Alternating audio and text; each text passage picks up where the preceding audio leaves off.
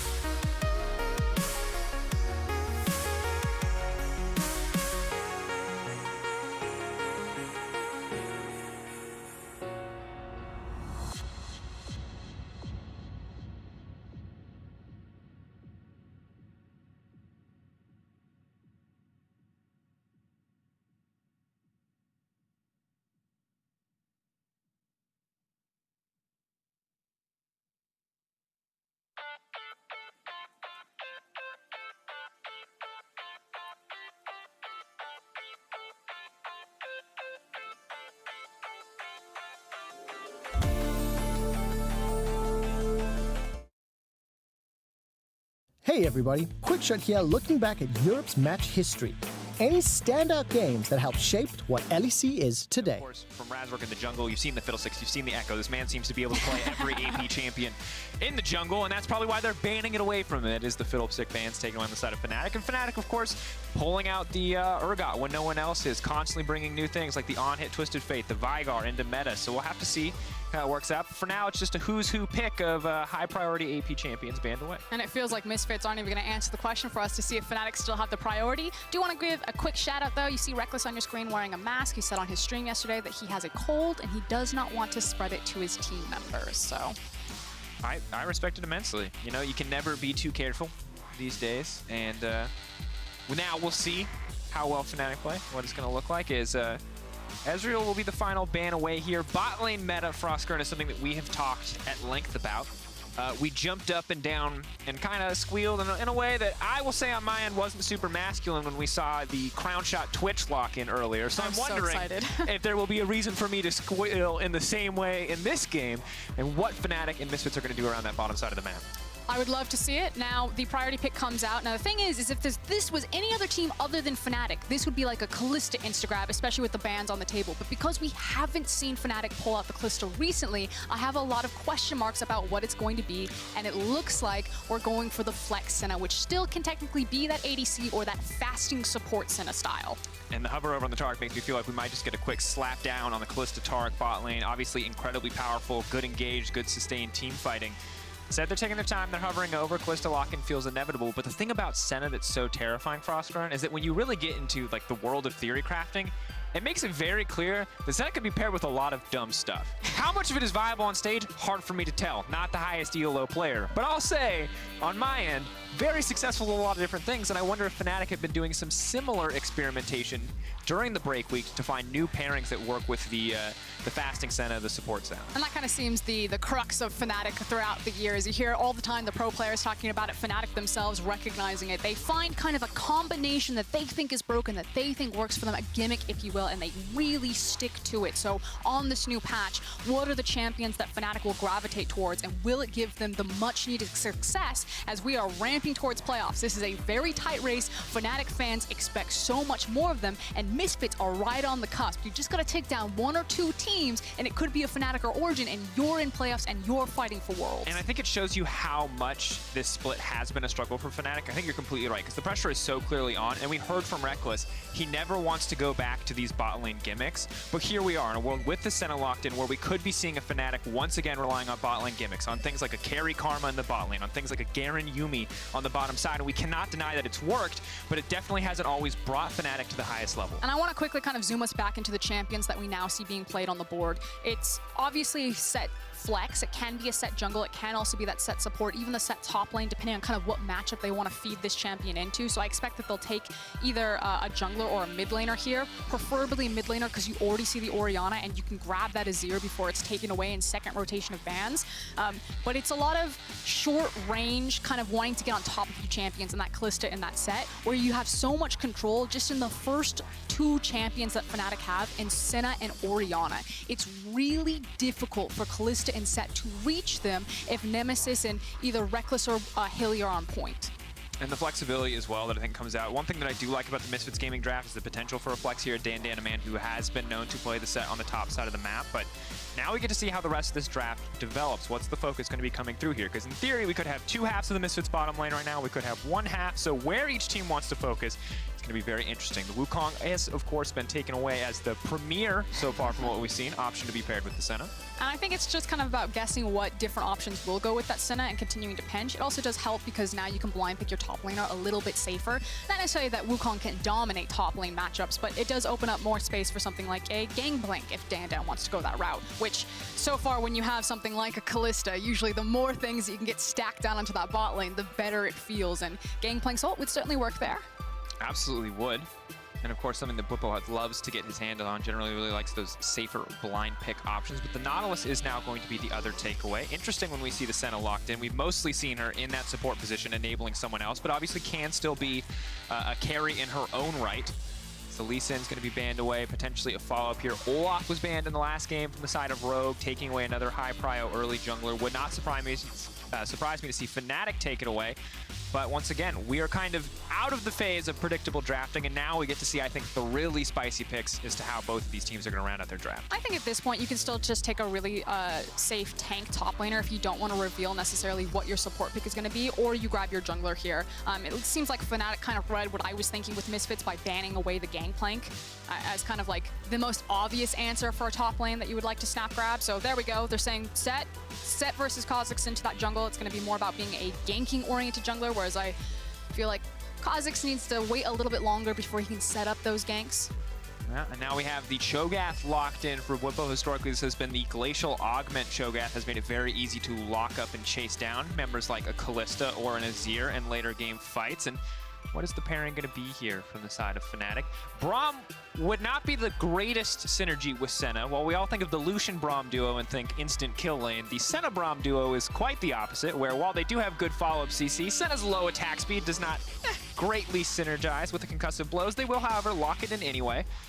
I mean, it's kind of one of those compositions now that we kind of take a step back from Fnatic and look at it, where if they catch you, it is pretty impossible to get away from them. Like you talked about, if that's a Glacial Augment Cho'Gath, which we expect it will be, you throw a Braum on top of that. Braum can help reposition when Kha'Zix is leaping forward. Again, then the control of the Orianna and the Senna in front of you.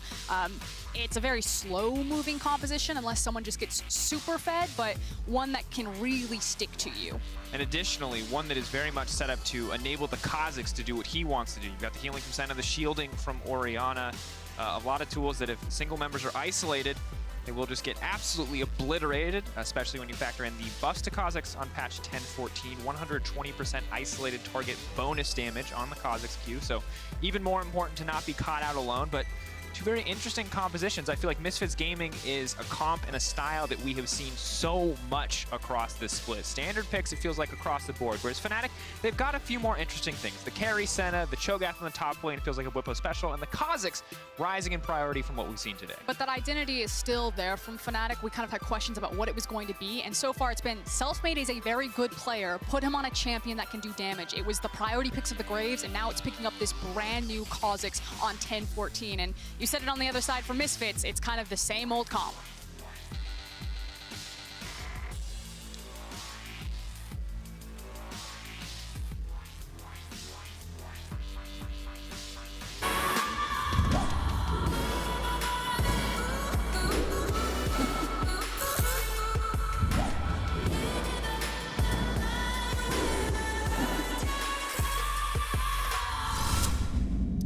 That's what we call a trust fall, Dracos. That's when the producer says, hold, hold, hold. I felt like we were in Braveheart You know, and it's like, till you see the whites of their eyes, till you see that intro in that song, bang, you say nothing, casters. That's what it felt like to me. I'm going to be very honest, audience. My Fnatic point was really well thought out, and then Dracos made the motion like you have a tiny little Misfits point. And I just said just nothing about Misfits. Okay, Same so old comp. Yep. Let's start over. You guys have seen the draft. You have probably your own opinions at home. But FrostCurrent, point me in the right direction here. What do we need to be looking at in this game?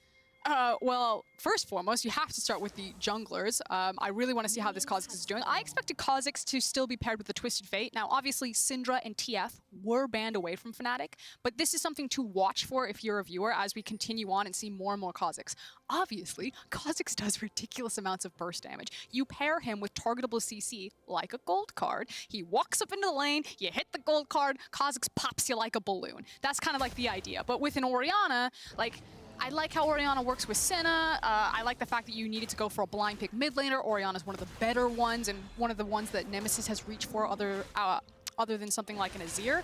But I'm not seeing the exact same synergy. I mean, maybe you can say that with the shield, she'll empower Kha'Zix to maybe be a bit more brave, kind of reaching for those backlines. Whereas Misfits composition, I feel like it's strong at kind of every point in the game. It has your late game insurance policy with your Azir. You can take over an early game in your lane phase with Leona and Kalista, especially with Hail of Blades, which are actually getting bullied right now.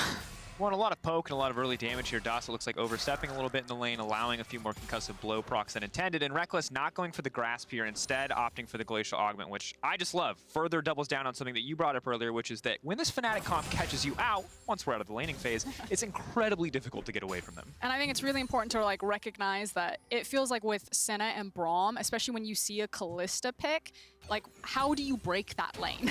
How do you actually kill them? Because they're just kind of that unmovable wall here. And it feels like we always say weak side top laner, and I know that Fnatic historically have played around their bot lane a lot, but this kind of feels like a weak side bot. You know what I mean? They just sit in the lane, they're there for the utility, they're there to empower the jungler if he wants to peek his head in and pick up some kills. But to me, Braum Senna is much more about the 3v3 bot side when Kha'Zix gets involved versus and just trying to survive this Kalista Leona. Well, and I think it's so good that you bring up, because it just feels like it's the Kha'Zix show. And Senna and Braum, while they have a ton of CC and they've got a ton of shielding and that utility you brought up, they kill you so slowly. They kill you so slowly, and they cannot push for anything. I was going to swear there. It felt appropriate. It's not always. Family show, friends. But look at this. They're freezing the lane right now, but when they do want to push, how do they do it, audience? Wait, no, here's the thing. I want you to think about it. It's not just even the push. This is also just the Fnatic special. I know multiple teams do this all the time, and usually Hilly's on a roaming champion. Doesn't make sense with these two picks, but Reckless constantly freezes the wave there. That's what they do in every single lane phase. Oh man. And Kabe, he recognizes. He says, all right, you're going to play weak side. I'll do what the top laners do when they're playing into weak side. I'll grab a Cole early on. We'll farm up. You guys want to chill? We can make it happen. But now Razork is coming into the bottom side. You talked about the early impact that he can have on this set jungle. For now, it will just be clearing the vision. It also means that because Reckless and Hilly have a tendency to hold their wave quite early, closer to the tower, it empowers their opponents to find these cheater recalls, or these moments where they get free recalls back into the base to pick up things like the Cole that you pointed out. And oh look, along comes a bug. We've got two supports and the real bot lane carry. He might jungle sometimes, but there's Selfmade. He's actually just covering them to pushing this wave. Obviously, if Leona does jump onto him, Hilly will grab it. But Selfmade's actually just here to allow Hilly and Reckless to walk this wave in under the tower, or at least getting it pushing back towards them, because the minions got stacked up. It was a slow push. You now see two waves crashing on top of each other, and Selfmade's just going to hover in the area, clearing up his Krugs, and show up if Hilly and Reckless need him. And you can see Reckless fiercely burning all of his cooldowns there to try and make sure he can clear that wave. And on the top side, Infernal Chains misses, which emboldens Bwipo a step forward for that last little CS, but you can see how far back he's playing, giving a lot of respect to the set jungle. Little does he know, Set is waiting in the darkness here. Don't do it, Bwipo. You are playing weak side right now. Don't get greedy. Fnatic fans, they're holding their breath. They're like, not again! We've seen it before. And you talk about it, there comes Razork. He's gonna pull him back. He's already flashed out, now he's pulled in, but the Aatrox is just too far away. Now he has to flash forward. Bwipo's gonna go for the sidestep. He gets yanked back and dunked down. First blood for Dan. Honestly, well played by Misfits. And the question will be what that actually means for Fnatic and cross map, because yes, very well done for Dan and Razork topside, but it's not like at this point Selfmade can even pivot this to try to do the Mountain Drake. You actually see the ping go down from Misfits onto it right there. Now, I really want to go back to what we just saw, and it sounds really small, but just look for it every single time you watch a Fnatic game. Hilly plays things like Nautilus, and he plays things like Braum. Syndra Nautilus is kind of the other big duo that Fnatic were running for a long time.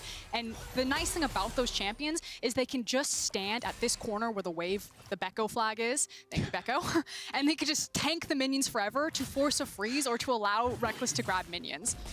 Oh no, Bwipo's getting aggressive, but Selfmade's on the way up. They have a lot of burst damage, but they're a little bit behind overall right now, and there's just a lot more effective combat stats on the side of Misfits. Bwipo's gonna walk in and get taken out one more time, and Fnatic already falling so behind in this early game. Frosco. Look, count the minions, Dracos. It's not only the fact that Bwipo's died 2 times, it's that he's now died and there's all of those minions there.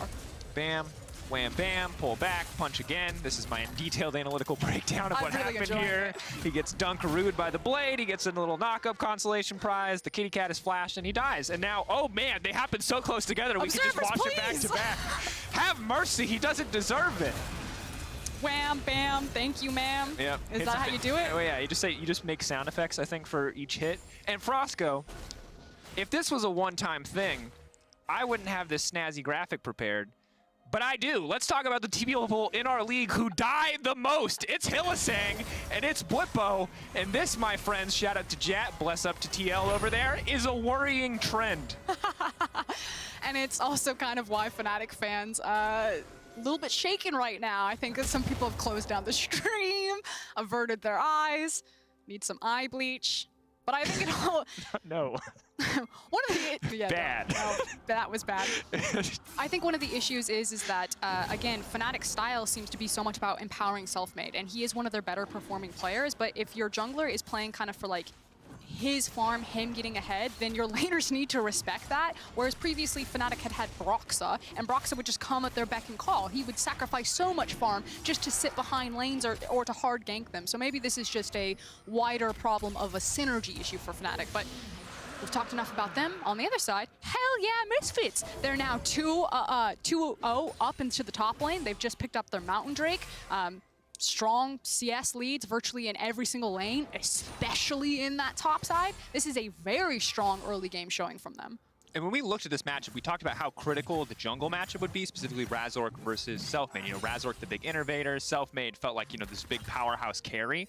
But so far, this game, it's been all Razork, setting up Dan twice in these back-to-back kills. And now Dan, a guy who either is popping off or kind of going under the radar in the Misfits game, is now set up for a perfect pop-off performance. I think it always goes back to the fact that Misfits found their really successful style in Spring, being a top-focused team. They had B-Boy down into their AD carry position. They almost never spent time into the bot side, and it was just about Razork either hard camping Febiven's lane or giving Dan a bone. So we finally get to see it, whereas most teams are playing, again, mostly bot-centered teams, especially teams like Rogue. Oh, hold it. Oh, no.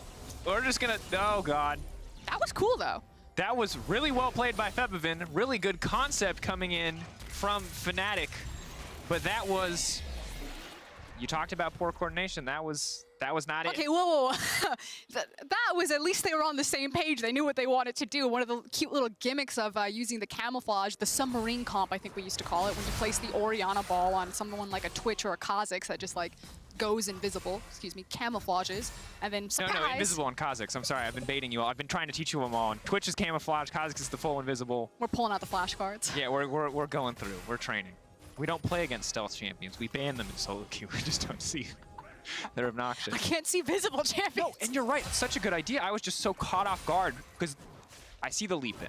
I see the ball. Everything looks like it's going to be perfectly lined up. I was like, this is genius. And then he walks away. The ball doesn't follow the Kha'Zix further when he's already moving once the ultimate has been started. And as a result, they don't connect. And you go from what could have been a very beautiful gank and a way for Fnatic to find a lead, especially for Selfmade in the jungle, to multiple cooldowns burned, nothing gained. And a lot of time wasted is ultimately what it comes down to. So You saw Selfmade has now reset himself onto the map. He was hovering behind Bwipo, shadowing him to make sure that Bwipo could get the reset with his wave, which means Razork is first here for this potential dive. Now Selfmade is sprinting, but speaking of sprinting, Febiven also moving very quickly with his little bird legs. 4v3. As we said, a lot of utility here for Fnatic. They can mitigate a lot of the potential damage output between the Unbreakable as well as the heal and shields that come in from Reckless. They're committing anyway. That's going to be the knock-up, but once again, Hylissang wants to go forward. The rest of the team does not. There's coordination there, but they will trade ult for ult. Leona for Braum. However, again, another incident where it feels like Fnatic players maybe not on the same page. Yeah, that was a bit of a head-scratcher there. That's all I got. I mean, he traded ult for ult, so at the end of the day, it's not, you know, it's not the most consequential. And I think Frosco, at this point, since we got the camera here anyway, might as well talk a little bit about the upcoming match between Yan and Upset, the two U-based AD carry players. They're going to be coming up in Game 5. Next game, of course, is XL versus Mad Lions. Also, in my opinion, a bit of a potential banger here, but Game 5 will be very exciting. You got your scoreboard back. What you got? I wanted to talk about this bot lane, because we talked about the utility. We talked about how, you know, Misfits, you know, gets a little bit more power in the early game, but now that we've seen this bot lane for 12 minutes, is it performing as expected? Is this kind of what you thought would happen? Is that we just have this Fnatic holding here on the bottom side? I just thought that Senna and Braum would just kind of be unmovable, like little rocks. Yeah, do you feel like they've lived up to your expectations? Yes. I feel like things for Fnatic fans really went sideways when Bwipo got punished so hard up into that top lane, and it's actually forced Selfmade to change up his pathing to help cover Bwipo, but now things have evened out, and it's now time for them to be more proactive. Try again. Snap back on the ball. They're waiting this time, but now he's dug back under the tower. Selfmade, no! Finally, they managed to connect on the double shockwave, but now Nemesis is getting chased down. That's the Infernal Chains. The flash out to safety. I stand corrected, Dracos. That was a trust fall. That was Selfmade, trusted Nemesis, sprinted in right into the windshield. Yeah. That's literally like, my boy Febiven's going 60 miles an hour in the mid lane. Kha'Zix's just flying by. He's like, what? Splat right under the tower? It was slick, too. The Emperor's Divide into the set ultimate. Well, RKO'd him. Yeah. Oh, no. That is a complete car cleaning service right there in the mid lane for Misfits. They will not have any bug stains on their windshield. And now we've got the Rift Tail. They're going to slam these plates into Kabe's pocket and be in a very nice position for this Infernal spawning in 2 seconds. This is all Misfits. Oh, and with the power of the Herald, Fnatic aren't going to be quite as immovable, but still remain just about undiveable. So in the meantime, we'll start up this Drake, and it's important to remember, if you're a Misfits fan, you've been here before. You have watched Misfits win an early game against Fnatic. The thing that went wrong was late game. That was a miracle Baron steal, It was a miracle Baron steal, and so if you're not 100% hyped at this moment, I understand why. Because Fnatic fans, you've seen your team come back from worse, and Misfits fans, you've seen your team throw better.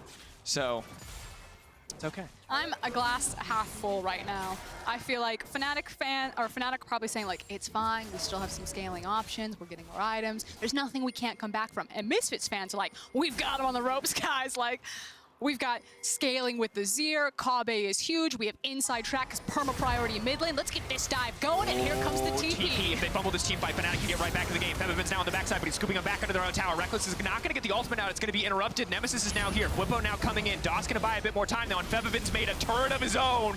This is disastrous. Febiven is still alive. Misfits, everyone's still up. No one goes down. They take down Reckless. They take the tower. They get everything they want. Fnatic burns so much just to try and survive. Crisp dive there. The fact that they also got the teleport off of Bwipo. That's level 11 Aatrox to level 9 Cho, and Bwipo might not get anything out of this. Let's see if Misfits can survive and walk out. Is this even... Oh no, they're hurting him. Oh no! They were just going to back off, but instead they're going to commit. Now they're going to get dunked back down again, and they're just going to get obliterated. The healing, or the shielding rather, coming in from Reckless from the base. Nice to have the semi-global, but they're just going to lose another 2 kills. Fnatic re-engaged while Aatrox was taking things on the top side of the map. This is catastrophic. That is a perfect example of everything that is wrong with Fnatic here. They are not on the same page. This is not a team at all. Misfits, this is a team. This dive, the fact that Febiven comes in, really beautiful ultimate. They focus down the tower right there. Febiven then immediately puts up the Azir tower and creates this safe little base for Misfits to just kind of sit under, recollect themselves. Shout out to Doss. I think his target selection with the Kalista ultimate to deny Bwipo coming in in was actually really massive. And then as a team, just collectively move out. Fnatic on the other side, Hilly and Bwipo are doing one thing. Look at where the rest of Fnatic are. Are we going in? Are we not going in? I guess I'm getting chased. Can we fight this? Can we not fight this? What do you guys want to do? I don't know. Boom, dead. Cannot afford to be undecisive, of course. Meanwhile, in that picture-in-picture, you did see Fnatic getting frisky in the mid lane, though. Have to keep our eyes if a fight will break out here. Razork not going to connect on the facebreaker, but Bwipo potentially in trouble. The punch through coming in. The shockwave lands, but it doesn't nearly have the effect they needed to as Unbreakable falls away. Hilly's going to be in trouble. Infernal Chains coming down, and Fnatic are once again forced to back away. This is almost a 6K gold lead in favor of Misfits. So far, they are on the path to the perfect game against Fnatic. That would just be salt in the wound. Now you can see they're moving over to Herald as a last-ditch effort. I've seen that one before. 3 times now. Selfmade will back off here, but this time he's going to go back in. He's fully committed, doesn't quite have enough damage, but you can see those Kha'Zix buffs do make the champion terrifying. Even at a 2-level disadvantage, he's still almost shredding. What cost? Takes out blast cone over the wall, leap 15, 16 second cooldown at this point in the game. Should have enough time if he can juke Dan. Nope. Is just going to have to execute to the tower here. Now, while all of this is happening, the Rift Herald has gone down. Kabe has then had all of this time, all of this gold, this experience up into the top side. You can see Razork shadowing underneath him, protecting his Kalista even more. Misfits have put Kalista on a springboard so far ahead of the clock that a champion that does have a relatively short window of power has just been extended because she's hitting her power point when you don't expect her to be in it. And with 2 Drakes to their name, the other one coming up in 124, that magic 4th Drake actually playing in an Elder meta is really viable for Misfits to close out even before they need to rely on Febivin, who's already been on point on this Azir. And anytime we're in a game like this, I always try to look at, like, what are the miracle solutions? Because once again, we've seen Fnatic do it before, and normally I look at a Cho'Gath who's got a feast, who could steal an objective away. I don't know, are Misfits on Vodafone? Woo! All right, agreed. Continue forward on this one. But Bwipo's down almost 3 levels, Frostgrave. This is a 50, almost 60 CS differential here. This is a brutal game, and when we talked before this match, we talked about how both these teams have great players, but they don't always have great teamwork. And today, Misfits has great teamwork, and they have great players. Today, Fnatic, hard to tell if the players are great because the teamwork just has not been there, and that is shocking at this point in the season. Fnatic are always the team that we look at to pull it together when the pressure is on, and that's not what's happened so far. I think it's really fair to say that Bwipo is having an off game, but here comes the big team fight for Misfits. You've got Kabe, you're looking for the ult. If he gets in range. Razork can try to get a little bit of additional movement speed here. Nice disengage coming in. Curse of the Black Mist plus the snare there coming from Reckless denies anything further. And as always, when a team is this far behind, we talk about waiting, scaling, stalling, avoiding something like the Elder Dragon. So if Fnatic can steal this 3rd Drake. Crying. Yes, all of those words too. If Fnatic can steal this, though, they buy themselves about 5 more minutes before the Elder is a big issue. Cloud, normally I would say, is not the biggest deal, but given how clearly disruptive Azir ult has been this entire game. It doesn't matter. Look at how early we are in the game, Draco. It's potentially, like, look at how early that Elder could be. Yeah. That's fast. Things aren't getting better for Fnatic right now. No. Misfits are trying to speedrun them in a perfect game, potentially. Well, okay, Selfmade wants to get the red buff, but Hillsang wants to get Dan. They're going to back off. They will get the red buff. Committing some resources there. Will just escape over the wall. Duck on out of that one. Oh, man. This did not go at all how I expected this would go. Okay. So, Baron's going to be in play relatively soon. I guess the potential is if you're Fnatic, you're probably trying to create pockets of darkness, so you need to stock up on your controller wards, which is what they're going to do right now. You need to get Kha'Zix into Fog of War and somehow get an actual assassination with a good shockwave, which we've seen 4 Timps at. But maybe if that happens in front of a big monster objective, that's a potential swing here. But otherwise, Misfits are going to have complete control over this map, and they're just going to start choking Fnatic out. Yeah. For now, self-made power farming, of course, huge breakpoints for Kha'Zix. If you're not very familiar with the champion, level 6, 11, and 16, he's going to be able to evolve one of his abilities. And they are much, much more powerful when they're evolved. We'll see what the evolved choice is here coming forward, as self-made does now take over to level 11. Keep our eyes on that one. So he's stronger now. He has a Dust Blade. He has Warrior. There is no armor coming in from Febivin. Are they just going to try to rush it? the crab's about to wear off from Fnatic. You can see that Misfits have already swept out the river multiple times, and with their champions, there they go, Azir and Kalista, they have really good Baron control, and they can turn off of Baron really easily. So they're saying, hey, we can do this, because if Fnatic do show up and we feel confident, we can actually turn and fight.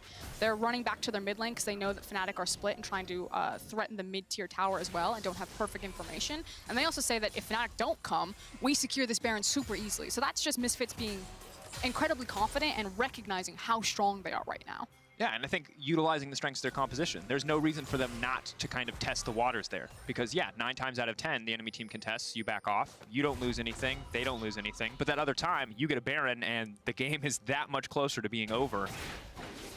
And Misfits holding on to this gold lead. We're keeping it at about 6K. Of course, good news for Fnatic is they are finishing some items. Archangel Staff has now fully upgraded here, so the Seraph's Embrace Shield does make Nemesis a bit harder to kill. Still lacking a bit of raw AP, however. This crab's actually really important for Fnatic if they can manage to acquire it here. Oh, disaster. Oh. Now, naturally, the crab is important because it's really scary for Fnatic to check out into this river unless they have all of their players available, even pulling Bwipo off the bottom lane, which he is going to have to return down there pretty soon because Dan's pressuring bot side to face check safely into river. So as long as crab's there, it might dissuade Misfits. Now, Misfits could also actually just go over the back of the Baron wall and continue to try to pressure the Baron anyway. And Fnatic know, like, we must sit here. We have a 1 minute 40 before the... Oh. Stealth, Kame, knocked up, trying to get the pull back. The dunk down on the suplex, though, doesn't look like it's going to be enough. Selfmade going forward, and he finds one. That's the first kill for Fnatic. He stealths up, he walks away. Doff now trying to look for the re-engage. Devin coming in as well. Down goes Selfmade. Now comes the Rupture. Hylissang on the retreat, needs to leap over to Bwipo, but will not get the chance. Double kill in favor of Misfits, traded back for 1, and the shutdown. Overall gold for Fnatic, not too bad after that one, but definitely not putting themselves further ahead with that play. Some of their creativity trying to force right there, but with Kha'Zix being dead, we'll see how bold Misfits are feeling. They don't have their Kalista, but I think they are pinging the Baron. They're going to go for this one. Denying the perfect game, but... Okay, big thing is that there's vision that Bwipo could teleport to. He also does have Flash Feast, so you're looking at Cho'Gath potentially stealing this Baron away if Fnatic try to contest. TP coming in, ready to go over the wall. That's vision placed earlier by Fnatic. As you said, they know exactly what objectives they need to contest, but Misfits won't risk it. You know why? Because they've been here before. They're not 50-50ing anything this game. They know they're in the lead, and they're not willing to give it up. But now what Dan needs to do is he needs to hard shove this wave because the dragon is spawning in 30 seconds, and then rotate towards the Drake to try to secure the soul. And if Fnatic can just keep the pace of this game going, maybe they can catch Misfits on the wrong foot. But it is going to be quite difficult. And at this point in the game, just, once again, incredible early game coming in from Misfits. Very dominant performance so far, but until it's over, you really cannot count Fnatic out because they're looking for the engage once again. The Rupture is going to connect onto no one. Misfits will not find a re-engage. But it's the fact that Fnatic are falling back to their old tricks. Create a bush, stand in the bush, catch someone unaware, and then try to create a numbers advantage. But now, Misfits have them, all 5 members are here. They're just going to tear through Fnatic in this fight. Dan on the front line is basically unkillable. They don't have enough damage to shut him down. Reckless on the backside does not do nearly enough. They get a perfect shockwave, but it just does not do the damage to take out a single member of Misfits. And now Dan's running him down. He's going to back off. Whipple looking for the Rupture over the wall. But it's just going to be Selfmade getting traded away. The turret gets set up, and Misfits set their sights on Cloud Soul. Yep, their health bars aren't strong enough to go for the Baron, so they're going to secure the Soul and then play around the Baron when both junglers are back up and healthy right there. Really like this one. Febivin placing down vision and just basically being in the area to dissuade Bwipo possibly going over the wall. It's a bit of a nightmare, though, for Oscarin, because there's not a lot of champions that I really care about Cloud Soul effective move speed on, but Aatrox is one of them, and Reckless's life is going to be hell, and you can already see it was quite difficult in this fight. Yeah, and this is basically the wallet speaking for itself at this point. Dan level 14, I think it's level 12 on Cho'Gath, so the experience difference, the gold difference, the item differences. As soon as it's a fair fight, Fnatic are just not in a position of power to do anything about it. And you can see that with Misfits literally dunking on them. Yeah. And lucky they have enough champions with defensive utility that they can kind of bail themselves out of that situation with the Piercing Darkness, as well as the Command Protect coming in from the Oriana. But yeah, this one, it's not over and done, but it is definitely heavily Misfits favored. They are a Baron or Elder Dragon away from potentially just absolutely destroying Fnatic in a team fight and ending the game. Okay, probably the last dance potentially for Fnatic. You're looking for a Miracle Steal or a Miracle Shockwave. And Misfits, again, they're really confident just pulling off this Baron. They have a lot of ways to just immediately shift damage. Remember, Kha'Zix can stealth into the pit, and it's very difficult to interrupt him, but Selfmade is not stepping forward. They are going to give up this Baron, and Doss is going to get the fight kicked off. Knockup comes in, Selfmade off to the flank. Decent Shockwave, but not hitting a ton of members. Selfmade getting zoned away by Razor. Low health bar. If he isolates himself, he's going to be in trouble. RKO walks back to the team. And now the retreat here. Febiven's been caught out. He's going to use the Emperor's Divide, but it might be too little too late. Febiven will be shut down here for Fnatic, but at the cost of the Baron. One for their troubles right there, but like you said, multiple Barons getting out for Misfits. I guess it is a little bit of a bright spot because that Azir will have his teleport back open, and you don't necessarily want to deal with a Azir with Baron and teleport available to just make your life hell on one of those side lanes, especially because Fnatic at this point actually just need to be grouped up. They can't play this side lane game at all. And plus, as we've looked at these fights, it's not like Nemesis has not been hitting great shockwaves. This fight, maybe not as much, but the previous fight, he had a 3 or 4 man shockwave. And with that shutdown, with 2 items now completed, he is going to start to hurt, and he is a champion that you have to give more respect to. Let's take our eyes on it. I believe that I felt like this one was a bit more of a zoning shockwave, if you will. No, this one, I was talking about the one in the previous fight. Okay, I was going to say, I think he hit 1 member with this one. Yeah. Yeah, just the Aatrox there to pull him back. But as we're live, there's actually a TP happening. No, Misfits go for the full commit to the mid lane, already have the Baron. Of course, Febiven gets picked off here. The knockup, once again, the follow-up CC. If you're not in an advantageous position and someone on your team gets hit by CC against this Fnatic composition, they will most certainly go down. But tier 2s are falling left and right, as is expected when you have a Baron and this much of a lead. Misfits extending it down to 7,500.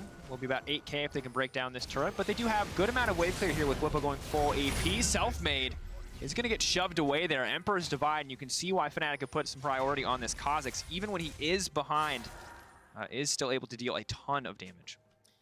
Yeah, and Misfits also losing a lot of their wave power, especially because Febiven had to back up to, I think he was looking for Honey Fruit right now, get some of his health back before he can rejoin his team, which means that this Baron will be stalled out pretty significantly. Feels like Misfits are probably playing for Elder unless Fnatic just pick a horrific fight and lose all their structures.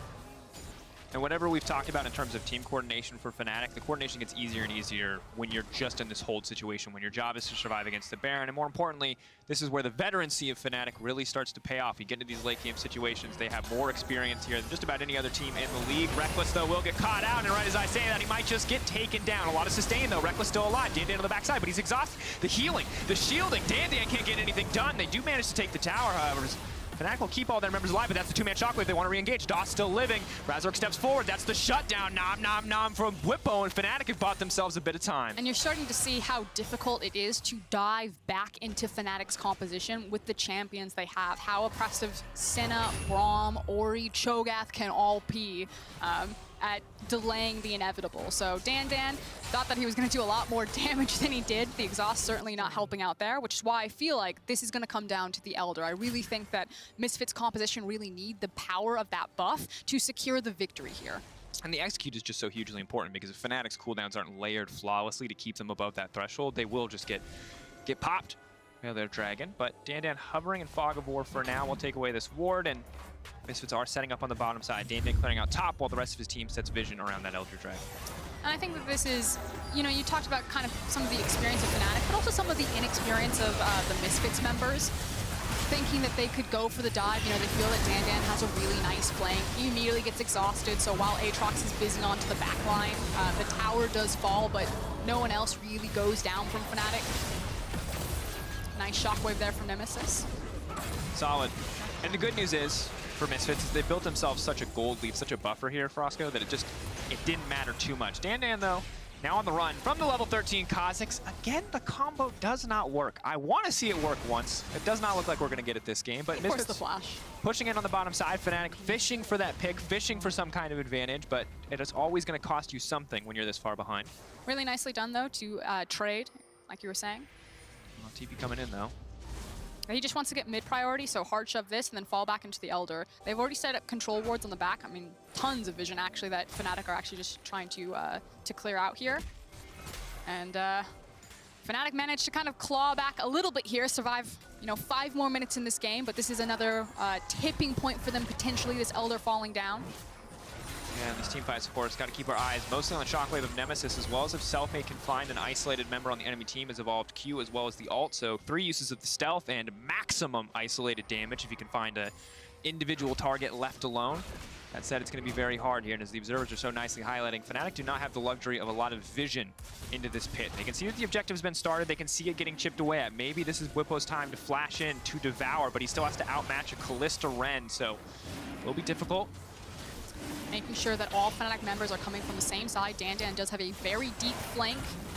Doss gonna get the party kicked off. Now Razor gonna flash forward. The RKO coming back. Brembo's gonna try to heal across the rest of the team, but Whippo's still alive. They managed to get one before the fight even goes through. Dan isolated off to the side. Cho'Gath though slowly getting chipped down. That's the double shockwave. Fnatic pushing forward. Fnatic, are you kidding me? They're crushing through the fight. It's all eyes on Featherman, but he's locked up. The concussive blows are too much for him to deal with. The triple kill for Nemesis.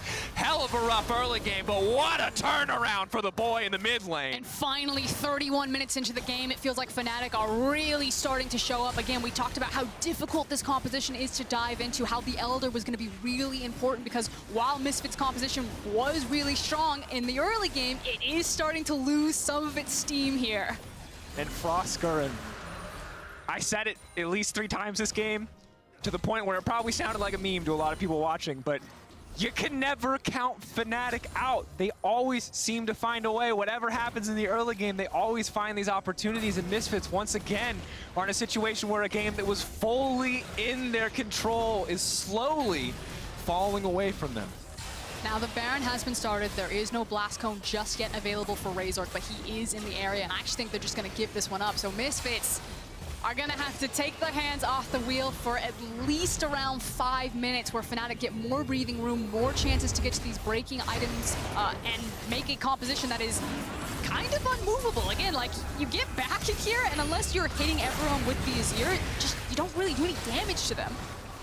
And you can see that, we criticized Fnatic for early game moments of miscoordination, but you see the same miscoordination coming in here from the side of so Misfits. nice. Their backline not in position to deal damage when their front line goes forward, and Fnatic, one rupture into the shockwave, and that's a one team fight. That is a Cho'Gath with a lot of AP under his belt. He certainly hurts, and quadra kill for the Origen. I mean, she's well on the way to death cap. Nope, she's finished it. That's bad news for Misfits. Any advantage that Misfits had in terms of itemization has been basically made up for with all of the repeated shutdowns, as well as picking up the quadra kill. Like, now, for as horrific the early game was, is pretty much even. Well, and it's crazy because Like, look at the gold that they just made up. Yeah, they're almost dead even. They went from, I think, 8K, almost 9K deficit at worst, to now only 1K behind. They're pushing in. Their buffs more than make up for that gold difference. They're going to break an inhibitor before Misfits even get the chance to. And Whippo, despite being behind this entire game, is absolutely fearless. Doss is going to be forced out there. Ult's going to come in. FLICKR, and what a turn in this game. Fnatic, it was not coordinated in the early game. Misfits, it was not coordinated in the late game. And now Fnatic are here to punish. They're going for the throat. They're looking to end. They want to maximize the use of this buffs. They have the Baron, they have the Elder Drake, and they want the win. Playing it really slow, playing around their minions, slowly taking chunks out here. The desperation will come through from Misfits. Something has to give. Who's going to pull the trigger first? Pulling back. Curse of the Black Mist. Kind of stealthing them up, turning them into ghouls, sending them right back forward. Misfits not sure who's coming at them, but now the retreat comes in from Fnatic. Can't afford to push for 2 more. They do manage to take down some towers, but outside of that pressure point in the mid lane, they're still going to have to close this one out. Maybe with the help of another Baron, but it does give Misfits another chance to find a team fight, to find a follow-up Elder Dragon. I don't know if it necessarily matters. Look at the gold difference. It should say emotional roller coaster from the view of a Fnatic fan. It's even orange. God bless. And this is such a crazy game. Fnatic might actually, okay, so if they had ended the game there's a potential that Fnatic would have won the game with a gold deficit. Think of how few times that happens in League of Legends. Very rarely. But it's the nature of the comp. Like, the champions have just taken over. Like, at this point, look at Senna's items. Well, and the thing is Kalista doesn't get any stronger. Observers, if you can pop into my ear and give me a soul check in a second. Her range is insane. The healing is insane. Misfits keep fighting them front to back, which is the dream case for Senna, because she's like, you're telling me I get to damage 5 people and heal 5 people at the same time? That's nuts. So much team fighting power. Here we go, Siege attempt number 2. Now Dan is backing and looking for a flanking teleport. There is a ward directly beneath Fnatic. We'll see if he uses it. But for Misfits, She's got 86. All right, so that's an additional 100 range coming through. So that's going to be pretty big. pretty frustrating to deal with. I believe 750 range now without any rapid fire cannon or anything else. And here we are for Oscar. It's gonna be a single team fight game. That's my kind of game. And this is a world where normally at this point in the split, historically, in the LEC, there's always like a couple clear favorites, and they're almost always Fnatic and G2. Once or twice they've been Misfits, you know?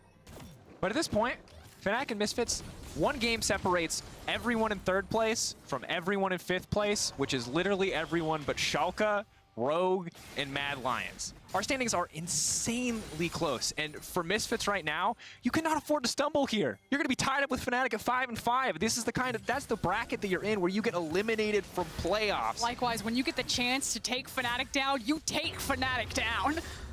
Also important to note for the head-to-head rules for tiebreakers, unless there's a 3-way tie, the team that wins in the second half, I believe, owns the head-to-head. Yep, which means that Fnatic would own the head-to-head with Misfits. Could be huge for playoffs, as this might be the last team fight. Slow, Selfmade trying to buy space. Good damage now coming in. DOS once again caught out. He's going to be locked down. Concussive blows has been proc. The flash forward. That's a 3-man knockup, and there goes a big ult on the backside. Misfits caught out, taken down. Kabe's still alive, trying to do what he can, but he's throwing spears, and it's not quite having the effect. It is over. Reckless going to finish him off, harvesting that soul. Dan on the run. One more concussive blow stack for good measure, and Dan goes down. Misfits are done. Fnatic, catastrophic early game, but it does not matter. They hold their ground and they turn it right back around. It is now on the veterans. Febvin and Kabe need to stand strong here and dissuade Fnatic, but the Elder is up in 28 seconds. Fnatic can just fall back if they want, but they're pulling the trigger on the TP. They say the death timers are long enough. We're ending it now.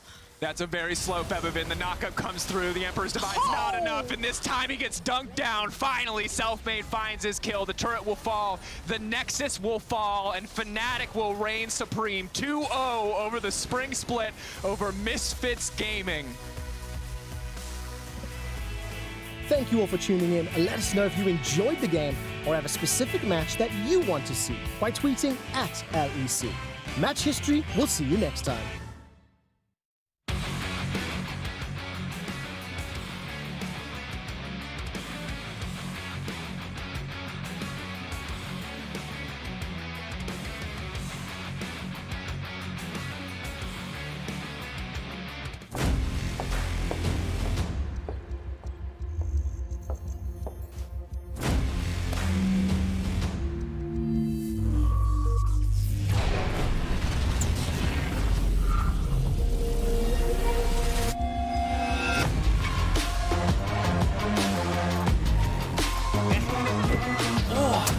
Charged up. Hello, everybody. Let the game begin. Far away from home, but you're in my mind. Everywhere I go, you're by my side. Take me for the road when the stars align. This isn't just a feeling, home is where your heart is. Far away from home, but you're in my mind. Everywhere I go, you're by my side. Take me for that road, the stars align. This isn't just a feeling, home is where your heart is. Oh, my heart. Staring up right to the ceiling, eyes wide open while I'm dreaming about a place that's far away but feels so.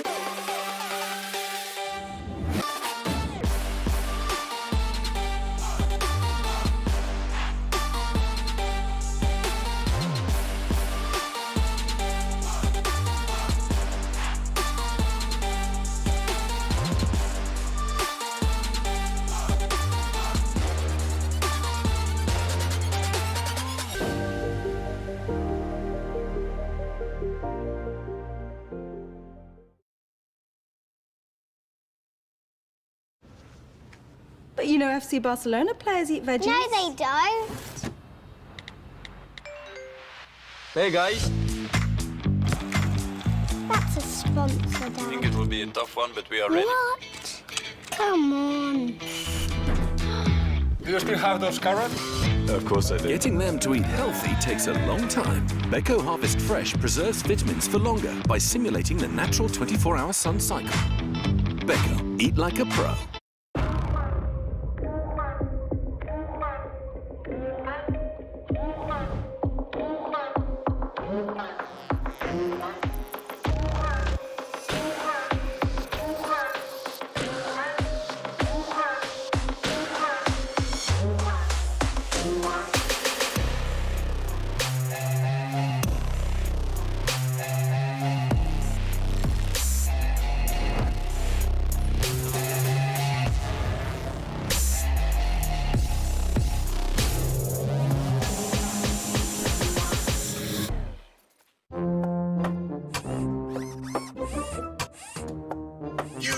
they chant against me.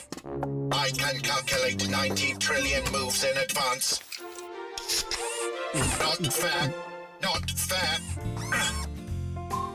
Red Bull gives you wings. Honor, duty, glory. These are the principles that define us. Top, jungle, mid, bot, or support. Together, we are all summoners. Cut! Summoners don't even exist anymore. Dynasties of the... Cut! In the LEC, the kings of... Dude, what's going on with you today? Have a break. Have a Kit Kat. We are EU, and this is the LEC.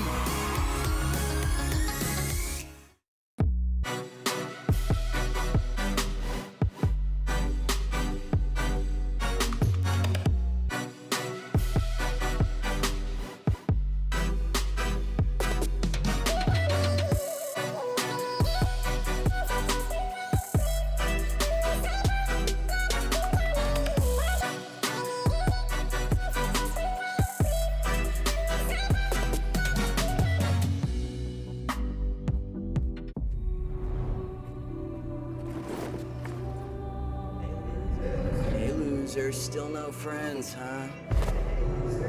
League of what? Why can't you do something normal? How did you get past the login screen? You feeder! You haven't got what it takes.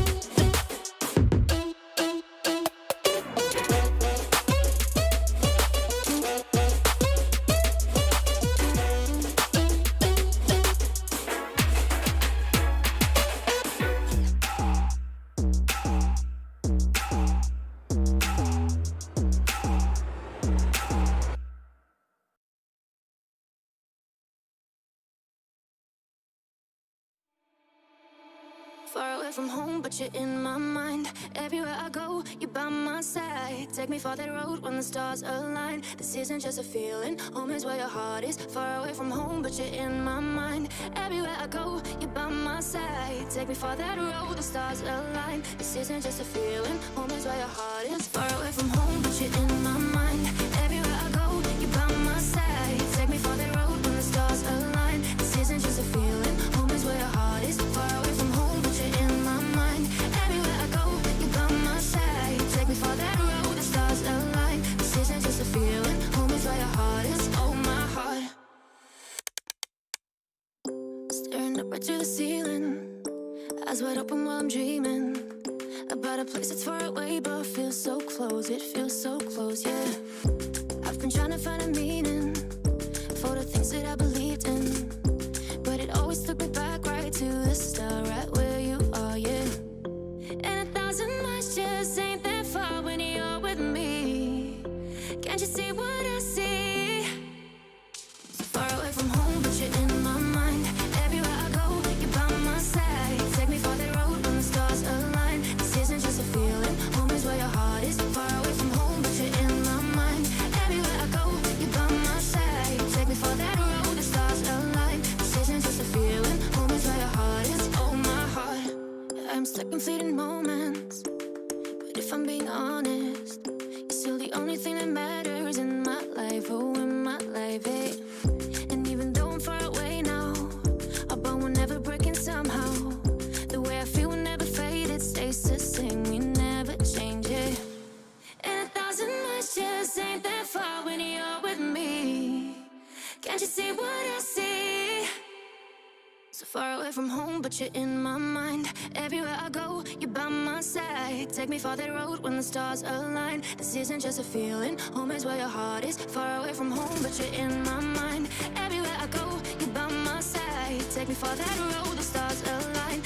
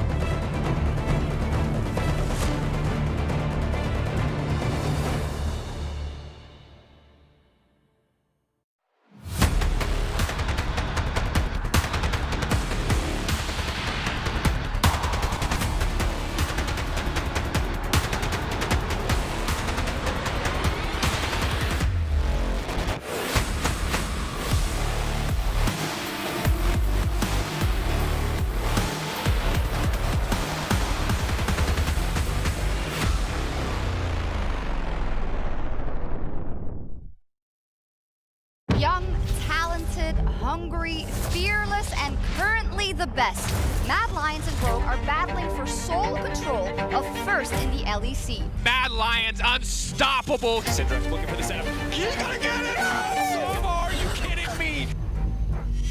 But Punch just can't get the damage in. He's putting spear after spear into limit, but each spear does a minuscule amount of damage. But already he's down. There's another as Kazi falls rattled, feared away. Wow, what a dominant performance from Misfits. They may Could one of these teams be our summer champions? They can't fight. Oh, what the? No, what? How did he? What? Are we watching history being made right here, right now? Kamashon and Melitza are just ripping through the backline. It's not even about comp anymore. many of the middle of the pack teams that we had from our split are also elevating their Since he level doesn't of have play. the damage at this point, G2, they're playing on the edge, they're playing like Batman, but they make it work! If we G2. had said to you before the start of summer that this is what the top 3 would look like and that Fnatic and G2 wouldn't be at the top of the tables, you would have called me crazy, Draco. Double kill for him as he jumps forward. Reckless gonna fall next is upset. That's the triple. Yeah, it's still early on. It's still really close. But the middle of the pack teams, the SKs, the Misfits, the Vitalities, the Mad Lions, the Rogues, all of them have risen. Nice side, Roto's death warrant, but he's still alive. Inex is looking to get a second. He gets a double kill. It feels like it's been completely shifted.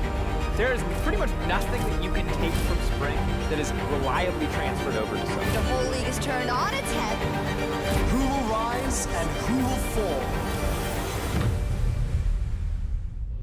Welcome back, everyone, to the LEC studio. What an amazing teaser video to get us absolutely in the mood for day 2, because the second round robin is well underway, and today we'll find out if the new wave is here to stay. I'm going to discuss it all at length with FLICKR and with Dracos, because we're almost 5 weeks in, Frost, and Mad Lions and Rogue are basically locked in playoffs already. What is going on? Can they stay there? It feels like the theme of LEC this year is rise up, and that's exactly what we got from our new talent. It's turning the page, casting aside our legacy kings, dynasty no more, Origen, G2, Fnatic, get out of here, because the new kids are here to stay. And this is so unheard of, because sometimes Fnatic falls, sometimes G2 falls. But at the same time. But they've never both fallen before. They've never both been in the middle of the pack. So the fact that Mad Lions and Rogue are consistently performing at this level to stay at the top of the table is incredible. And it's a two-factor thing. It's the fact that, yes, Fnatic and G2 have fallen backwards, but Mad Lions are no longer the one-dimensional team they used to be. They have so many different strategies, and they're hitting you fast. And Rogue are also now these genius macro teams. It's the individual laners that are stepping up. We always knew that they were smart,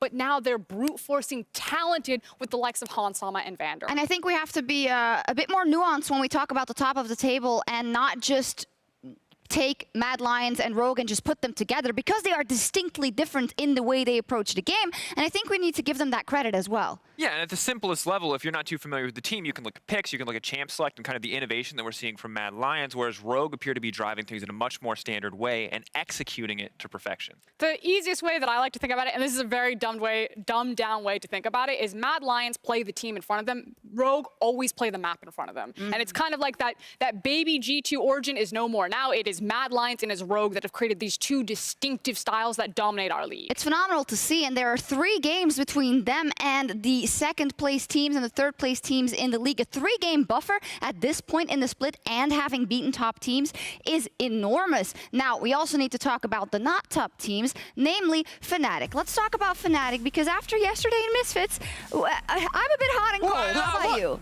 As long as you only watch the last 4 minutes of that game and this hero shot of the team, you probably feel great. Of course, if you watch the early game, it's a different story, but hey, win is a win. We take those, I believe, is the Fnatic fan saying. We take those, yeah. It's kind of like, Fnatic are back? Like, maybe? No, the thing is Fnatic still aren't a great team. There are still very clear synergy issues, kind of the philosophy that they're taking, but they are talented individual players. And I do want to give credit to Nemesis yesterday. He has been feeling a ton of heat from the community. He has had not strong performances, but that Oriana was a massive carry point, and they did draft themselves a really cohesive composition that allowed them to come back in that game. They did. They won in the end, and just it's absolutely crazy here in the standings. It's hard to make sense of all it all, but we've got a little bit of help for that, because for more on the race for playoffs, let's send it to Quick Shot for a checkup. Trevor for producer on 1. Trevor 1. Are you here? Do you copy? I'm here. Oh, dude, are you okay? I'm fine. Yeah. Okay. We're live now. I know. So you need to come with me. You're fine. Trust me. Okay, focus on me. Explain the LEC. Shocks, do you know what kind of question that is? Do you know how much depth there is to figure this out? But I think I've got it. I'm tantalizingly close. Stay with me and follow me on this journey. It starts with an amazing thing. Jack Troll beat G2 yesterday. His origin story with some fresh vitality. But how? How did he do it? Was it Polska Gurum energy? That's what I was trying to figure out. And I figured there's a connection. There's a deeper connection. Oh, we used to have a connection. Not important now. The connection between Origen and the rest of the league. There are 5 wins, 5 losses. There's 5 teams in week 5. It's all connected. But there's 3 weeks left in the split. There's 8 weeks in a regular season. 5 plus 8, 13. Friday the 13th was when we went online for the first time in spring. And who else has connections? Look at this. Jez has 5 connections. SK, OG, Misfits, mid, support. He's part of the reason. He's behind it. He's involved. But I don't yet know exactly how. I've been trying to figure it out. There's something to do with the games. There's something to do with all of them. They're connected. It's the teams. It's the players. I'm so close, Shocks. Every game, something. Every game. Don't leave me yet. I can do it. I can figure it out. You can trust me. My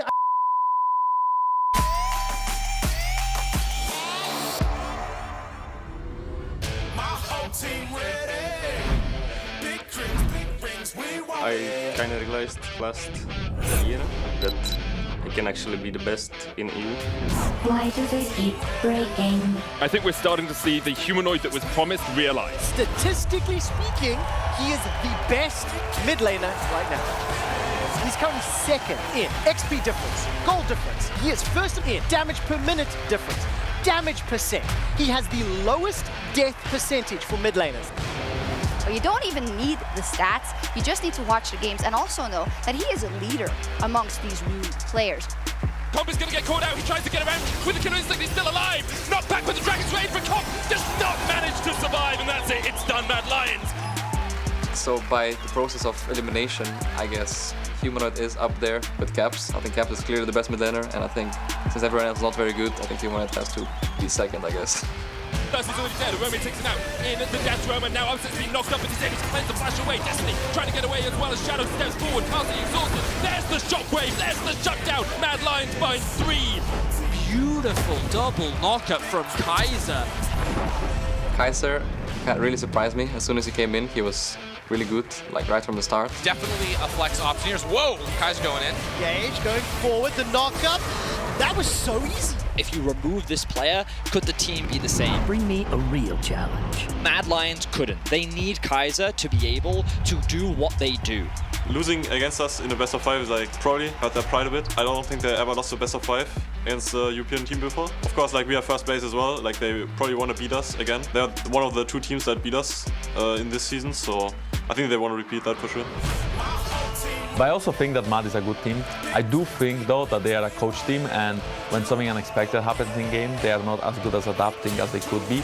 So it is fairly easy to play against Mad as long as they have a good game plan and good route heading into the game. Another team that is changing the way that drafting is done, or sticking to their usual drafting style, is G2. Their entire drafting style is based around having Caps out of the lane. I'm gone. He spends 51.6% of the first 15 minutes of the game in mid lane. Caps still stepping forward. Nemesis, he doesn't have the damage at this point. G2, they're playing on the edge. They're playing like madmen, but they make it work. Here's trying to bait him in, but here comes Caps in the meantime. Just gonna ghost his way in. Is this a replay? It's not a replay. One more time. First, it works. Why not try it again? All or nothing. You are already doomed. That's where it just becomes so interesting, because we basically have G2 that are playing with effectively 2 junglers. Kavik can now step forward and get aggressive here, but Caps does so much. Pull back from Mickey, spit out, but Doss is on the way now. They have to be careful. All goes down to the Mickey. Caps stay, which has to be respected, though. That's disgusting. And then you have Mad Lions that is throwing everything out the window. They are the anti-meta team. The Humanoid lives, and the Origen can take over this fight. Fnatic are falling as Mad will take the Elder. are we as prepared as them or are we not? And if we are, I think we have a really great chance of winning against them. I think we are like pretty evenly matched in like every role, so I think it would be like a pretty fun match. Every single game that passes, I believe more and more and more in the Mad Lions. Once playoffs comes around, you will see why I have been at the top for so long and everyone else hasn't. That's our Alienware match of the week. The current top team versus the reigning yet faltering champions. And I'm going to be really honest. Mad Lions are the team that G2 wish they could be right now. This was what everything was promised for us. They hit you hard. They skill match you. They dominate you in lane. They have massive champion pools. Mad Lions are putting on a clinic. They're not just chasing G2. They are G2 now. I didn't realize we were taking shots in this section. I thought this was where we're like, oh, I'm really excited to see all these good players play. But you're going in, and I respect it. I mean, for me, I'm just ready to see the draft. I want to see a peak performance G2 so we can actually get a gauge of what this might look like if we get to see a best of 5 between these two teams. Because if we get half-assed G2... Because we've already seen a best of 5 between these two teams. It's 1-1 right now. Yeah, that's true. You know what I also loved about that video is kind of the respect that's given from the now older, quote-unquote, players like Mickey. Just say, yeah, Kaiser, he just burst onto the scene. He was immediately very good. That's got to be intimidating. It's very true, but he also said something very different lines for Humanoid. Just like, yeah, everyone else sucks, so I guess Humanoid's second. I guess it's a matter of perspective, all of that. Yeah, we'll see. It's going to be an amazing one. We never do predictions anymore, but if you want. Ooh. Mad. Yeah. Is that even hard? Mad. I mean, that's what I wanted to ask you. I think Mad, Mad's the easy prediction. G2 look lost in draft, they look lost in game, and Mad seem to have everything figured out. All right, let's see. That's the last game of the day, but there's been a lot of surprises this season. Mad, Rogue, SK, Vitality, Fnatic, Excel, Schalke, Misfits, G2, Origen. So basically everyone. Actually everyone. So not all of these stories, though, they can continue. Of course, you may be at the top right now, but can you stay there? Do you have staying power? Who will rise and who will fall? And that's exactly what we're about to discuss. And you can join in, spam in chat, rise or fall, as I get help from my analysts to kind of, I don't know, help you at home. But you can make up your mind, of course. You're strong, independent Twitch chat. Let's start with the fan favorites. Fnatic, rise or fall? All right, it's hard to really sell Fnatic after yesterday. They played one of the most catastrophic early games I've ever seen. It was abysmally bad. But you're right, at the end of the day, they won the game, so maybe people should be excited. I'm not, though. I am worried about Fnatic. Fnatic are a team that always make playoffs, but if there was ever a split that they were going to miss it, I think it's this one. I don't know if I'm going to go so far as they'll miss playoffs, but I don't think that Fnatic are going to be rising anytime soon. I think the teams that are above them for pretty clear reasons. Number one, the read on the meta. I think Fnatic's read on the 10-14 patch has gotten slightly better, but so far I still think they're trying to force things. They look desynced, so I think Fnatic stays right where they are. So you're saying they make it to playoffs, but they don't make a splash, but do they make Worlds? Wow. God, betting against any experienced team in a best of 5 is so difficult. Look at the fans turning on Fnatic right now. So people at home, 62% for fall. In the fans' defense, the fall is the same color as the Fnatic logo. True, so they might think that's, you know, they just want to see more of that. That's possible. Fnatic fans sleeping. Where are you guys at? Maybe, yeah, they're only going to wake up for the game. Who knows? Next up, Misfits, rise or fall. Ooh, it's such a difficult one because I've seen fantastic games out of the Misfits, but I've also seen, well, 2 throws versus Fnatic and some questionable ones. Okay, so here's the thing. Recency bias, probably not feeling too great if you're a Misfits fan. That one's going to leave a sour taste in the mouth. But I do want to just propose this type of question. There's a single ticket left for playoffs if we assume all the other teams will make it. That's Vitality, SK, Misfits, and Excel. Misfits and SK are probably your frontrunners. Who is better in the top lane, Dan or Jinax? Okay, Dan. Okay, Razork versus Strick. I still take Razork. Okay, Febivin versus Zazie. Yeah, I mean, you didn't even give me the other name because you know the answer because it's Zazie, but go to the bot lane, Frosk. Oh, it's Kabe versus Crown Shot. It's Crown Shot. Okay. Crowny. Maybe right now, and DOS versus Limit. All right, that one we can go either way. I think Limit's got it. I see your point. Pound for pound talent, people will jump towards SK, but I still think Misfits. Yes, recency bias, it feels bad, but I think Misfits take it. But SK can close the game. Come on, Twitch chat. SK can close the game and Misfits can't. That's what Twitch is looking at. Now, I just gave you the math. I gave it to you. The 3 biggest deficits that teams have come back from, all 2 of them are Misfits versus Fnatic games. That's true. So you're telling me they're consistent? Yeah, they're consistent at losing when it counts and when they've got a massive lead, which is not where you want to be consistent. But how can we give them What do you see in this roster that could make you think, well, actually, they do have the ingredients and they should be a good playoff team? I mean, theoretically, when you had Kabe, it was supposed to be like the peak of Misfits. And the issue was that they almost had that takedown of Fnatic in week #1. And I think people were like, it's Fnatic, they're a good team. Misfits, they're on the rise. And now we realize that Fnatic is like a middle of the pack team. Yeah, that is true. I mean, maybe your logic is just wrong and all those teams you said were going to make it anyway aren't going to make it either. Like, who knows? Right, people at home, 66% fall for Misfits. Ooh, tough crowd. How about this next one? Origen, rise or fall. Yesterday they beat G2. It was beautiful. It was a great game from Origen, but they're not all like that. Look, I'm actually on the Origen hype train right now, and I'll just say that Alfari was out there taking names. Of course, he was set up for success in the draft, but after suffering through a difficult lane phase, he was killing people left and right. That immobile Ashe, that immobile Kog'Maw, he made it look easy. We got some sick synergy moments.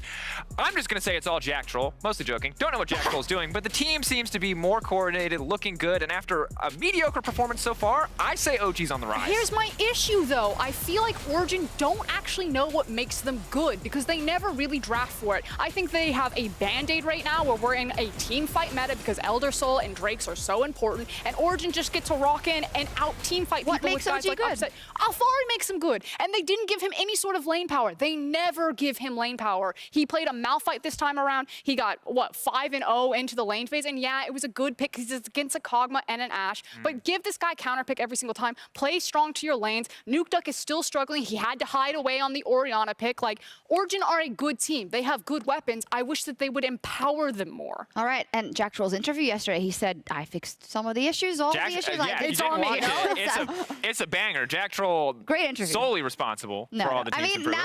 Now we're giving In defense of Jack Troll, I do think that it was wrong that Jack Troll had to carry the sin of Vitality's failures on his shoulder. Oh, agreed. True. And the thing is like fans hit him really hard, but like Vitality as a team failed, and for one player to be responsible was just not true. In the Origen system, Jack Troll might be exactly what Origen need, which is someone just saying, we should do this, instead of, hey guys, do you want to do this? How this or that? Or shall, yeah, the fries or potatoes or the mashed I think you're right. And I think the thing is sometimes all it takes is one member to change to see a significant bump in the performance. I missed it. What did it change? It was perfect, 50-50. It was 50-50? 50-50? So, regardless of your opinion. I mean, perfect is how you look at it. We'll take it. 50-50. It's perfect down the line. It's the most we can ask for. And I'd say give Jack Troll a chance is my message. I totally agree. We're just, of course, making a bit of a joke. But, you know, they got him for a reason. Andre talked to it. He is very vocal. And hopefully he's going to bring Origen to new heights. Now, in any case, today, the second half of LEC Summer continues. And the teams are looking to get an edge in that all-important race for playoffs. I know you've heard it before, but no playoffs means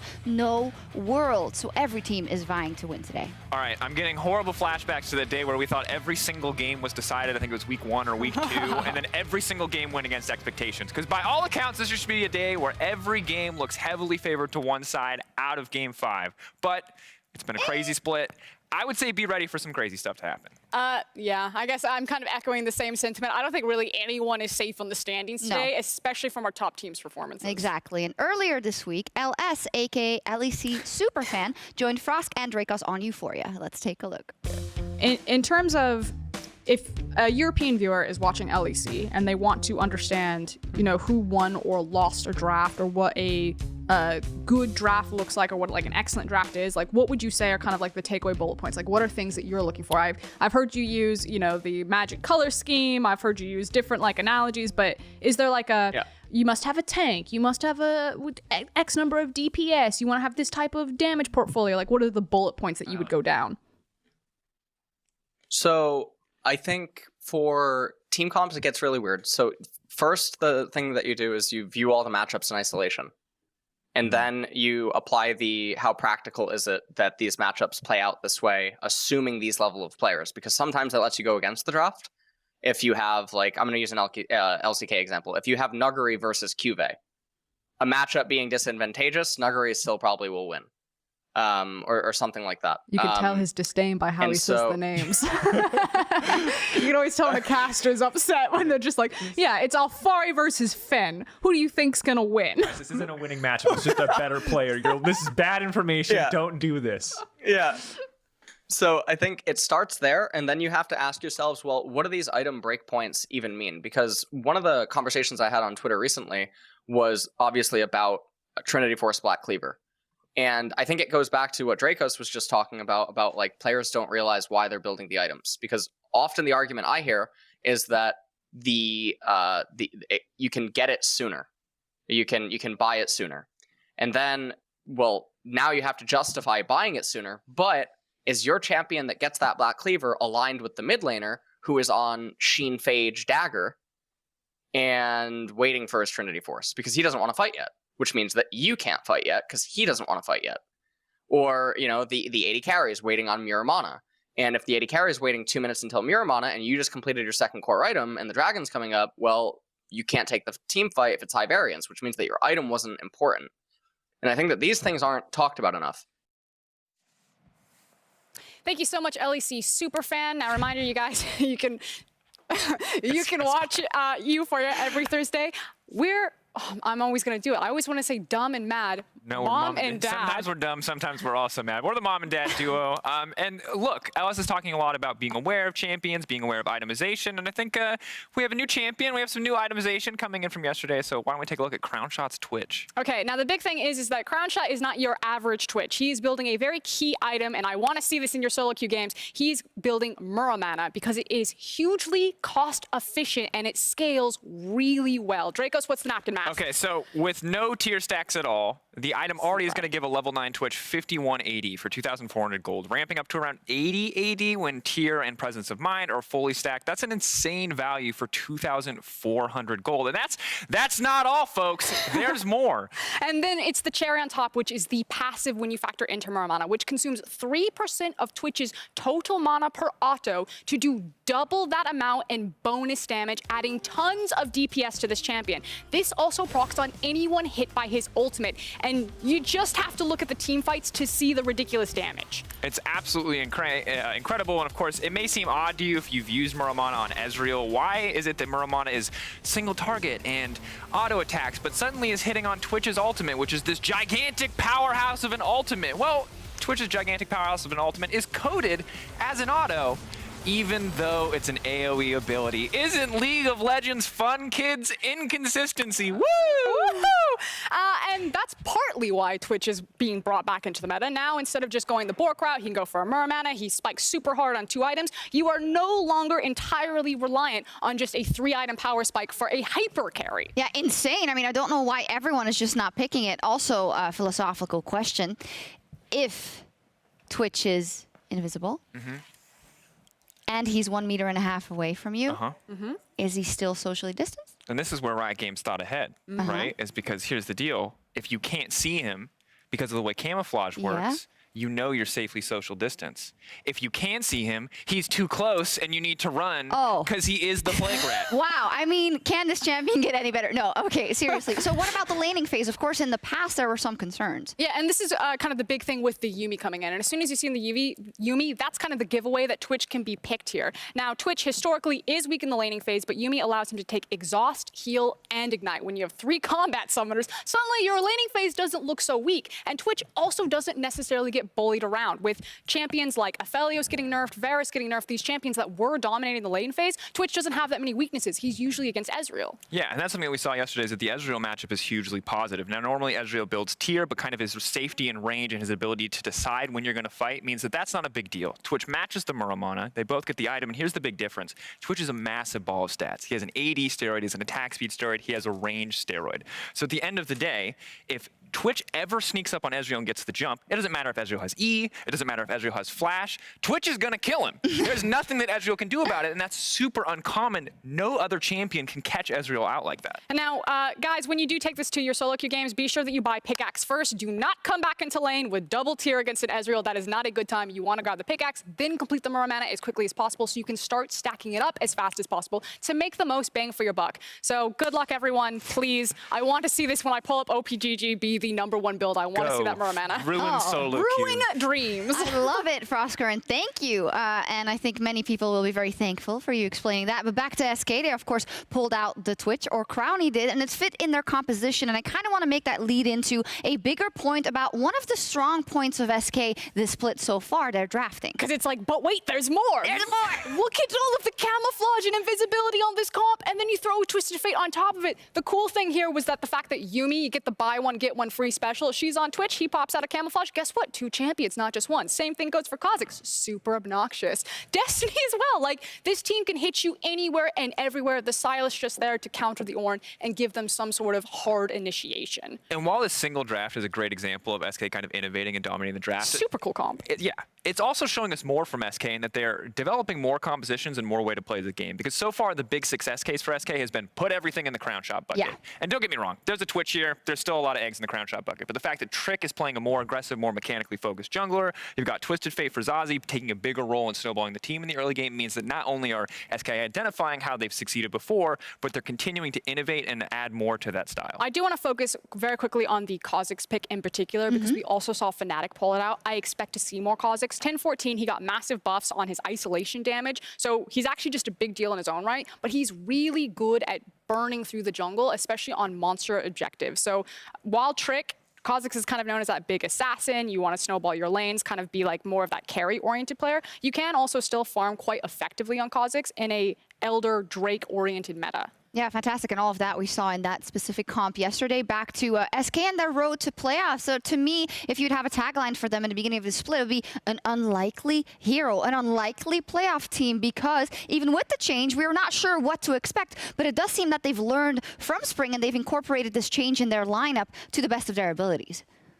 I was going to say that for me, when I looked at this team coming into the year, I was really disappointed in the roster changes. It didn't feel like enough. When we came into summer, it felt like a rinse and repeat of a similar story, but it was very quick as to how wrong I was and how much Zazie, as a fresh face on the stage, is very stable, is very controlled. Gen X, while he is struggling in the top lane, has been a consistent factor, and Limit's looking really good. So the fact that all of SK seems to have leveled up and they've still kept a strong core around crown shot is truly impressive for changes that on paper look very insignificant. The most important thing, especially when you're looking at a team like SK right now, has to be playoffs. Reminder, guys, we have 6 spots. The format has changed. If you do not make playoffs, you do not get an opportunity to even attempt to go to Worlds. So let's count the teams. You have Mad Lions, you have Rogue. You know for sure that they're going in. You have Origen, you have G2, you have Fnatic. That's 5. There's one last spot up for grabs between Vitality, SK, Excel, and Misfits. And the thing is while we just talked about the power of Misfits, SK is probably who you're going to want to grab because of pop-off performances like Crown Shot.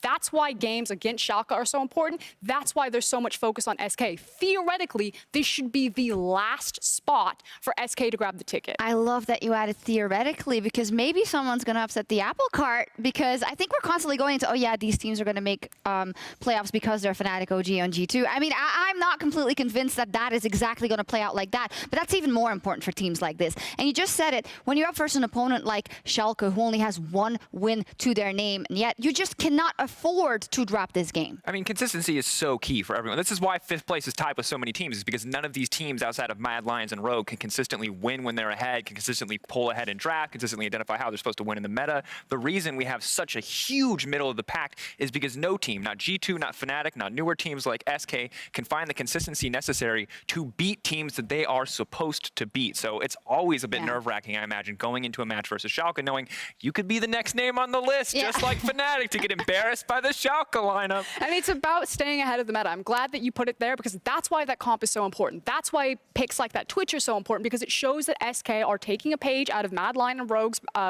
book and staying ahead of the meta, staying very fresh on 10-14, because we're changing to 10-14 at probably one of the most pivotal points in our split. Fnatic fans are like, I hope we can find something on this patch. And Schalke fans are like, I hope Gilius can find a champion to give us a chance in this match. I mean, Vander said, well, you know, all you got to do is ban out Gilius and you win the game. Ban out Lee Sin. Let's see if that happens. Time to kick off another day of action in the LEC as we leave it to Medi Vedi. Yay! For game 1. Hello? What? Perhaps more excited about it being Medi Vedi than even we are. You can hear her still just overcome with emotion. Even the poros in the crowd are screaming Medi Vedi, and I'm very excited to be back on the desk with you for SK versus Schalke. We're casting another SK game. I'm really hoping Crownshot brings out the Twitch once again. I had a chance to chat to him, and he gave me a little bit more insight on how the pick works, how like the levels, the itemization, some of the cool stuff. And we got to hear from the analyst desk some cool stuff about Manamune and Muramana as well.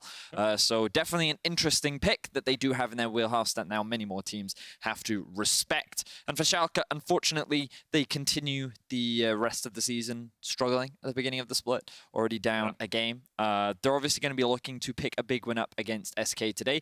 And one of the big things that we've seen pretty much consistently throughout this split is that a lot of our teams are inconsistent, except for Schalke. They've kind of been consistently pretty weak. And hopefully they're able to turn things around because their road to playoffs is, of course, the hardest one. Something that we were talking about earlier, though, is because of how close our standings are, the chances of having a lower scoreline or lower number of wins and qualifying for playoffs is actually quite high this split. Yeah, because everything is so close together in the middle of the pack, teams can beat other teams. So, for example, say a team that's currently tied for third beats another team that's tied for third, you don't get as large a discrepancy as you would have in the past. Right. One team goes to 6 and 5 and the other team goes to 5 and 6, whereas in the past you maybe have a 2 or a 3 game gap between some of those spots, meaning that the gap to get into playoffs is bigger. Of course, the problem for Schalke is that because they've lost so many games in the first half, things like head-to-head record could really negatively affect them.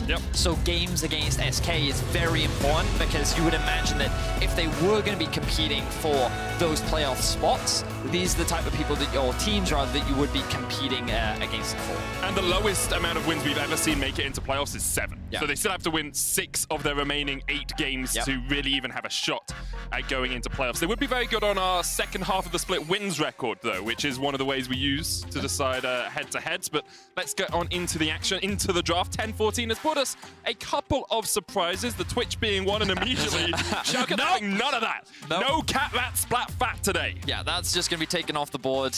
Clear respect ban coming out from Schalke. You heard the analyst there talking about targeting Gilius. Well, his Lee Sin is going to be banned away, with the Volibear being banned out as well. Volibear's a pretty interesting discussion point right now, because depending on where you look in the world, he has very different priority. Here in Europe, on this patch, he is first pick or high priority ban. He is being taken off the board. The other interesting shift is Syndra. Medic, some teams we saw still ban it away yesterday, but I don't actually think it was picked once yesterday. And we actually saw it being let through a number of times by a number of teams, even though she wasn't nerfed on patch 10.10.14, but she was nerfed previously. We still saw her so much on 10.13 as well. So that's a pretty big shift that has kind of shaken up the draft a lot more, because it means that on red side, you actually have a lot more options, because the Varus ban is no longer a thing here in Europe as well. And that's always been the debate. When you get one of these must-ban red side picks removed from the pool because either they're nerfed or something else happens to them, it opens up so much more opportunity. And I, for one, coming into this weekend, thought that Karthus would just slot into that spot. But we haven't seen any Karthus coming up really either. And even through this pick and ban, there's no Karthus removed. Azir, Volibear, Twitch taken away, Thresh, Twisted Fate, and the Lee Sin. And Oriana immediately locked in for Zazie. Well, I think Bwipo gave some really great insight yesterday, saying that Karthus is a pretty complex champion. And even though he was buffed, teams probably didn't have enough time to properly figure out and master the champion in different roles, because he was specifically buffed for lane. So perhaps it's a time thing. Maybe we'll get to see a little bit more Karthus later. But for now, it seems like he's not the priority here in Europe. But Oriana still going to be very high on the priority list alongside Ezreal. Ezreal is considered one of Crownshot's preferred picks, something that he has a lot of comfort on, and the fact that Schalke are taking that away for him is definitely a focus for them. It is also one of only 2 champions Neon has played twice this split, that alongside the Ashe, so this would be his 3rd time on the Ezreal. And removing it from Crownshot is a bonus. However, Crownshot just falls back to his 2nd in line, the Aphelios. His 4th game on it so far in summer, and he has won 2 out of the 3 that he has played on that pick. I think the Olaf blind pick is pretty interesting, because it's a dangerous thing to blind. The thing about Olaf is very strong presence in the early game, and usually has a lot of agency in your ability to set up invades, play through lanes, be overall very aggressive. But this also means that SK can draft in a way to mitigate his impact both in the early game and later on into the game by picking relatively safe laners as well. And I think that Bard can be pretty obnoxious for Olaf once pre-6. Of course, when he does get that 6, he's just going to ignore all that crowd control. But yeah, I think it's a bit of a risky thing to do, but of course it seems that Schalke's still trying to give Gilius champions that he is comfortable on and something that he can have success with. His Graves wasn't that impactful yesterday, so they're going to give him a little bit more agency with the Olaf. I'm quite interested as well to see not only the Oriana first pick when Zazie hasn't played Oriana at all this split, but also the fact that Schalke decided to not pick a mid laner in their first rotation, which does give SK Gaming just a lot of options to ban away mids that are good into the Oriana now and try and remove some of those picks from the pool. Well, I do think that Abadage has showcased confidence in his own ability to play a wide range of champions. So I think that they're not too concerned about it for now, and they're just saying, you know what, Abba, he can actually pick that on 4 and then get a counter pick for top on 5. So their second half draft, they should actually be like setting themselves up for success. Okay. And they can also choose to ban away junglers now if they want to. Now they have prioritized taking away the Ornn, which I think makes sense when you can see the draft that SK have gone for, because currently they don't have any solid frontline. There's nothing to actually start off fights reliably. And the Kha'Zix ban is actually pretty interesting here, because I would have considered something like a Jarvan to actually be pretty strong here for SK. I think that while not that great against Ezreal, can actually do a lot of work to prevent Olaf from getting onto the backline, and also can act as a strong early game tool that can then scale later into strong team fights later on. Trick did, of course, have a very good Kha'Zix performance yesterday. 78% kill participation, ended 3-3-13, I believe. And so with the Twitch being banned away, with the Kha'Zix being banned away, maybe Schalke just showing a little bit of respect. And of course, the Syndra has snuck through both sets of both of the ban phases, and immediately here is locked in for Schalke. Abadago would take that into the mid lane. SK looking towards the faithful Trundle pick here for jungle. Okay, so the Trundle, nothing too unconventional. I think can also be a pretty solid duelist into the Olaf as well. The Pillar, I think, can be really obnoxious for a champion like Olaf as well, who doesn't have any of those dashes. And against a Syndra, especially in the mid lane, you can actually set up some very effective ganks. As we see a bit of a return to Kennen here in Europe. We haven't seen Kennen for a while, personally. Never really been a fan of the champion up in top lane. I always think it's a little underwhelming. The only impressive Kennens I often see are over in the LCK. Yeah, do you think that's part of it? Because I still remember G2 getting shredded by a slicing Maelstrom, and I feel like I have a little bit of, you know, flashbacks that are slightly traumatic when I get towards that. So maybe that's why I don't like it as much, but we'll see how much impact Genax can have on it. A traditional strong pick into the Kennen, though, is the Jace. Gives you some good range advantage. You can trade pretty well onto the Kennen as well. Well, I think, yeah, her Jace is a really good matchup into the Kennen. We've seen it a bunch over in the LCK specifically, but Jace has been popping up around the world as well. And I think that Schalke have actually got themselves a really solid draft here.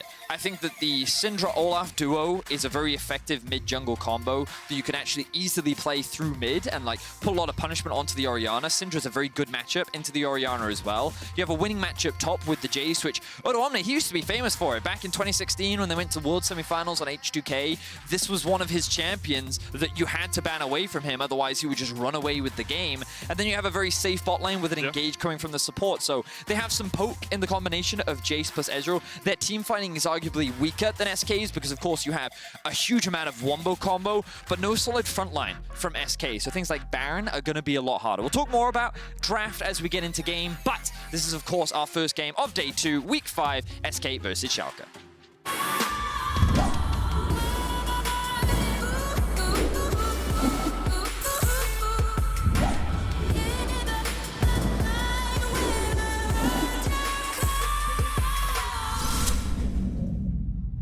And once again, we make our way, meander our way into the river as the lines of scrimmage have been set up. Neither team going for an early level 1 here, Vedius. But I do want to come back to sort of the discussion on SK's composition, because you talked a lot about how Schalke have, you know, strong 2v2 mid jungle, strong top lane, safe bot lane. SK have slightly more in the team fight, but how can they mitigate some of the early pressure that Schalke could put on? Well, I think it's really difficult because I think that outside of bot lane, and even I think bot lane's a little debatable too. I think that Schalke kind of have winning lanes across the board and a very strong early game jungler that's, depending on what time they show up and in what position, can be very devastating. So I'm really interested in what the early jungle pathing looks like, because for SK, like, they're definitely going to be looking at these team fights, and I think Drakes are really important for them.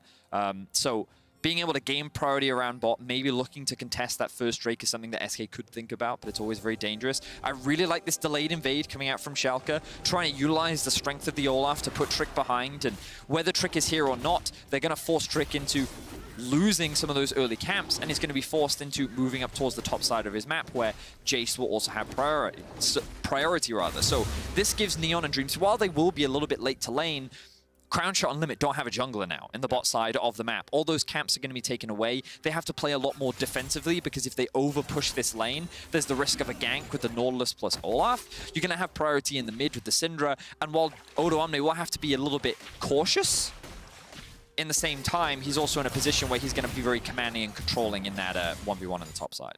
And you can see Gilius, instead of just splitting the jungle and going across towards his blue buff, he's gone immediately towards his own red so he can make sure he secures both of these buffs. Yeah, so his priority instead is to just go for that 3 buff start, get as much jungle XP as possible, and this means that he can then start actually pathing back towards bot. This, of course, does give a little bit more safety to Crownshot and Limits because they did get that information on where Gilius was, but you can see in these early trades, Dreams and Neon were actually coming out ahead. In the 2 versus 2, Limit doesn't quite have that sustain yet from the Bard, so they're going to be struggling just a little bit for now.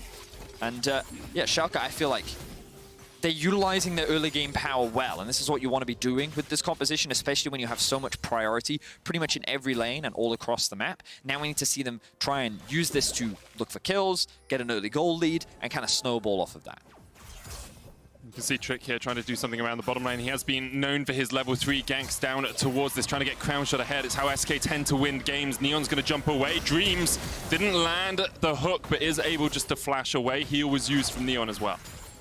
So the wave was bouncing back towards Neon and Dreams, so they should have actually been pretty safe there if Dreams was able to land the hook, but because he didn't, he ends up losing his flash, but Limit was the same. So at the end of the day, it was a pretty even trade. Of course, the heal did get lost as well. Okay, this will pick up. So this is, I think this is really interesting because Gilius not only is going to get 3 buffs, he's going to get double scuttles here, and he also, I believe, counter-jungled the Razorbeaks, which means there's only 1 Razorbeak left alive. So Trick is going to be starved of experience, Vedius. Yeah, so the pathing that Gilius has taken is basically just to put Trick behind as much as possible. You can already see it in the farm discrepancy developing between the 2 junglers, and this is going to give Gilius a lot of gold as well in the early game, and the wave in the bot lane is set up very nicely too, that Neon and Dreams have to be careful of a potential dive, but you can see Dreams positioning in a way like, okay, I see where Trick is, I know what's happening, we should be good, and we should see Neon doing what he can to try and thin out this wave, and you can see that he's trying to keep it away from the tower. Limit, ooh. Oh, nice little start. The Graviton comes down as well. Neon doesn't have heal, remember, he used it earlier on, and the Guardian Shield will keep Limit very healthy under the tower. Yeah, so that was a bit weird, admittedly. I wasn't expecting Limit to just actually make that play work out, but they got a huge trade onto Neon. That's going to force him back, because if he stays, they do get dived and they lose a lot, and now Dreams is in trouble. Yeah, Limit's tanking up the tower there. I think Dreams should be okay. Just able to walk out underneath this tower, but this is CS being lost and possibly a plate for SK. Yeah, this play ends up much worse for Schalke than it should have, all because Limit was able to land that binding onto Neon. This forces him back when he should have been able to catch this wave. He was healthy enough to not get dived. They were relatively safe. Dreams hook just missing there. Not what we usually see from a Nautilus hook. Usually when that thing goes out, it hits everyone from a 1 mile radius. As a Nautilus abuser in solo queue, I'm not going to agree with you, but yes, you're right. But this will, of course, mean that SK now going to look to reset. They should be on pretty good back timings as well. And in this window, Gilius is going to use this as an opportunity to get an early man trade. So Gilius is getting a lot from his early pathing this time around. He's really putting Trick behind. He's benefiting the team a lot. And if it weren't for that small blunder in the 2 versus 2, like, look at Neon's back compared to Crownshot's back, right? Like, that small blunder actually had a huge impact in how this 2v2 is going to play out, because now it's BF Sword versus not even the tier. So he's not even stacking that yet, meaning Neon is going to have to look for another opportunity to base. And now his wave's in a bit of an awkward spot, so Gilius is going to have to hover around because Neon needs to push this wave out. He's going to try and catch it, but all this does is delay the power of the Ezreal as the game goes on. You want that tier stacking up as soon as possible, obviously, to get towards your Manamune completion. And you can see how safe Neon's having to be. Crownshot actually even deliberately body blocking minions here. Because you know you've got the Caretaker Shrine, you know you've got the sustain from the Bard, and you'll have Severum up pretty soon anyway. You're a Felios, so you're going to get some lifesteal in the lane. Dream spent a little bit of time here trying to get some ward control for his mid laner. But let's have a look at where we are in the other lanes. It's about a 7 to 8 CS lead for Odo Omne in the top lane. We did see him build up a large lead yesterday and wasn't quite able to translate that. I like the Hexdrinker itemization here from him first, just knowing that Janax is going AP, and also you have an Oriana, so that top side of the map is very magic damage heavy. It's very true. And I think that, as you rightly said, it's very good for the matchup, and Odoamne so far doing a great job of keeping the pressure up. I'm still looking for where Gilius could look for an opportunity. I think that potentially going for a dive top before he hit 6 was an option. Bringing the Syndra up and using the priority you had in mid to look for a play there. Looking for a kill in mid is also another option because you have no cleanse on Zazi. There's a real easy setup with Syndra plus Olaf. Yep. And so now I just kind of want to see Schalke, you know, make a couple plays. Up the tempo. I feel like that they've got a lot of tools, Medic, and they can kind of go wherever they want, really. It's just about having those waves set up in a way where you can utilize your jungler and maybe a bit of a roam from someone else in a different lane. But so far, they're not really doing any of that, which is giving SK the freedom to farm up. When they're quite comfortable in this position right now, they don't have to force anything. They know that they have strong team fighting later on, and as long as they're not conceding too many Drakes, they're probably going to be feeling pretty comfortable. SK traditionally have been a team fighting team in our league. That's been their playstyle. They've worked around getting Crownshot early leads, getting him ahead, and then being front to back in team fights. Yesterday, we saw something slightly different from them, but it seems like they have reverted to the norm here with a strong-ish front line in the form of the Kennen going in, getting the engage off, the Trundle on the front line, and then the Aphelios and the Oriana to do the DPS. I would say that SK's engage is not the most reliable. In a choke point around Drake, I think you can use things like the Trundle Pillar to be really obnoxious, and Bard ult can help. What is the next Drake? If observers could just quickly pan to the right. It's an you can. Oh yeah, it's an Inferno. I forgot that was in the top. Give him a circle. Give him a circle. Show him all where that Inferno. Here we are. You can also find that information out up here. Thank you, Circle, for sharing that information with us. We even picked it. Thank you. Thank you, observers. Thank you. That's for people whose top of their screen is cut off. The point that I was trying to get to was that I think a Cloud Soul could be really valuable for a team like SK, where you do kind of have to run at your opponents, and things when you're looking at Kennen flanks, Trundle Pillar, to be able to get in range, having that additional movement speed can be extremely valuable. So that's one potential soul they could take advantage of, but we're yet to see which one that will be. Well, it's not going to be the Mountain or the Inferno. So either we're going to have an Ocean, it's going to be the strongest soul in the game, or it's going to be that Cloud that could help out SK quite a lot at the moment. Schalke are looking to fight around this Rift Herald. Gilius is going in, Flash is forward, they're trying to kill Crownshot before anything really happens. Trick has been isolated on the Herald, but here comes the Moonlight Vigil. Trisha Farage going to hit across towards the side, it hits 3! And even with the Slicing Maelstrom, I'm not sure Genix is going to be able to do enough. Zazi down towards the bottom side of this fight is doing quite a lot of work though. He's zoning Schalke. Gilius stepping forward, doesn't have the smite. I'm not sure who got the Rift Herald, but there is Janax going down. Neon's going to take him, and the Rift Herald was picked up by Gilius. Yeah, it was actually Neon that last hit that Herald. The fact that that was a pretty messy fight from both sides, it felt like the SK was obviously there first, and they were earlier on the rotation, and because Schalke didn't look like they were in a position to contest, SK felt pretty safe. So, as we see initially, SK have their members, but they can't have the Oriana rotate first, which then gives Abadage priority, and then a good ultimate from Neon actually does a huge amount of damage onto the backline, and this Bard ultimate actually mitigates a lot of that damage down onto Dreams, but also doesn't allow SK to finish off this Herald. And it's at this point where SK really need to disengage because they have too many low health members. Neon just steals it away there, and this is when Schalke can then go on the re-engage because SK have just stuck around a little bit too long. You can kind of see, like, if SK's initial engage doesn't work, they don't have a huge amount of tools to peel themselves after it. Like, Schalke are very good at just chasing you down. You've got the Ezreal, you've got the Nautilus there as well for constant hooks and constant pressure. And damage in that last fight, pretty well spread across the board. Interesting that Genax didn't do a huge amount, because it did look like his Slicing Mushroom was in a good position. But it was the Bard ultimate the that Tempered Fate really stopped a lot of it. So a bit of anti-synergy coming out. So we got a kill with SK. 61 damage. It's like last hitting. All me, baby. It's been taken off the Ender. Yeah.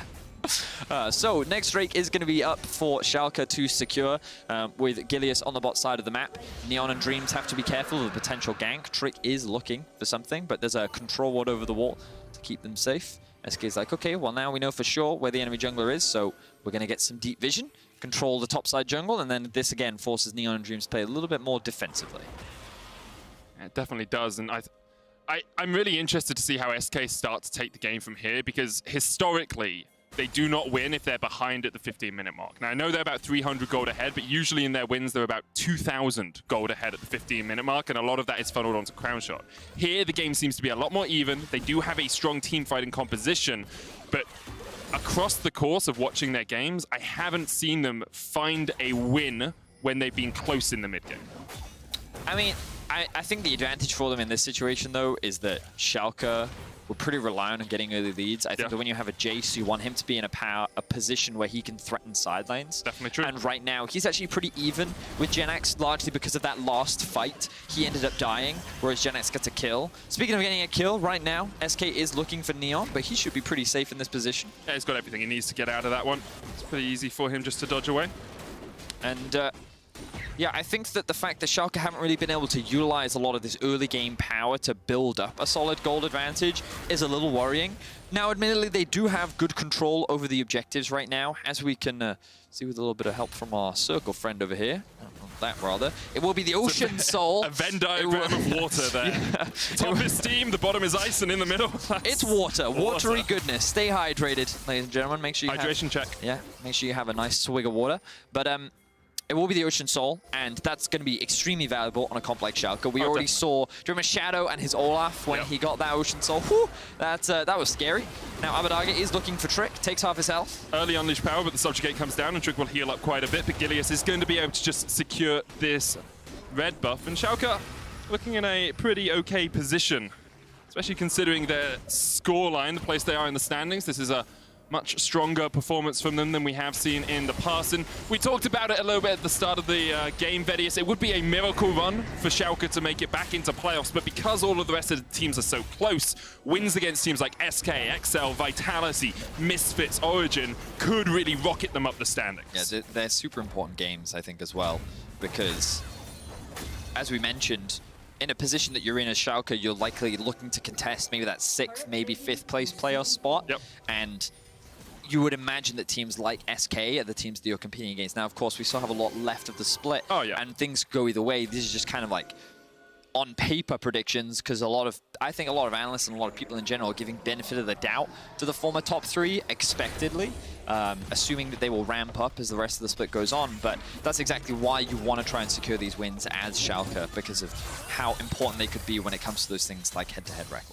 But it's also the reason that a win here would be so important for SK. I looked at their upcoming schedule, and their next 6 games, they have XL, Mad Lions, Misfits, Rogue, Origen. Then they still have Fnatic and G2 to play by the end of the split. Like, they are not in for an easy road to the end of the split. So getting wins here, getting towards that 7, 8, 9 win mark that historically has got you into playoffs is so important for this team. Yeah, I think SK want to make sure that they're beating the people around them first. And obviously a lot of their competition right now is the people around them. And Vitality, that win yesterday was extremely important for them. Definitely. And I think, again, today's win is also going to be very valuable for them in terms of their movement towards the standing. So a lot of stakes in this game, only in week 5. Ultimate will come out from Limit and will not land. Dreams, then counterattacks. So the thing is here, you have Magical Journey as Limit, and that's what he's expected to do. Abadage wasn't able to get Enrage, even with the flash to land the stun. Dreams goes through the Magical Journey. Wow. I do not think that was his plan, Medic. It definitely did not pan out in his favor. Zazi now a good sidestep of the stun. He has his eyes on Gilius. Ragnarok's just going to be able to get him away from that, but that is an ultimate for an ultimate burnt. And yeah, Dreams, that was more like a nightmare for him as he took a trip to Wonderland. Good stun from Abadage here. Does have the Unleash power. Will unleash it on Zazi, who pops the stopwatch. He's got a flash. And he will flash away. Yeah, that was really well played from Abadage, because he lands the initial Q with the stun, then he keeps the ball in with the W, then brings out another Q, because the more balls you have, the more damage you do. Yep. So with 5 balls, he was like, should be more than enough damage to be able to kill Zazi there, and that forces the stopwatch out for him and forces him to go back as well. So good overall play from Abadage, but does not result in a kill. And right now, SK has the gold advantage of 15 minutes. So again, they're chilling. You know, they're feeling very comfortable right now. They've got their feet up. They're enjoying the sun. They just got themselves another kill. It was unfortunate that Crownshot didn't get the kill, of course, because if Aphelios did get it, he'd be feeling much happier. But you also got to see the damage that the Aphelios does have, which many people are big fans of right now. I know nerfs are on their way. Many Aphelios players, I think, are big fans of the amount of damage he can do. I do want to mention, we've seen now the next dragon spawning. There's 2 already for Schalke, and you can see SK not willing to give up this 3rd dragon without a fight.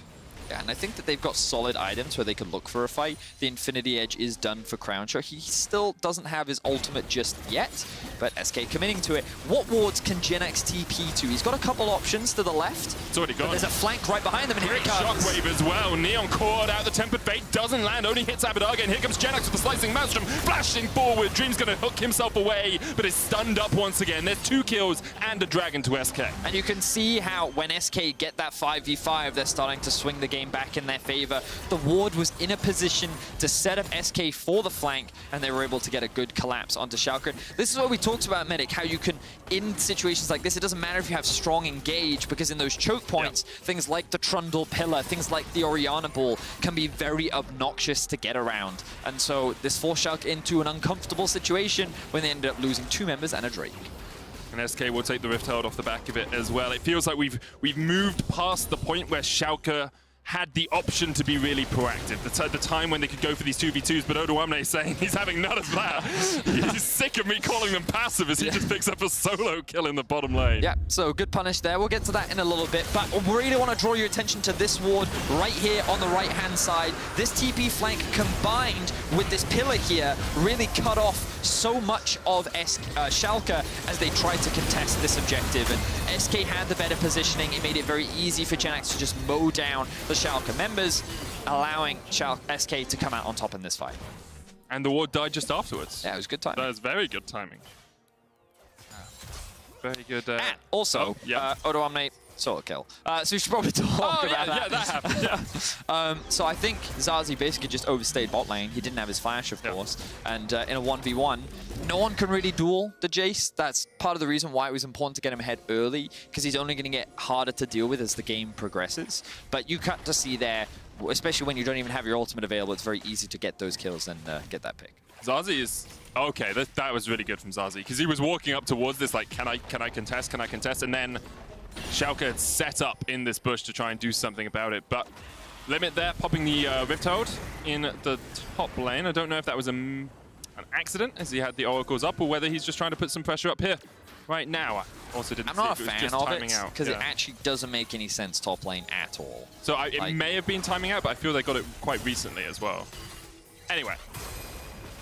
I don't know, but I would have preferred to have seen it mid lane regardless, Medic. Because you can see them setting up for it right now. This would have been in a perfect Herald position. Like, the other thing about it is you are creating a point of pressure top, which does keep the Syndra there when she doesn't have teleport. So maybe it's 5-head. Oh, Temper Fate just hits the edge of Odoamne, and now he's caught between Trick and the rest of SK. A great shockwave into the Infernum. Oof, indeed, Vedius. That's an amount of damage that you don't usually get to see this early on in a game. 2 quick kills for SK. They're 6-2 up. They've got 1,500 gold lead. And although they didn't get the mid lane tower, they did get quite a lot of gold out of that play. That was a wombo combo, Medic. I always forget that Aphelios can also do a wombo combo. And we'll kind of get to see this, like, mesh of abilities in this salad bowl right here. Again, we're in a narrow choke point, and notice how the cannon ultimate comes through, the shockwave, the Aphelios flamethrower explodey thingy also comes through. It's just damage for days, and Gilius is just like, yeah, I'm gonna nope right out of that one to allow SK to get themselves more kills. They didn't secure the mid tower. But you can see the wombo combo, you kind of tell where the damage is coming from. I mean, Aphelios did as much damage as Neon plus Gilius plus Odoamne, I think. So, that's a okay, so the upsetting thing for me is that an 80 carry did, like, more burst damage than a cannon and an Oriana, whose, like, whole thing is, like, you know, doing burst damage. I get where you're coming from, Vedius. But he did press R in a line. Okay? Anyway, moving forward swiftly. Ocean Drake, this almighty circle, as you can see, with this beautiful. Can you place it in the right place? Right, there's the there's the soul, perfectly encapsulated, right, and there's the timer.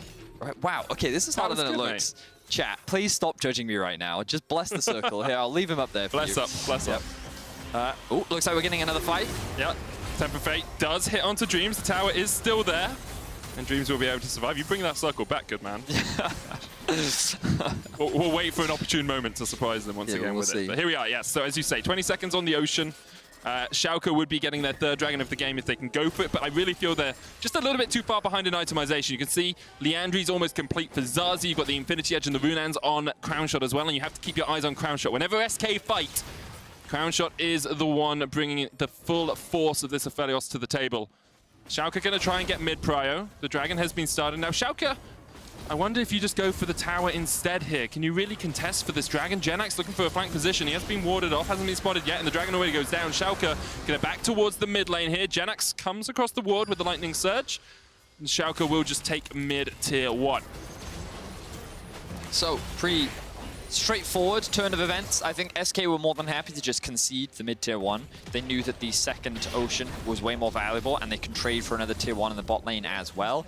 Jax is going to catch that wave in mid, and Schalke, I liked their wards they had just on the just outside the entrance to the river near the red buff, because that then stopped a potential Jenax flank. Yep. Notice that he does have Ghost and Flash available, and that would have been devastating if he came in from that angle. So good ward, we'll spot that out, mitigate that, so no fight happens. But again, Schalke is still kind of coming out ahead here as they push in mid-wave. They're looking to secure themselves the final tier 1 tower and really break open the map for SK. And we have just seen that Liandry's complete for Zazi. Jenax has his second item as well. It's Morello's before he even finishes his Zhonya. So they're playing both sides of the LS argument. They've got both the Liandrys and the Morellos, just in case anyone on Twitter wants to flame them. But Schalke, it feels like they've missed their window here, Vedius. We talked about their strong 2v2 mid-jungle. Never really saw that come to effect. We talked about how Odoamne can dominate in a side lane. He is very strong, but SK are never really playing him in a side lane. They're just letting him push, and then they push the wave back. Yeah, it feels to me that Schalke were never in a strong enough point where they could take control over the third Drake, and because of that, they were not really able to like dictate the pace of the game or really, you know, utilize their strength in a side lane or kind of snowball this game. So now they're in this position where they're being forced into 5v5s around Baron and Drake, and that's the situation where SK won, because they're utilizing the Trundle Pitter very well. Olaf is having a really difficult time actually closing the gap unless he wants to use his ultimate very early. And this is also setting up for Jenax to find these very good flanks. And notice that Schalke is trying to get some control wards sitting behind them. You'll see them sitting at about like here, and they had another one around to the left side as well. But it's basically just to mitigate some of these potential deep wards that could come in from behind. And so it's this constant battle for vision between both sides so that SK can actually get that flanking TP. But because Schalke are placing those defensive control wards, it means they can't place ones, say, in the red side jungle of SK, which means Odoamne can't be safe split pushing in the bottom lane because he doesn't have that protection to try and push up the wave. I mean, the problem is right now that Schalke don't really own anything. Medic, you know, like they were able to get the tier 1 in the mid lane, but they're so afraid of pushing past anything because SK is now at a point where they can just like, oh, you want to fight? Okay. Yeah, Tempered Fate, you're all called out, you're dead, right? Yeah. So Odoamne will continue to try and catch waves in the side lane, threaten, but I think that this is only building up for SK to just look for that 5v5 and then sort of end the game. So difficult situation for Schalke to be in. They need to find a good pick. Maybe they can find one in a side lane. You can see that Limit and Trick right now grouping up, getting a little bit of deep vision around this Drake side of the map. Still 2 minutes away, so very early, but just maintaining control around the Scuttle Crown. But you can see that's also why Odo has to play so safe. The rest of his team is on the other side of the map. They're trying to gain control around that blue, around that Baron area, which is up right now, but 25 minutes in. SK only with 1,000 gold lead. I will state, you know, it's quite close still in terms of just pure gold, but SK's composition seems so much more powerful right now as Limit gets caught out. Trick going in as well. As he pushes forward, the depth charge hits onto Limit. Jenax has a good flank position and Dreams is very low already. The Moonlight Vigil into the chomp is enough to take the kill. Limit's going to chase Abadage, but he's all by himself here. Unleashed Power doesn't quite do enough. The Tempered Fate is sidestepped by Abadage. He's taken some dancing lessons in the meantime. The Slicing Maelstrom will still land the stun. Gilius coming in, and SK will be forced out, but Crownshot's having none of it. Flashes forward, takes the kill, and a Shockwave pulls Odoamne back as the hammer was about to strike. Crownshot Odoamne was ripped away, and now SK are running back. Neon will have a lot of damage. Only has about 1/3 of his mana bar left, though. Mana so important, of course, on the Ezreal. He's jumped forward, flashes away, the exhaust goes down as Jenax tries to chase him with the flash. Limit back up to about half HP, goes in with a magical journey, and there goes Neon. Odoamne is going to be the next on the menu as SK try and chase him out of his own jungle. He should be able to escape, but that's a great fight for SK. Yeah, very prolonged fight, and the fact that Crownshot flashed in there, I thought he was going to lose his life, and that could have been devastating for SK, but a clutch shockwave comes out from Zazi, and we may even see more action here as Dreams is going to face check. Oh, poor Dreams. Odo1 is fighting off towards the top side as he tries to take down Genex, but can't get there in time. Now here comes the TP. Abadage, is this really where you want to be? Zazi doesn't have any mana. I will note that, and as the Dark Spheres hit, Zazi's with the blue buff just ticking back up.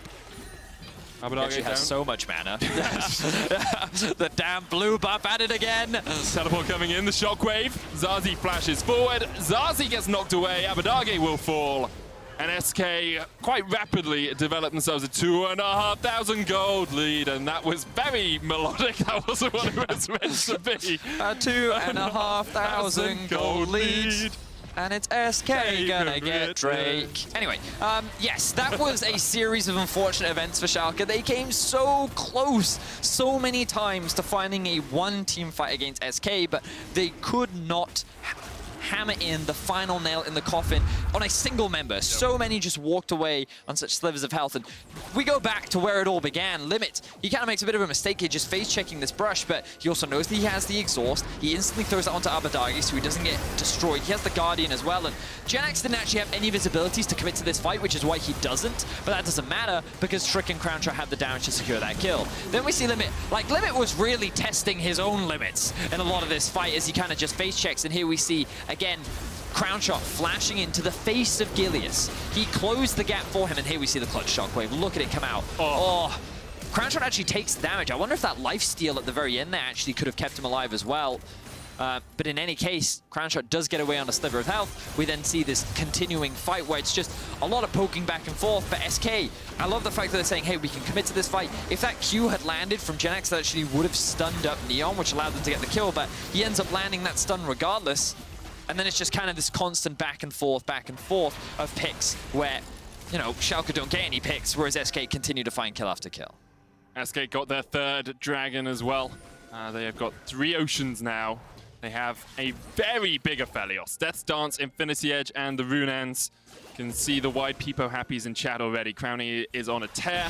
Also, Genex having a very good performance on this cannon. Well, I think Limit, honestly. I mean, yeah, Genex had a fantastic performance yesterday, and I think in the second half of the split, so far he's already had 2 very good games. But I've also been very impressed with Limit over the last 2 days. I think that when we look at supports, a lot of the conversation has been around Labrov, but I do think that Limit has actually had a very solid split and has been setting his team up for success. This Trick.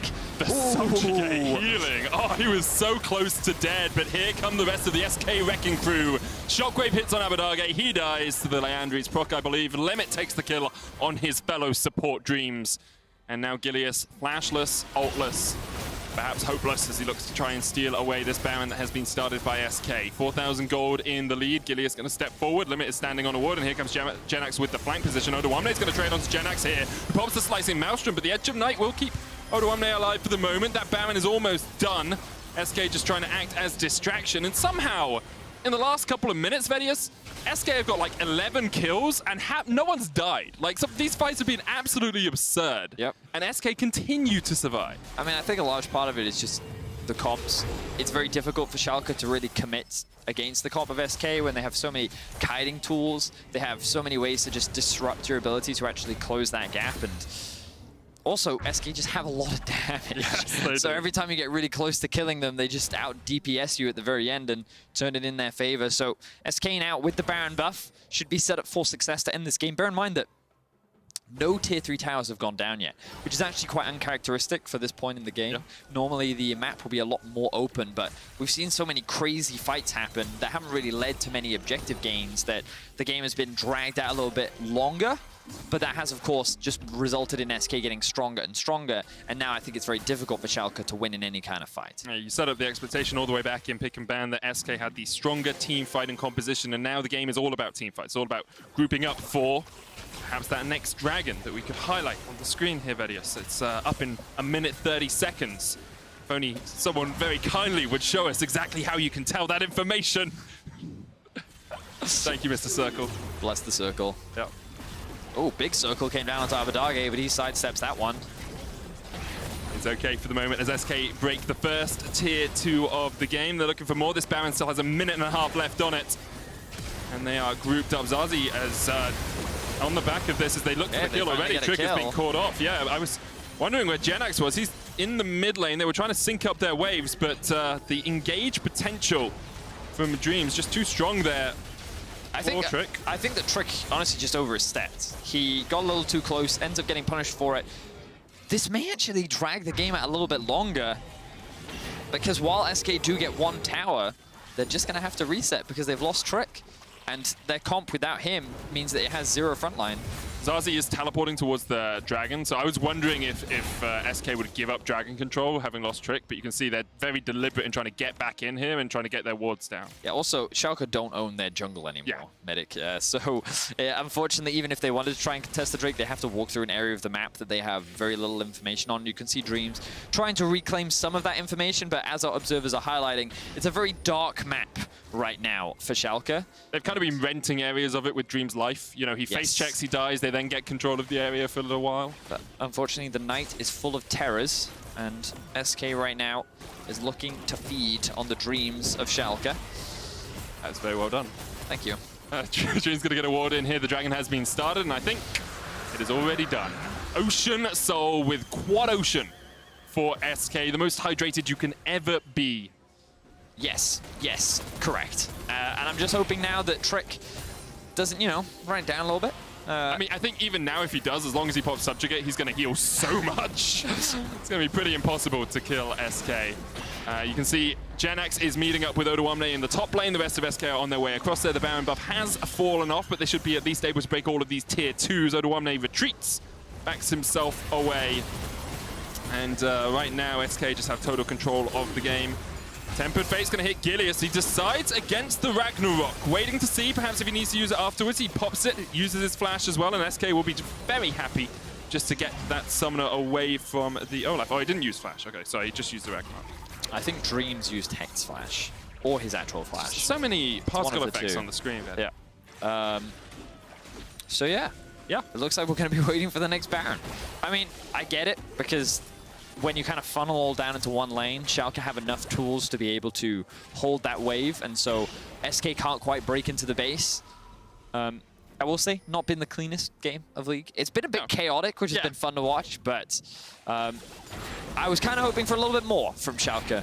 I think they had a lot of tools to be very proactive in the early game, and they had a lot of winning lanes, but they weren't able to utilize any of it. And I think that playing split push comps in this kind of meta is also just very difficult to do, especially if you can't get those early leads because of how important the Drake is right now. So with the comp that they drafted, SK was just in a better position and they didn't get punished for it. And now Odoamne, his back is going to be interrupted, which is just really obnoxious. That's one of those just annoying ones that doesn't actually really mean anything. Like, you're not going to be pushing in here and getting control anytime soon anyway, so all it's going to do is stop him from getting back. He actually decides against going back to the fountain. He's like, it wasn't worth it. I can't waste the extra 8 seconds to port back once again. But although it hasn't been the cleanest, SK after having a 3-game loss streak coming into this week will be pretty happy with the fact they're looking at a 2-0 once again. And it's definitely needed when they want to be in that conversation for playoffs as well, considering how close the entire standings of the LEC are. Now it should just be a matter of time for SK. They have everything that they need to close this game out. Schalke, they will need some sort of miracle Baron steal if they want to try, or maybe an Elder steal if they want to try and turn this game back in their favor, but at this point, it seems very difficult to do such a thing. An Elder still would put them in a really good spot, because the amount of poke they have is actually really easy to proc Elder Dragon, because you can just Jace Shock Blast, you can Mystic Shot, you can poke with Dark Spheres, and you have to get someone down below that 25% HP tick. We are seeing, you know, items starting to be completed on Neon. He's got his last Whisper up, he's got the Iceborne, Death's Dance, Manamune, but he just doesn't quite match up with an Aphelios who's sitting at a completed Phantom Dancer alongside Infinity Edge Runans and Death's Dance, and composition isn't built for these full-on team fights. So Odoamne is going to try and deal with Genax in the side lane once again, but you can see Limit is on a flanking position here. Pretty tanky on this Bard. Look, maybe just looking for the binding. Neon flashes away there. Genax traded here by Odoamne. Genax almost dead. He has to flash away himself. Meanwhile, here comes Limit in with the magical journey. Just fight down towards the bottom side of this as the True Shot Barrage comes out. Trick on the front line, healing up. Look at that Subjugate. Look at that. He's ticking up right before your very eyes. It's like he's got a Warmogs on the entire time. And Schalke able to disengage the fight. Did get the flash out of Genax, which is big considering, you know, Genax on the cannon is part of the engage here. And they're able to force SK back. SK made a bunch of mistakes here because the first thing is that Genax gets caught in a 1v1 against Oda 1 Maze, so he's forced to use his flash and he almost loses his life. Then Crownshot gets engaged on, he loses both his summoners as well. So yes, they do have the Ocean Soul, but SK is kind of getting caught with their pants down right now as Schalke's finding a lot of pretty solid picks and just making SK's life more difficult. So now they're in a position to do the Baron. Again, the problem, but with the Ocean Soul, it should be fine. I was going to say that they don't really have anyone that can tank things up outside of the Trundle, but they have the Ocean Soul, so it shouldn't really be a problem. So there was an interesting passage of play there, and Zazi recalled, then teleported to tier 2 mid, and then Genax from mid TP'd up to the top lane. Was that just for oh, okay, well, Gideus has to flash away here. Oda 1 can chase. Yeah, he has got stopwatch. Genax does have stopwatch. Actually, it looks like Crownshot might be starting up the Baron himself. There's the redemption. Genax almost dead before it even comes down. He's going to pop the stopwatch, but now you can see that Baron has been started up by SK. Schalke get the shutdown. Gideus is back in base. How low is that Baron? Observers show me right now. 5,000 HP on it. Limit gets away with the magical journey, but Schalke, you got to fight. You got to do something about this because otherwise you're just going to lose the Baron.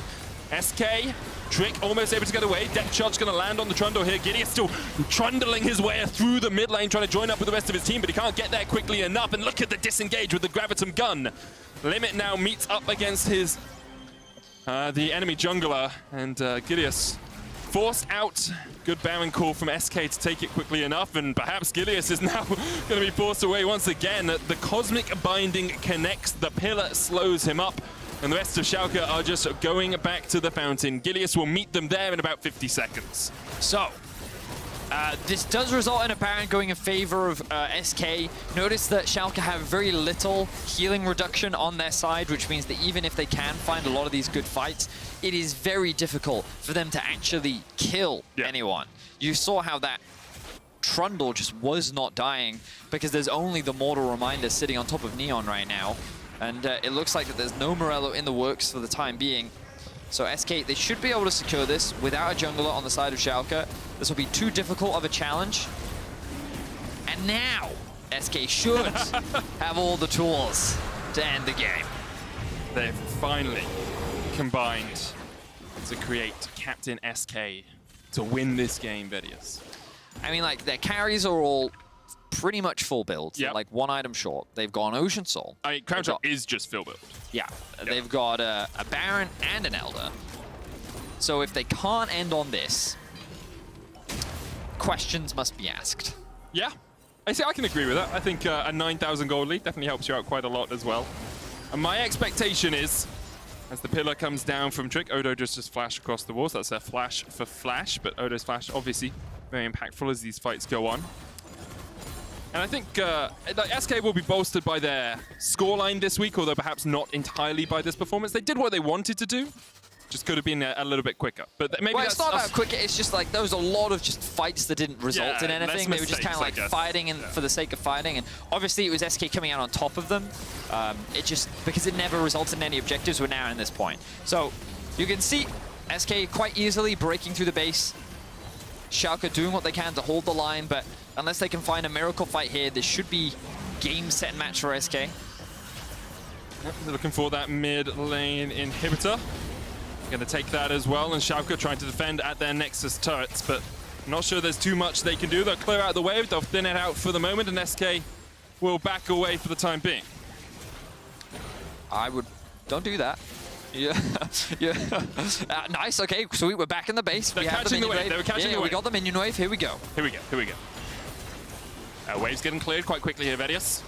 Trick. Don't worry. Okay. Yep. There's another wave. Okay. Yeah, they're good. Super minions are on their way as well. SK continues to push. They don't want to overcommit here.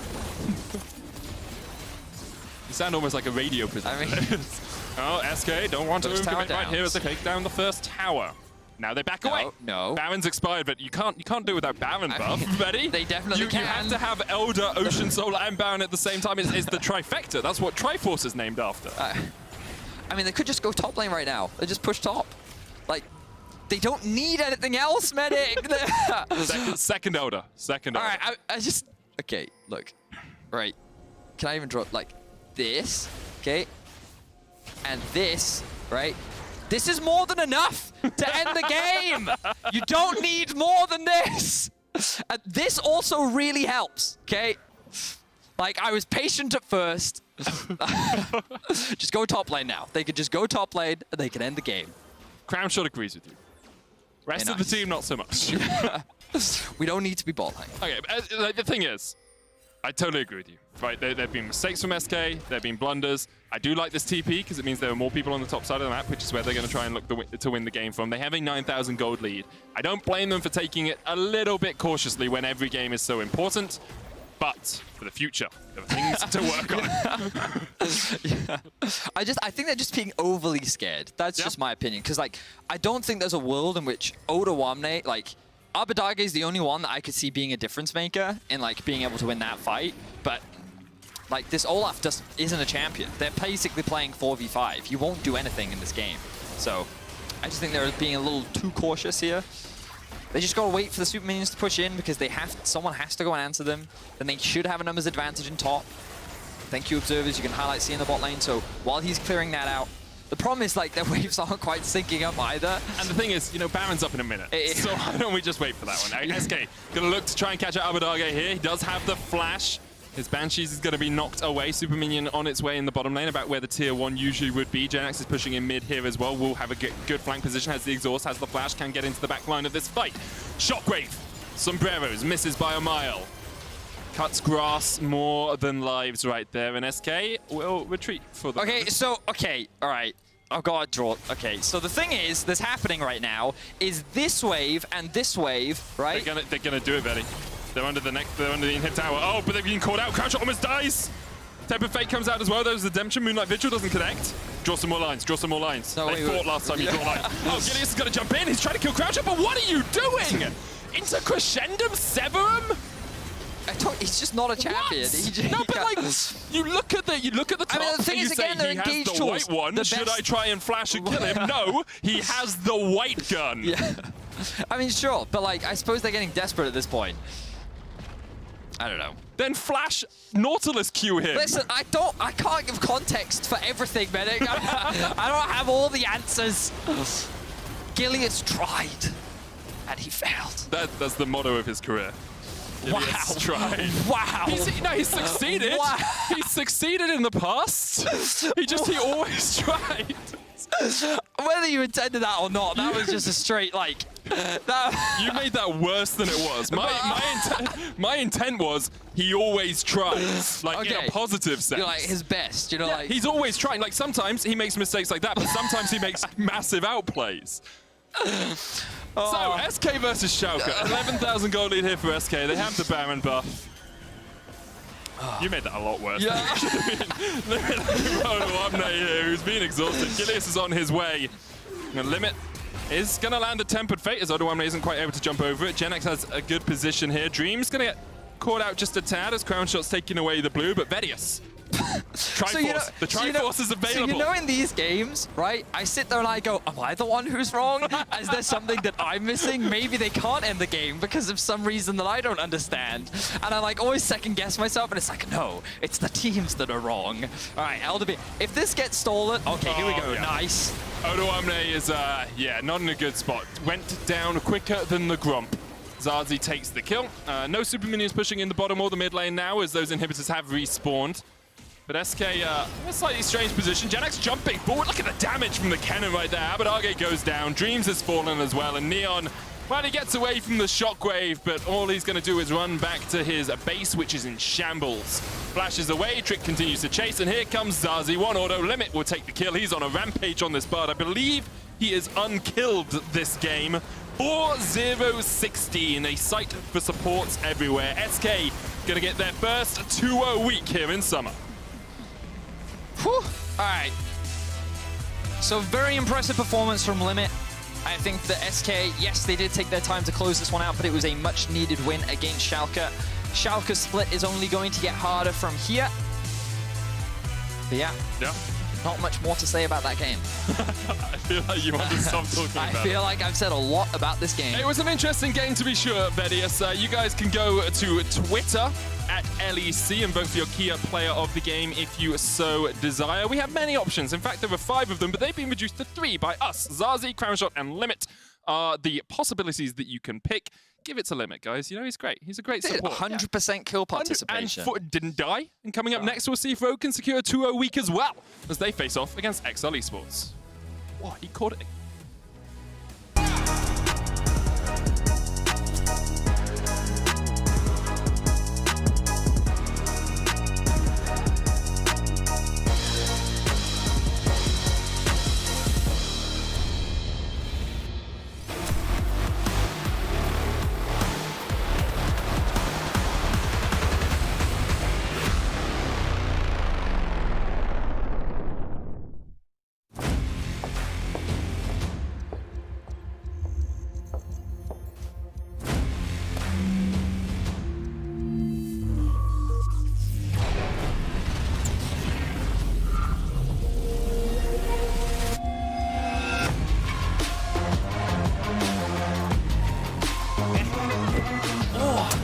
Charged up. Hello, everybody. Let the game begin.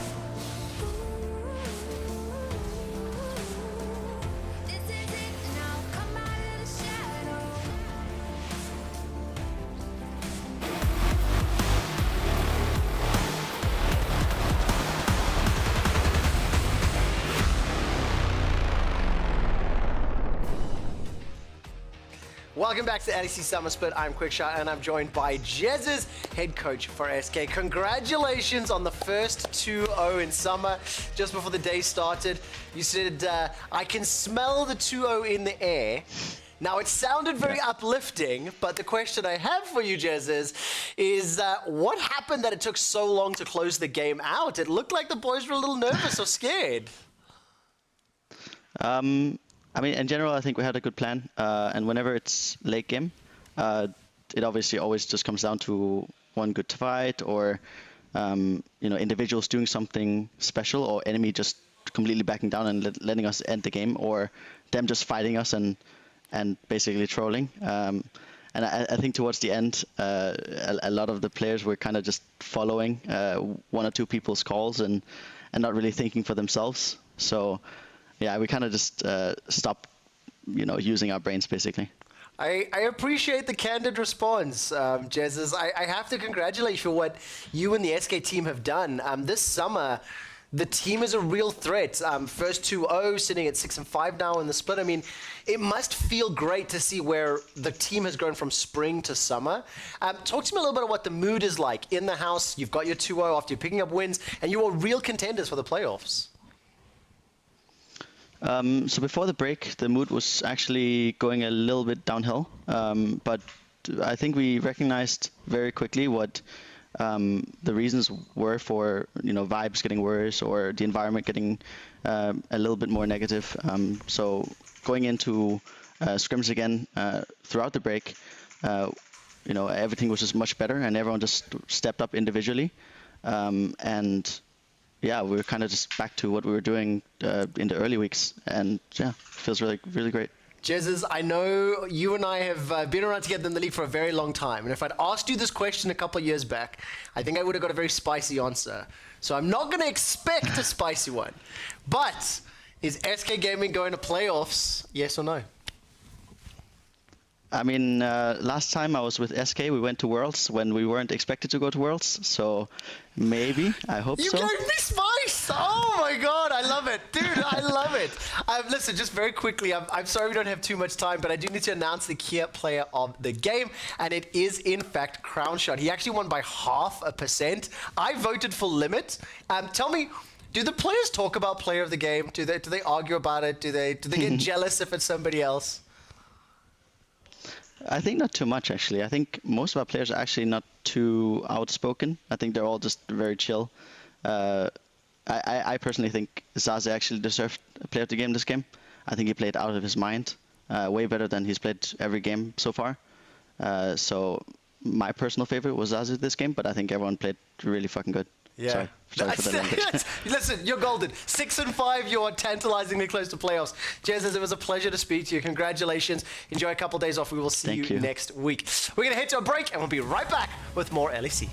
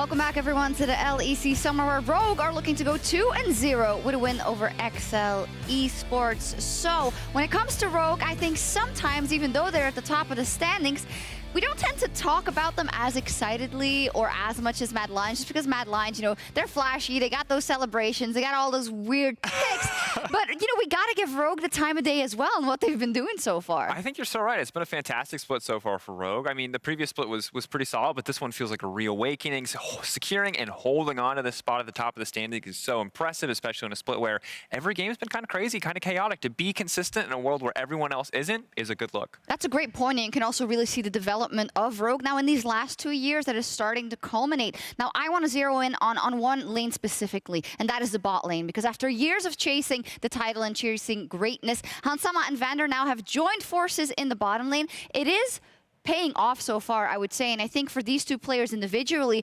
starting with Vander, they've had a long history, and they've actually reached high heights already in their career, and are now looking for a career renaissance, let's say, or that second chapter for success. Yeah, because when you look back, like, let's start with a player like Vander. Everyone remembers the H2K run at Worlds, but remember that before Forgiven joined that roster and they had this huge turnaround, Vander was struggling a lot. He was getting caught out left and right. I remember Nami games that were, quite frankly, miserable, getting caught repeatedly. He had that great run at Worlds, and then it felt like he sort of dropped off the radar a little bit. Now he comes back, and not only is he still this leadership figure that we've known him to be, but he's also evolving his playstyle. He's improving his mechanics. It always feels like he's where he needs to be, and while in the beginning, I might have been, well, let's say, hesitant to put him in the top of the table when it came to the support discussion, he's very clearly showing up. And what I actually love about players like Vander and him specifically is that there's been a lot of talk also about how there's players that are just collecting paychecks that have been there for so long, but what are they actually contributing to a team structure, right? And this is an example of a man who's been around, who's had highs and lows, and is willing to put in the work, willing to put himself second to make the team successful and make also the rookies around him better and shine. And that's fantastic. And we got to look at his lane partner as well. Hansama, 2017 really was his year with the Misfits, and he also was in the same conversations as the next Reckless, the next AD superstar, and then it kind of fizzled out. Yeah, of course, we remember in that year with G2, it was a very disappointing loss in the finals, but this was still the year where Misfits, they went from Challenger to Worlds, the story we've heard so many times before, and Hansama was at the center of that. And then we got a taste in 2018, just a little bit when the Mage meta came around. He played Draven. He defied the meta. And it was Hansama Draven, you're like, bam. But then it started to feel like the only time we saw Hansama play League of Legends at a Hansama level was when he played Draven. And so he fell away. We didn't get to see it consistently. And now here, when we came into spring, I was not a Hansama believer. I had hyped on that train so many times and been disappointed that I didn't want to buy in. But now what we're seeing here is not only, it's Hansama Draven every game. No matter what he's playing, he's not afraid to be aggressive. He's not afraid to make the big plays.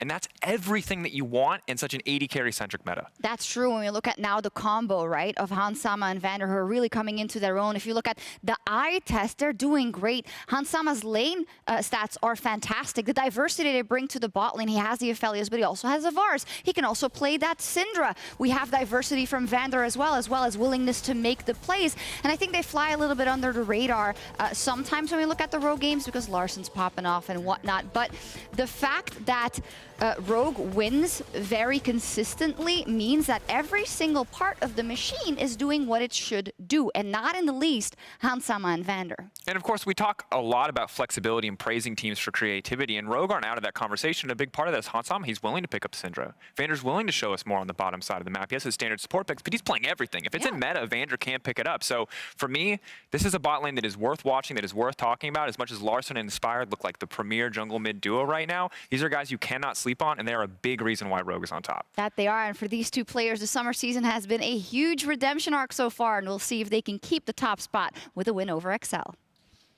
Thank you very much, Shocks. Of course, they would be in the top spot with Mad Lions, assuming Mad Lions win later today, but Rogue have had a very good split so far, Vedius, and they are up against XL, who underperformed yesterday, although they were playing Mad Lions again, so perhaps a loss is to be expected in that game. Yeah, but it's, I think a lot of conversations right now are happening about how good is XL. Yeah. Some people have said that XL showcased what they're truly capable of in the second half of the split, but you could also argue that they had easier opponents. So where they rank, will they be challenging for that playoff spot? Still a lot to be decided.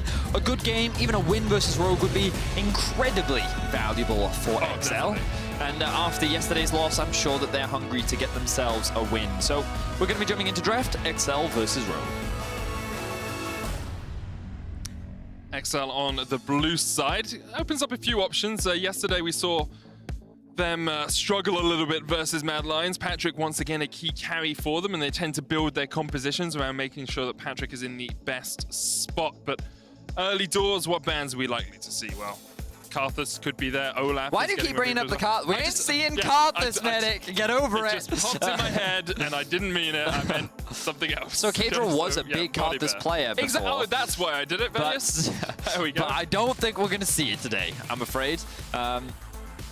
The big pick I consistently have the pick that I constantly wonder about is Syndra, because I think that she should still be very strong. While we didn't see a great performance from her in Game 1, I still think that she should be very high priority, and I think that it was a champion that, when given to Special, he had a great performance on it. So I would like to see it prioritized. Does it have to be first pick? No. It looks like we're actually going to go for the Twisted Fate instead, which is fine.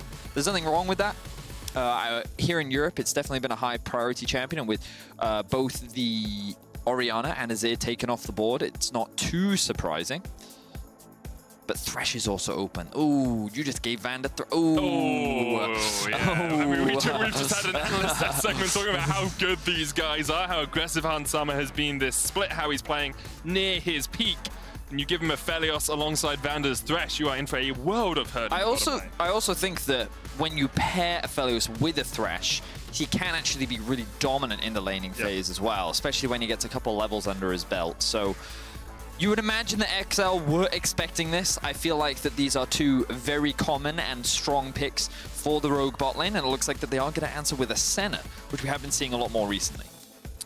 Senna could, of course, be fasting, could, of course, be farming. We'll see what the XL decide to team it up with in the bottom lane. With the Tahm Kench, I expect it to be a farming Senna, and Torre will just be doing what he can on that Tahm Kench to keep that Senna safe. But it's not going to be the easiest of jobs because, of course, if you're Thresh in this lane, you just hook the Tahm Kench instead of hooking the Senna, and you can constantly harass him down. I wonder what Larsen's going to go for here. We've been seeing him a lot on control mages this split, and I thought Corki, but I didn't want to say it because I was like, I don't know if Corki actually is the best here, but it's like what you'd expect the most to come from Larsen. I think that when you have double AD carries, you're inherently going to say, hey, like, they've got really good Baron, they've got really good objective control, they've got great scaling, they both spike really hard. Well, okay, no, actually, their spiking is a little bit delayed because now you run the Manamune on the Corki instead, right? Yeah. So by going for that and then into whatever you want second, like, usually it's the Trinity Force, but that should mean that both AD carries spike around the same time on 2 items. Which is kind of what we've come to expect from Rogue. Now you have to wonder if XL is going to ban away the Ornn, because in very typical Rogue fashion, they would look to try and get their engaged top, and they would also look at something like a Trundle in the jungle right now, where they would just kind of... That or the Olaf are the 2 options, but I don't think Olaf makes a huge amount of sense here, unless they really want to go ham and trying to snowball bot.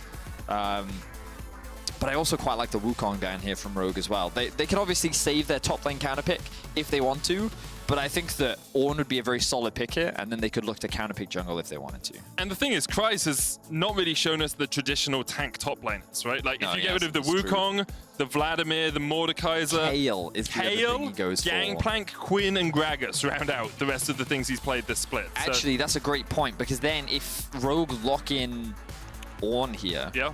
Then he's probably going to respond with a Kayle. So you probably have to be a little bit careful about blind picking your top laner, especially if you don't want Kryze to have that counter pick.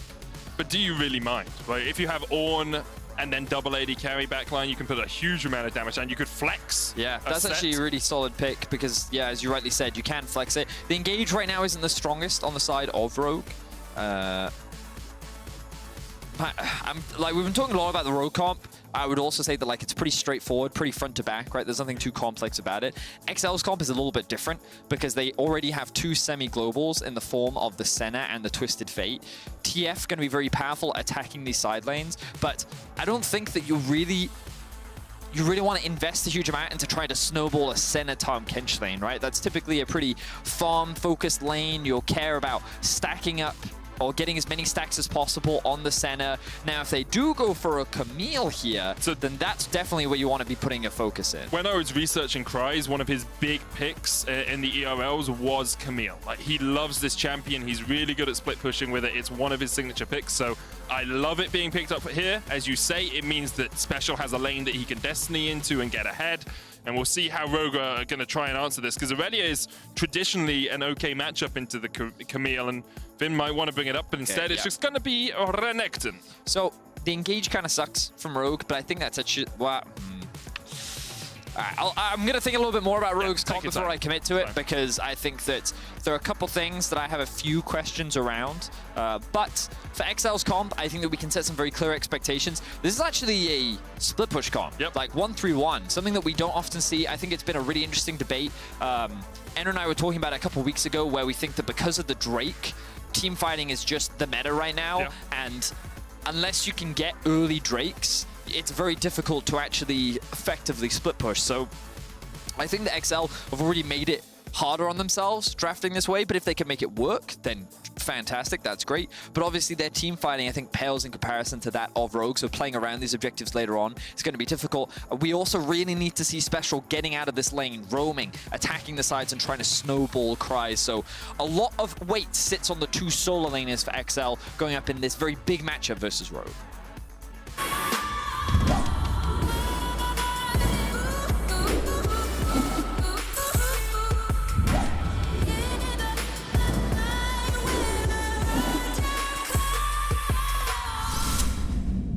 And on to the Rift we go once again. Game 2, week 5, day 2.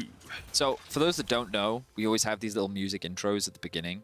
And I don't know if anyone's ever seen their father dance before, but that's basically what Medic looks like whenever he boogies to those song intros. And I just needed the world to know, because I reckon our team behind the scenes will now record that, cut it out, and they'll put it at the end. That's what I just realized is going to happen. And you're all going to get to see that dancing at the very end of the day. So you can look forward to that. Anyway, back to the game.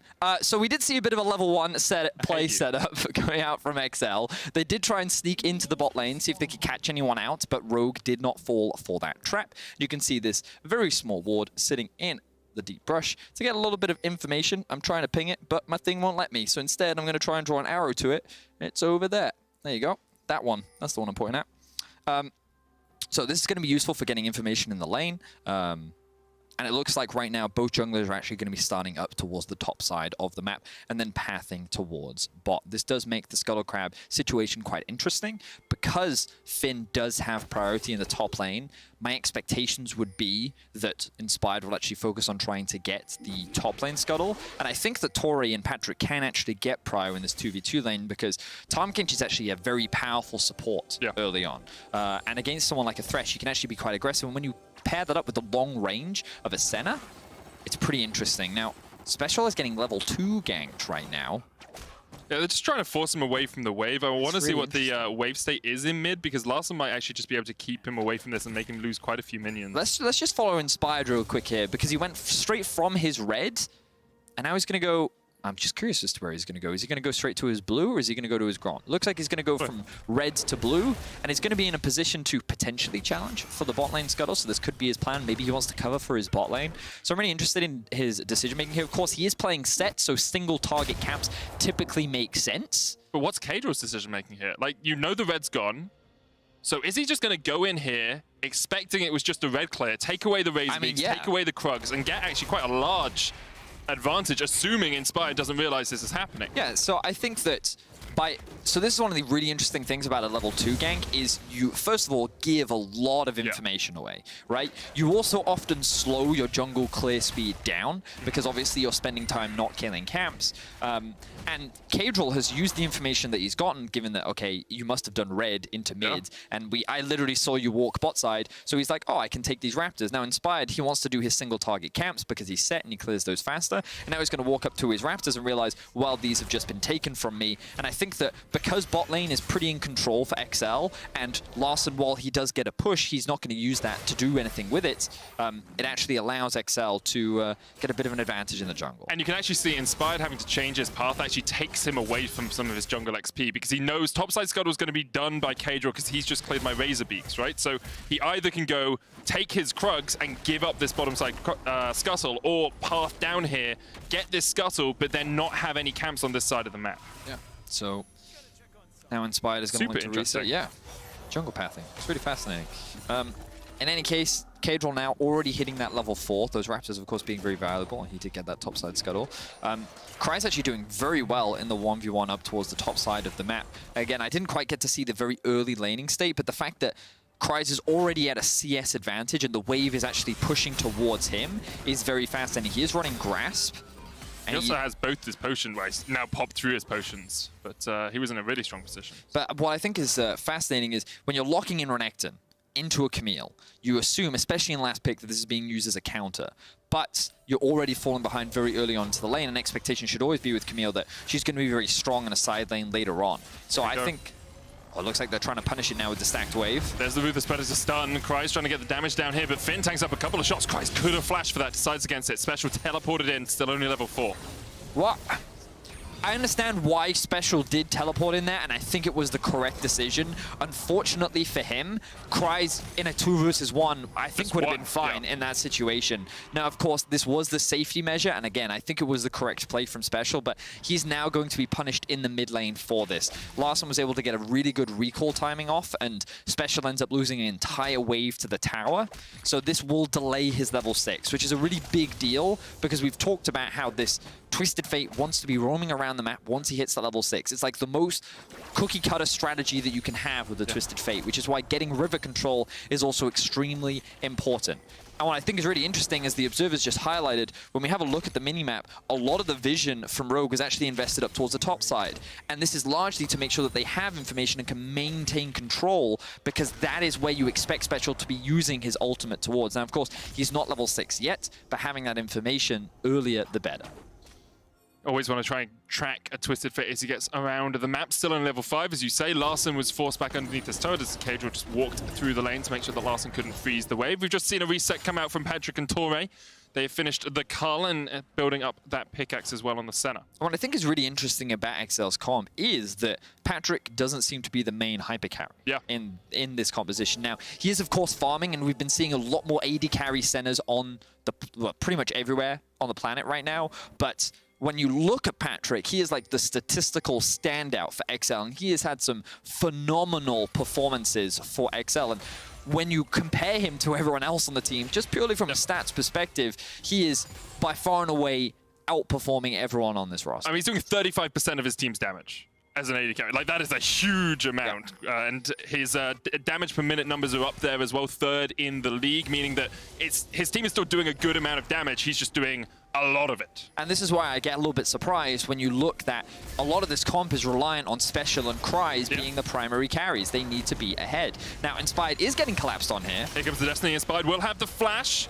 Red card, though. Red card, though. Yeah, that's not the best. But they do manage to force Inspired away. He's still only level 4. Kadril just hit level 6 here, Vedius. Those early jungle pathing we talked about, and now the repeated pressure coming out from XL is pushing Inspired quite a long way behind.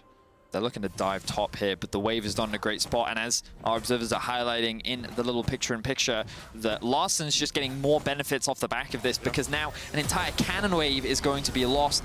Pat Special does not have teleport, but I think that they could still look for a dive here. I wonder if... So often you'll see Trundle actually catch this wave before it actually hits the tower in top, so that they can then set up the dive.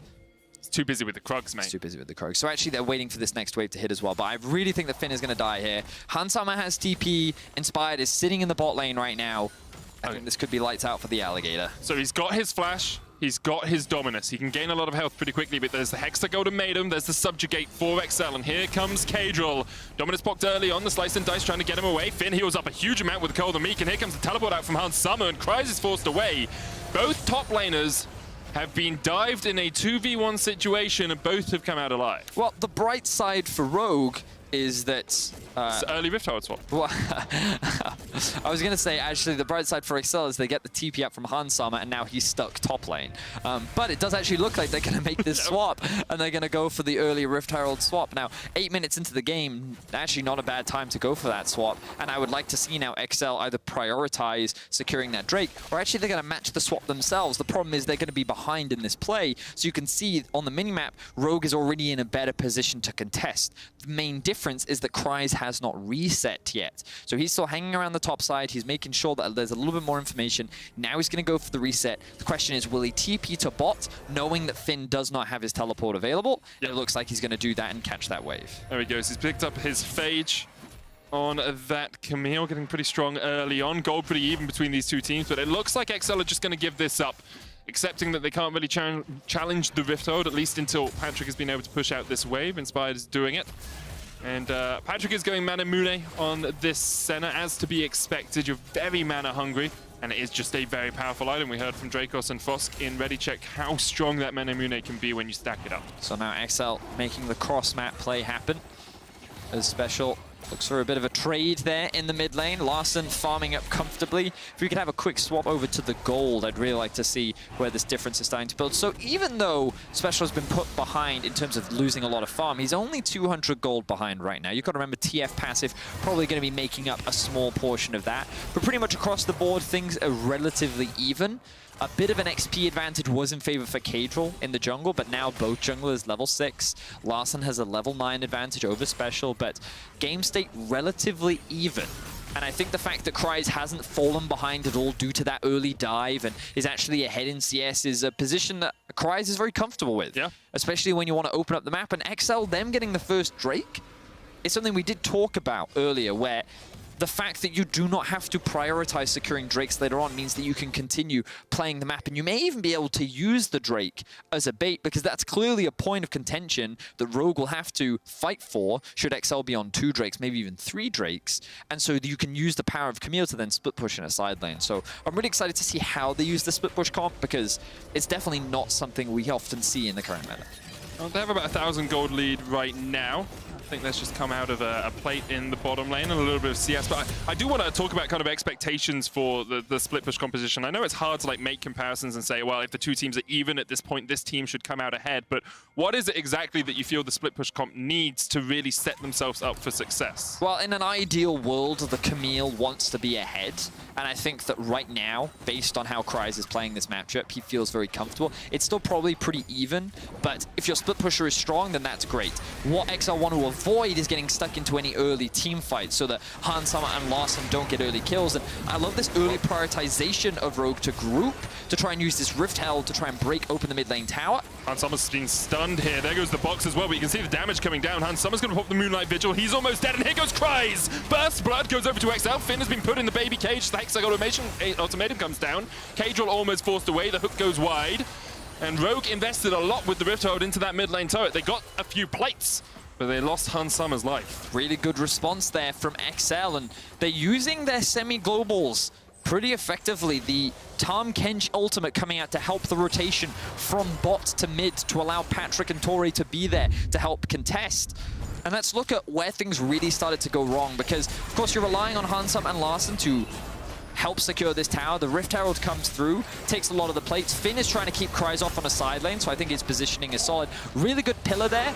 Actually leaves Hansama out to dry, and a ward comes down to actually delay Hansama from taking the lantern, which then allows Special to get the stun through, and then a really good root comes through from Patrick to then set up the final kill from Cries. So a lot of small things coming out from XL that resulted in a very big kill. Firstly, onto Hansama, but even more crucially, Cries gets the gold, which means that that Trinity Force is going to be finished much sooner, and Cries is going to get to that split pushing state that Rogue should be very afraid of. XL finding an early kill, an early dragon. They have another dragon coming up in about 2 minutes' time. I want to see a Twisted Fate ultimate up towards top side now. I think that's the play. Yeah, good positioning and recognition from Vander there. I think he saw the same play that I did, because when you look at the mini-map, you see all these wards littered up towards the top side of the river like this. Oh, that's a bigger circle. That's not the one that I wanted. You got all the wards in the circle, though, so it's good. Yeah, so I wanted to point out the... why is this still here? Go away. I wanted to point out this ward, this ward, and this ward. So all these wards were littered up towards the top side, and TF did, of course, have the ultimate available as well. And so the expectation was that with Kryze coming up to the top lane, they could actually look for that play. And Vander was in a great position to lantern him out to safety. So, yeah, danger swiftly avoided there, I think, from the side of Rogue. And we have seen Vander just such a good game sense. Talked about it on the AD. He's so good at understanding how to improve, how to grow as a player, and you see a sign of it there. Of course, later on today, we have our match of the week, Mad Lions, the current first place, alongside possibly Rogue, after this game against G2, who are current reigning champions, although perhaps don't really look like it. And Larssen takes the beneficial side of a trade against Special in the mid lane. Special even going for Ninja Tabe here on the Twisted Fate, knowing that a lot of the damage he's going to receive this game is firstly physical, but also auto-attack based from the Felios and the Corki. Smart boot purchase coming out from the side of XL, definitely warranted. You got a lot of value from versus Set and Renekton as well. Yeah, so, it's really, really good. Yep.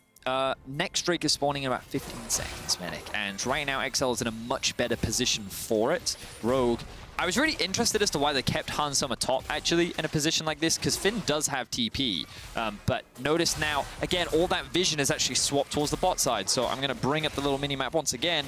And again, you see all these wards just littered around, pretty much controlling the Drake, and our observers are highlighting it on your screen right now. This means that Rogue have to walk into darkness to be able to gain some essence of control. The savior right now for Rogue is the fact that Larssen does take the mid tower and push that wave in. So with mid prio, they can use that to force Caedrel out of the jungle as you're seeing right now, and Rogue can actually start this one up. Now the question is, does XL look to contest, or will they just give this one away? And the answer is no. They're just going to give it away. Inspired will take it. Larssen is having a very strong performance. Of course, we saw Special roaming away just a couple of times. Finn's going to pop the Dominus here in the bottom lane, but he's caught up in the last embrace, and the rest of Rogue are on their way. We might be seeing a dive coming in. The package is available, and Kryze immediately jumps in. Here comes the Destiny. Special trying to join the fray. Kryze is tanking up the turret. Now Special's going to do it. TP was cancelled down towards the bottom side, and Hansama.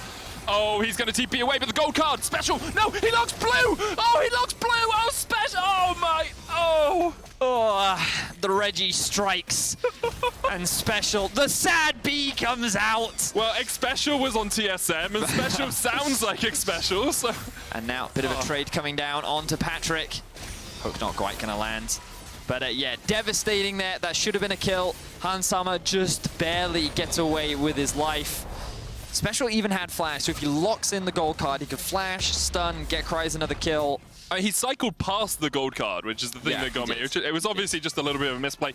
Is good for Kryze, though. He hits level 11 now. He takes the tower as well, so he's got even more gold in his back pocket. CS pretty even with Finn, but Kryze is getting up towards that Trinity Force we kept talking about, and has almost stacked that Cull. He's going to get away. Oh, he gets stunned just before he can get away, and now Finn is on the chase. He could kill Hansama, though, He could kill Hansama, flash away. Finn knocked up there with the stun, but Kryze is almost back under the tower, and if Finn goes any deeper, that Hexag automation might just come down.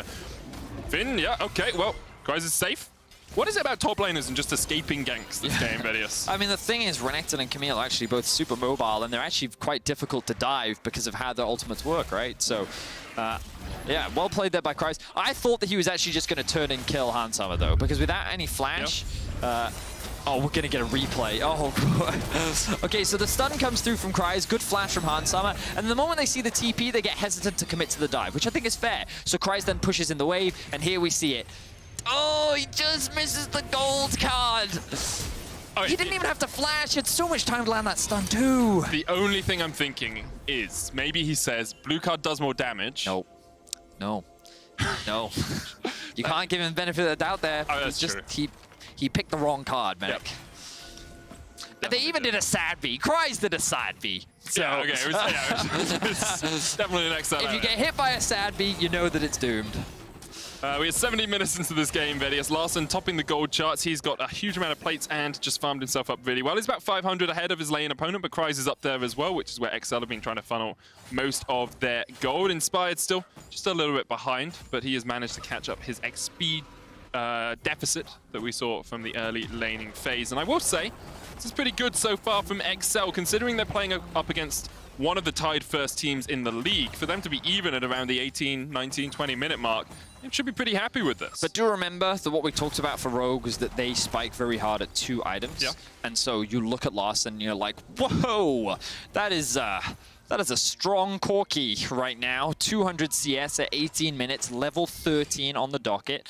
And now, the problem is that he's just so strong that he's actually like ahead of his item spikes relative to Hansama. So Rogue might not feel super comfortable trying to force a fight right now unless Hansama has enough gold where he could purchase a big upgrade, but I don't think he's just going to straight buy the Runans. So yeah, the Black Cleaver being done is like a solid power spike for the Renekton as well. Maybe you want to wait for the Blade of the Ruin King, but Rogue should feel pretty strong.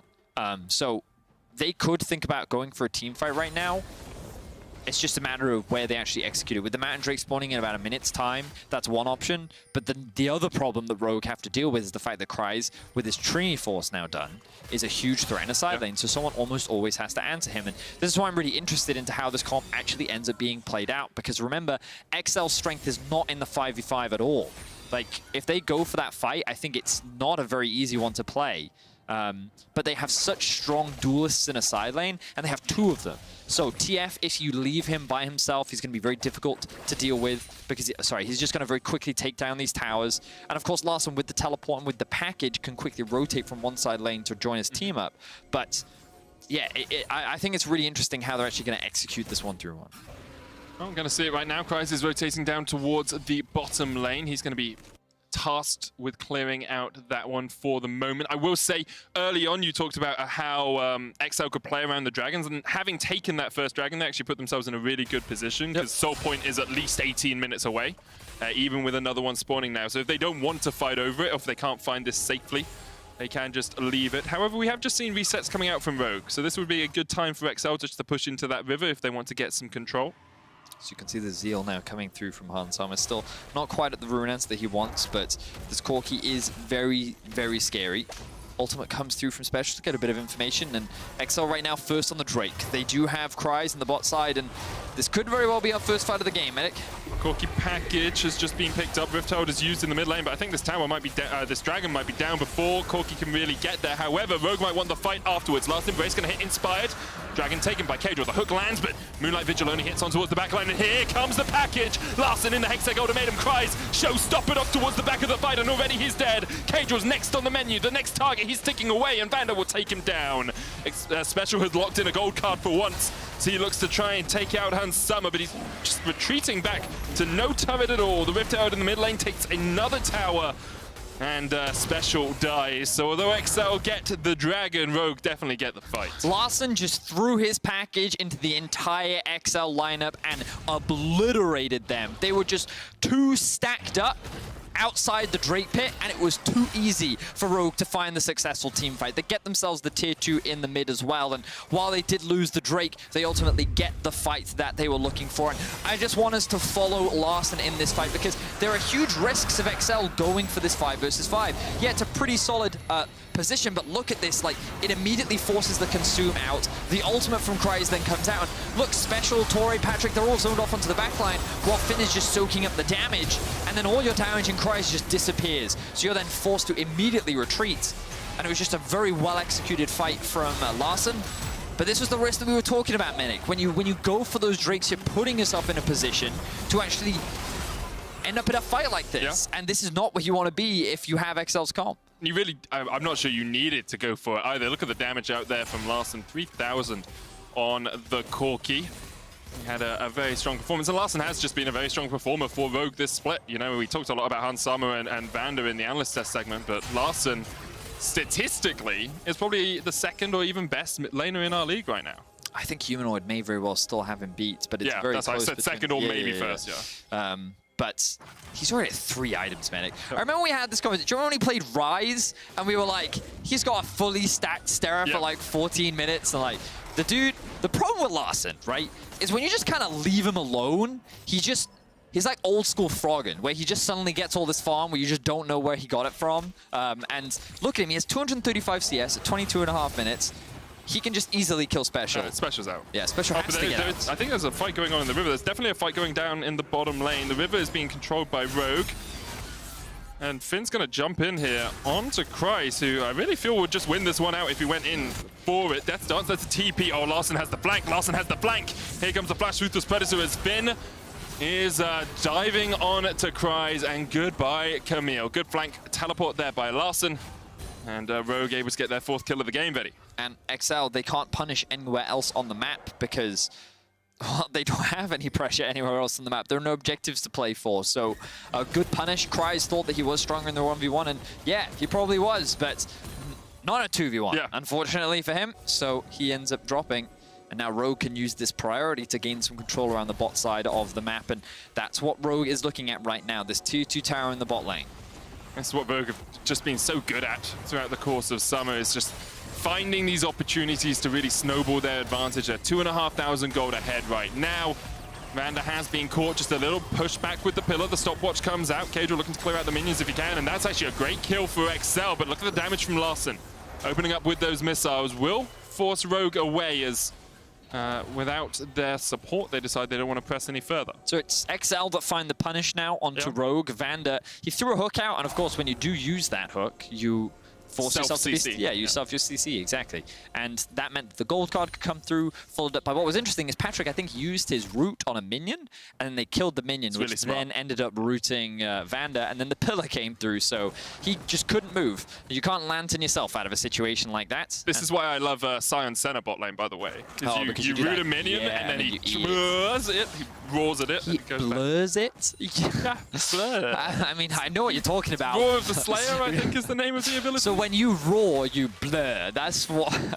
I've seen Mad Lions play. Sometimes when they roar, they definitely blur. Okay, all right, fair enough. Each to their own, I suppose. Of course, OG will be playing against Misfits. How often do you roar? I mean, when I'm in the gym, I roar all the time. Really? Yeah. Just like there, lifting the weights, going, roar. Yeah, it's like a confidence thing, you know? It's a confidence I did that for a while. My gym kicked me out because they said you can't keep going blur all over the gym. Like, let's get back to the game, buddy. All right. So right now, we're looking at Drake and we're looking at Baron. Those are the 2 big points of contention.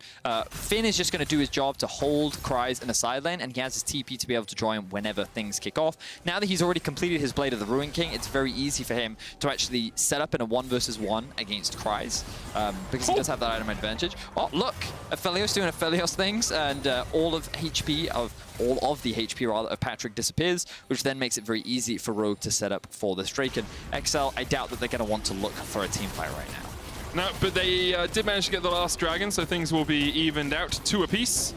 Mountain Soul, actually pretty nice against Rogue's composition. It kind of nullifies some of the poke that they have in the form of the Corki, but it's still a while away. At least 10 minutes on the clock before we'll see that one. And Rogue are just going to push in mid. 3 items complete on Larssen, as we said. He's got a BF sword to top that up. You've got the Runeans complete alongside the Infinity Edge for Hans Summer, so he's in a really good spot.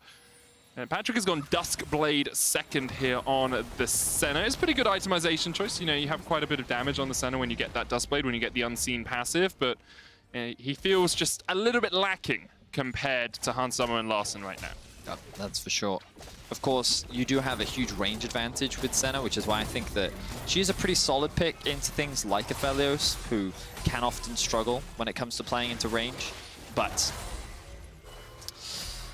ultimately right now, the problem is that XL can't take advantage of their threat in a side lane. And I don't think that the Senna has the best front line to be properly protected, and there are a lot of things that want to dive on her face right now. So this game is only going to get harder for XL if they're being forced into these fights. Kreis wants to get to a position where he can really threaten in the side lane, but I think that with the itemization that Finn has right now, he can actually match that Camille in a 1v1. But Rogue don't care about that right now. They're sending it for the Baron. It looks like they're going to force this. I think it would be great to force this as well, because if you can get the TP out from Special or Kreis, then that whole split push strategy suddenly becomes a lot harder. And this is why I like to talk a lot about how difficult it is to play split push comps in the current meta because it's actually very easy to force them to come to you because of how important these neutral objectives are. And in the past, you could give up a lot of Drakes, you know, not really care about them, and just trade it for pressure elsewhere on the map. As we do see Finn. Oh, Destiny coming in though. Gold card is used. There's the teleport used from Hans Summer. Finn's going to die first. Here comes Torre to join the fight. And Hans Summer, ooh, he's having none of that. The flash out immediately to make sure that he's not caught up by Special and Cries. And that was a good little split push play there by XL. So they have 2 members attack the side lane rather than 1. And as a result of that, they're able to find a quick pick onto Finn. They get the TP and flash out from Hans Summer. And they should be able to secure themselves a tower as well. So this alleviates a lot of the pressure away from the Baron buff. And now they have their eyes set on this mid-tier 1 as well. And Larssen, his wave clear is solid, so he should be able to hold on to this one for a little while longer. But these are the kind of plays we need to be seeing more from XL. Keep finding these picks in a side lane, open up the map more, give more time for Cries to complete more of his itemization. And then Rogue have to think twice before just trying to force and group around an objective because of how easy it could be for XL to just take an inhibitor, for example.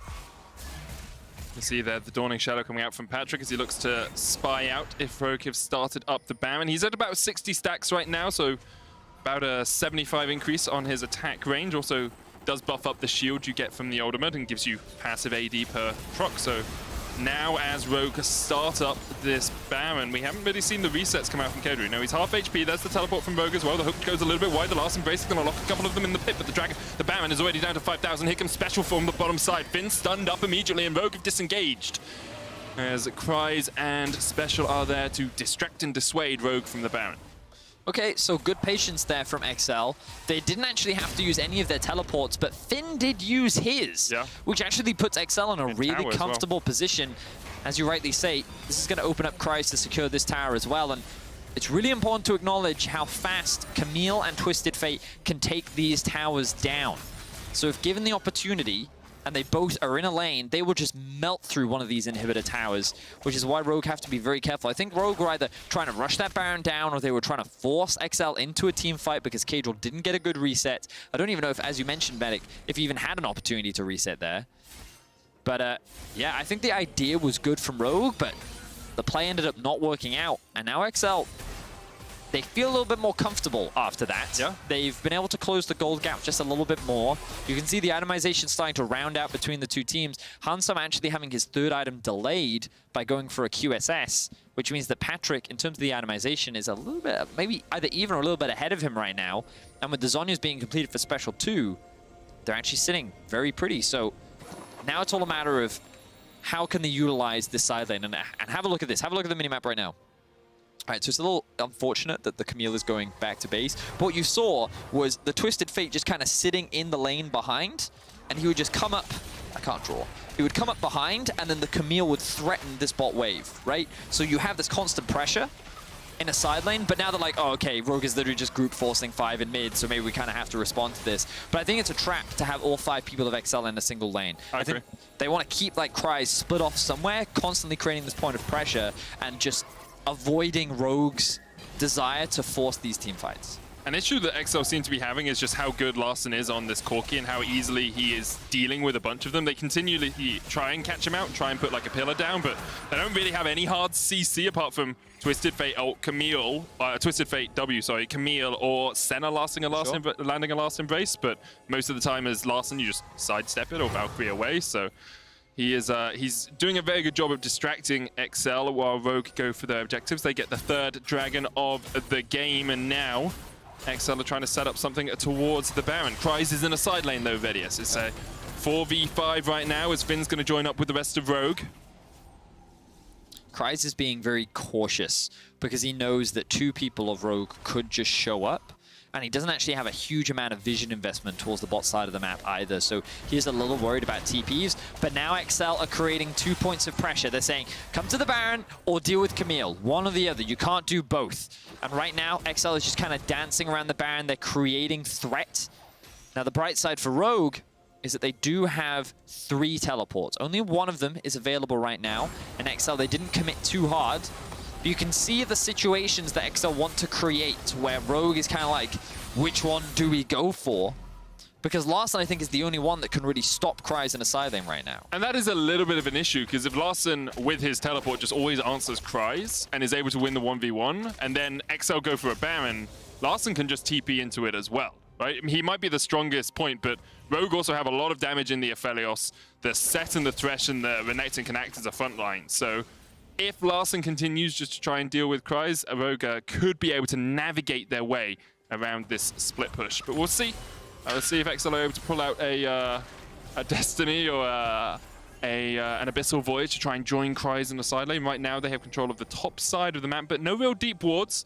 However, Rogue, a team known for their vision control, really don't have that much of it right now as Cries tries to jump onto Vander. There's the Hex ultimatum, and Special going in as well with the Destiny. Pops the stopwatch a little bit late. Vander's going to fall first, but here goes Larssen trying to get onto Cries.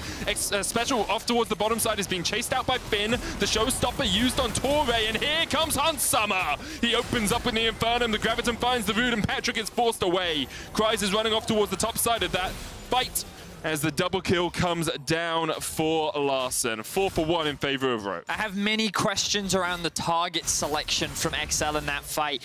The fact that they wanted to try and kill Vander, the positioning of Special, everything about that fight made it so easy for Rogue to just come out on top. With such long death timers and 280 carries, Rogue could be looking to end the game right now. Could just be it right now, right here. Rogue just takes them one fight, a 3,000 gold lead for them, but those Nexus towers are in their eyes, and Cries doesn't have the Hexag ultimatum, doesn't really have a way of stopping this. Rogue gonna go 9-2 and claim for perhaps a short time first spot all alone.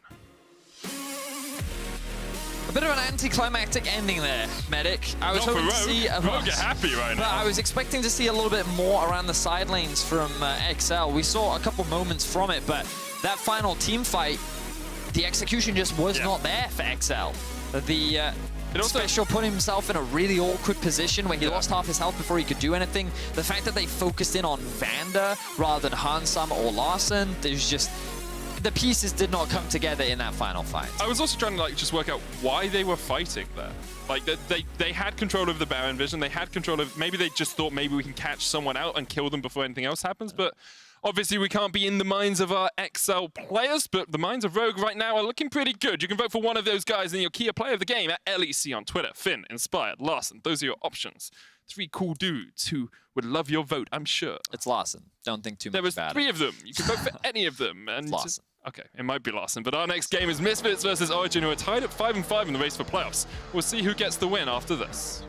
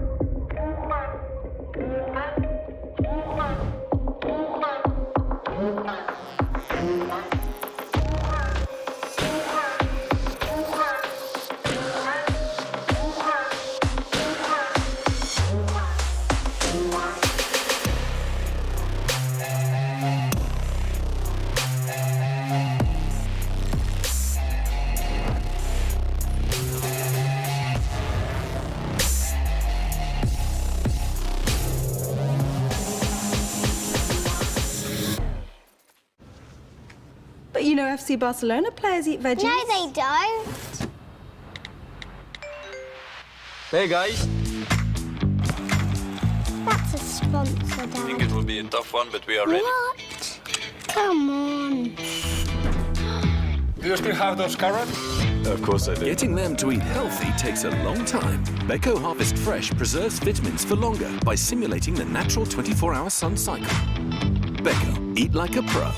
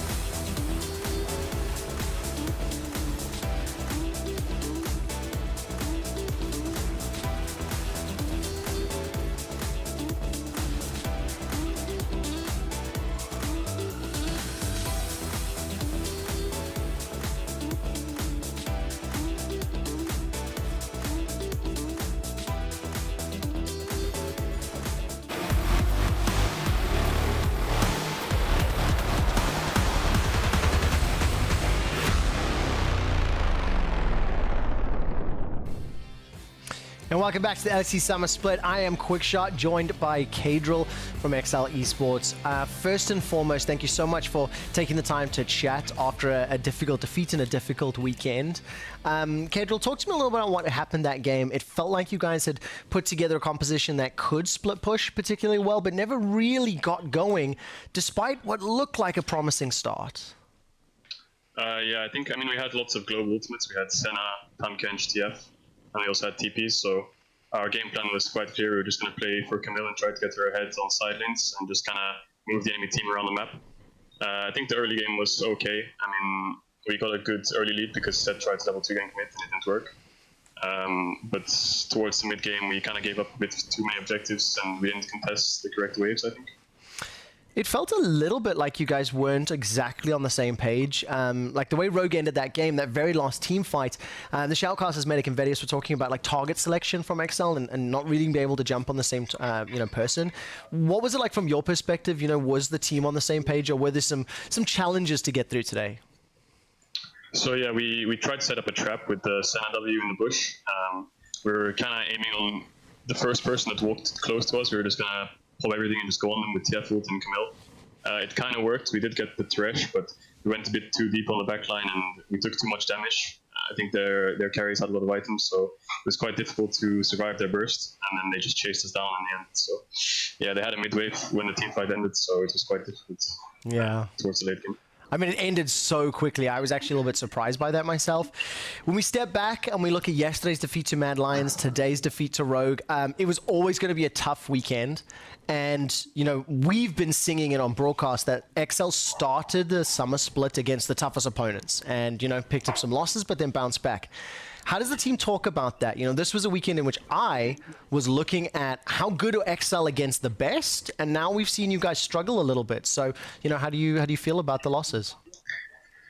Obviously Rogue and Mad Lions are the first place teams. I wouldn't say that they're the strongest teams. I think that we can easily beat them. I think yesterday we just dropped the ball a bit, and I think the game was still quite close. We had some good decision making, but essentially we just couldn't find the win. And then today, we were even up until 30 minutes-ish. We just didn't play correctly a few steps that we were missing throughout the mid-game, and the late-game decision-making wasn't super on point.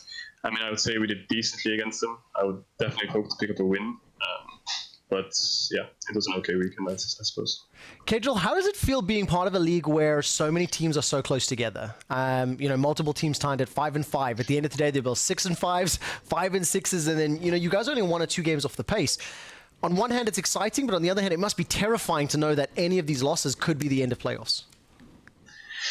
Yeah, now that it's sort of like everyone's 0-0, right? All 9 teams. It's almost like the start of the split, except for it's halfway to the split. So the best of ones from this point onwards are so important. You can't just make mistakes and drop Barons and just lose the game randomly, because that could cost you your playoff spot. So it's a lot more dangerous than it was at the start of the split. So yeah, dropping best of ones to weak teams is just unacceptable at this point. So dropping to weak teams, let's make an assumption here. The way that XL is currently sitting, when you look at Vitality and we look at Schalke, you guys could be one of those weak teams, right? And the assumption is then if you take wins off Vitality and Schalke, later in the split, that's how you really guarantee it. But where else are you going to be finding these wins? If Rogue and Mad are gone, we've got OG, you've got Misfits, Fnatic, G2 still in the middle of the pack. Some of these guys are not going to make it to playoffs. So how do you plan on beating those teams around you and just above you? Well, we have to beat the lower tier teams like Schalke, Vitality, and sort of the playoff contenders like SK and Misfits. It's like if we lose to those teams, obviously we have no chance. And then we do have the teams like OG and Fnatic, who Fnatic kind of slumping a bit, but Origen seems to be stronger. But picking up wins against them would obviously be super important. They could be the the deciding factor in like tiebreakers, I think. Because we have lost to Misfits and Origen, I believe. So if we beat them, then there won't be any tiebreakers if that does come down to it. There will be tiebreakers, sorry. So if we get an extra win, then we should be ahead of them. So picking up wins against teams like Fnatic, G2, Origen, pretty important, but we'll have to see. We've got time just for one last question, and I do want to ask if you have any message to the fans and the viewers at home. On a personal note, not having the XL Esports la chance in the studio is heartbreaking. It was always a lot of energy, and obviously people feed off of that. But let's give some hope to the XL fan base out there that are cheering from home. Yeah, the XL fans have been sending us videos on Twitter and social media, cheering us on. It's actually quite inspirational. We watched it before the games, and yeah, although we lost these 2 games to the top 2 teams, I still think they're pretty strong. So you'll see more from us this split for sure. Kadril, thank you so much for taking the time. It is always difficult doing an interview, especially after a defeat in a tough weekend. I really, really appreciate it. Best of luck with the practice. We will see you next week. We're going to an ad break. When we come back, Misfits take on Origen.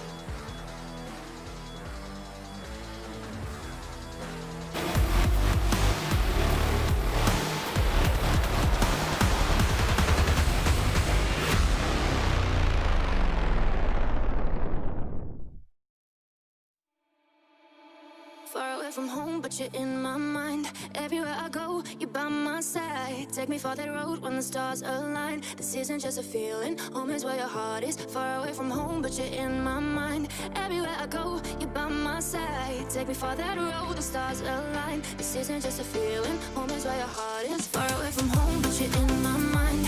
Everywhere I go, you're by my side. Take me for that road when the stars align. This isn't just a feeling, home is where your heart is. Far away from home, but you're in my mind.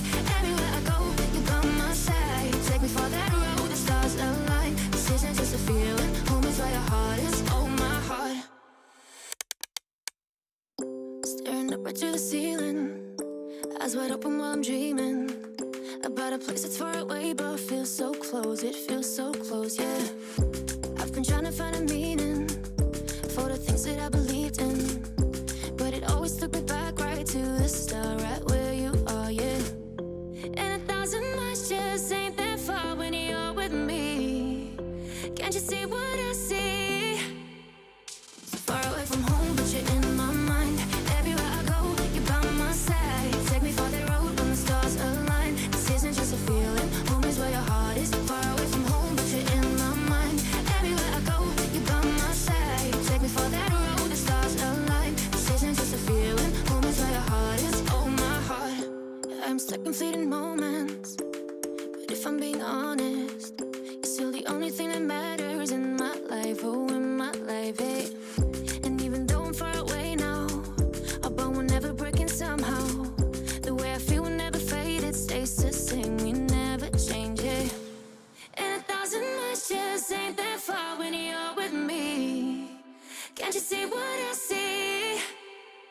So far away from home, but you're in my mind. Everywhere I go, you're by my side. Take me for that road when the stars align. This isn't just a feeling, home is where your heart is. Far away from home, but you're in my mind. Everywhere I go, you're by my side. Take me for that road, the stars align. This isn't just a feeling, home is where your heart is. Far away from home, but you're in my mind. Everywhere I go, you're by my side. Take me for that road when the stars align. This isn't just a feeling, home is where your heart is. Far away from home, but you're in my mind. Everywhere I go, you're by my side. Take me for that road, the stars align. This isn't just a feeling, home is where your heart is. Oh, my heart.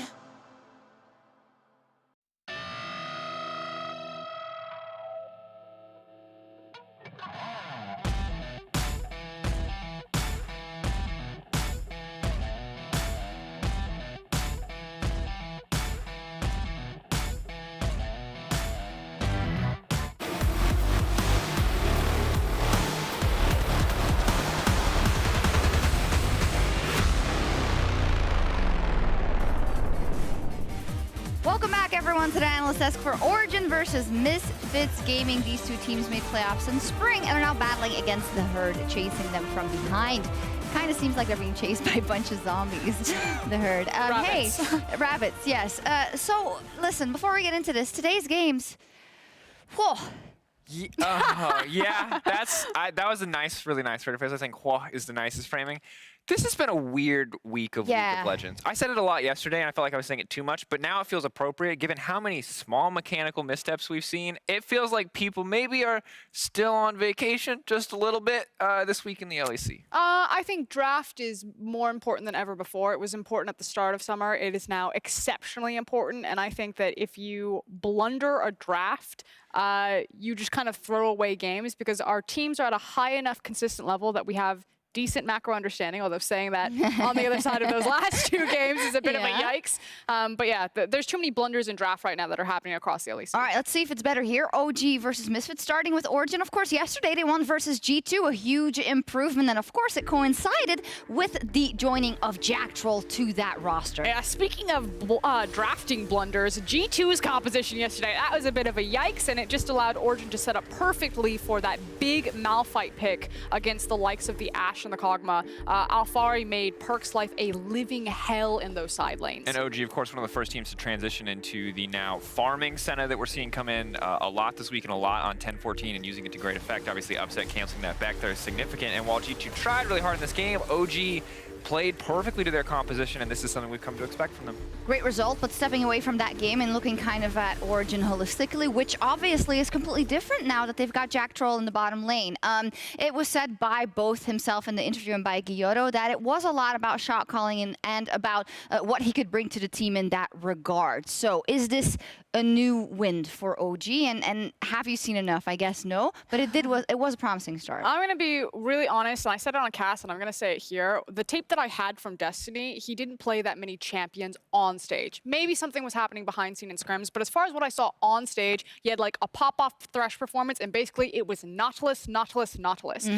Involving Jack Troll, again, from the tape that I've seen, you already have a much wider champion pool. Hilariously, they then instantly lost the Tom Kench for him. But what I want to see is them use more of the champions that Jack Troll should bring to the LEC stage and diversify some of their drafts and the importance there, and then empower Upset to really dominate that lane. Because frankly, Upset versus Destiny were losing a lot of lanes that they shouldn't have lost. And I think when you look back at it, Jack Troll is a guy with a very wide range of performances historically. His peak, remembering the game at Worlds versus RNG when he played Thresh, and this man literally couldn't miss a hook. And RNG killer. The RNG killer. And you also saw in Spring a lot of games where he was just throwing it away and where he looked lost. So while I'm not ready to say, oh wow, Jack Troll changing this team, they're now reinvigorated, I will say that Jack Troll has a high ceiling, and right now they're succeeding. If they continue to succeed, Jack Troll and Upset could be looking like a top bot lane in a few weeks. They could be. Let's talk about Misfits. Yesterday, heartbreaker, and it happened twice now versus Fnatic. Threw away a huge lead, actually the biggest throw in 2020 so far, and you had something to say about their decision-making specifically. So look, like they did very well in small skirmishes, building this lead early on, but as we look at this replay, I want you to look at where Dan and DOS are, followed up by Razork, and now look at what the two people who do damage are. That's Kobbe and Febiven. Those are the people you need to keep your eyes on. Boom, DOS goes forward, boom, Razork goes forward. Oh, where are Febiven and Kobbe? They're miles away. They're not doing any effective damage, and this is just a basic math problem for Misfits to solve, but they can't, and as a result, they give Fnatic this perfect window of opportunity to turn around an unwinnable game. And while this team fight was a blunder from Misfits, I do personally feel that the game was almost kind of thrown away before this in some of their macro decision-making. And that's the word that we keep saying with Misfits. The macro decision-making. They should have hard forced the Baron. They didn't. The game got stalled out to the Elder. They needed it to win. And at that point, Fnatic's composition had already scaled up to a point where you can never dive into that. Misfits comp had run out of steam to what Fnatic had put together. We don't have a lot of time left, but next to that decision-making, I do want to just hone in on the mid lane matchup for just a bit, if you guys can keep it brief, because it does seem like these are two players in both Nukeduck and Febiven who we know have very high highs and have in their time played phenomenally, but I am not entirely convinced at this point in time of their two strengths at this point in the playoff race. As mid laners rise, someone else inevitably has to fall. Humanoid and Larson are looking fantastic. As a result, someone's going to drop down in the rankings. And we're looking at two guys who have dropped down in the rankings. Now, Nukeduck is a guy that's never been statistically a standout, but has always seemed to deliver more when you use the eye test. Febiven is looking pretty good statistically here. But these are two guys that are on the cusp of, I would say, mediocrity as far as mid laners go. If they step it up, this split can be hugely defining for them. If they have another mediocre split, then frankly, they're just not on the list of mid laners that I'm really going to get excited about anymore. We'll see about that. I mean, they may have something to say about that indeed. Origen and Misfits have a rich history in Europe, but now they are fighting to keep this legacy going. Let's see who comes out on top. Thank you very much. Welcome to the cast today as the Force is strong with the duo today, as I am joined by Ender. What you cannot see off camera. Okay, Flexius should just walk behind us to say hi. I'm sorry, Flexius was just over in the corner there eyeing me down. Let's jump back into this one. He's not going to come back, but he genuinely was here, I promise. Ender, welcome to the cast today. We're going to be rounding out week 5 here. It is Misfits versus Origen. You and I both were going, whoo! Shots fired when Dracos was saying they're on the cusp of mediocrity, talking about Febiven and Nukeduck. but I'm inclined to agree. I mean, I definitely threw my fair share of shots at Nuke Duck yesterday, but I would say on the other side of that coin, FEVBIN has looked pretty solid. There hasn't been quite as much attention thrown his way as in the spring split, but definitely a matchup we're going to be checking out as we get into this draft. Yeah, now I really want to reiterate that point that during the course of spring, FEVBIN was shining bright, like a diamond, and it was impossible to miss, and I need to see more of that. Now, Misfits again broke hearts yesterday with a near loss against Fnatic, and I want to see how they bounce back today against Origen. Yeah, to continue this line of thought around FEVBIN, though, I do think it has been a very different look for him this split. Last split, it was much more on the playmakers. There was a lot of, jungle support attention around mid lane, getting kills for him. This split, he's in a Azir 1 trick. It's just about the team fights. Yeah, it's literally just, I think, 6 Azir games so far this split, and Origen want nothing to do with it. Well, Origen get rid of it, so most play champions significantly. Kalista removed from the pool as well, and a follow-up with that Syndra. All right, so the Syndra's still getting taken away here, and now we sort of look towards the AD carries. I was going to say Senna gets removed. Aphelios Ezreal still going to be left up. So now whether or not Origen want to ban one of those and call the sort of response out of Misfits could mean the Orianna first pick, and as they say that, it gets banned away. Taken away, and I definitely want to keep my eyes on Origen. Yesterday's victory over G2 was exceptionally dominant. It was one-sided. Once OG got ahead, they did not let go. And you and I have spoken extensively about Jack Troll. Jack Troll has spoken extensively about Jack Troll. Yeah. And hasn't been afraid to say that he is the shot caller. He stepped in, the players are following him. He taught Origen macro. This is something that he has claimed directly in that interview yesterday.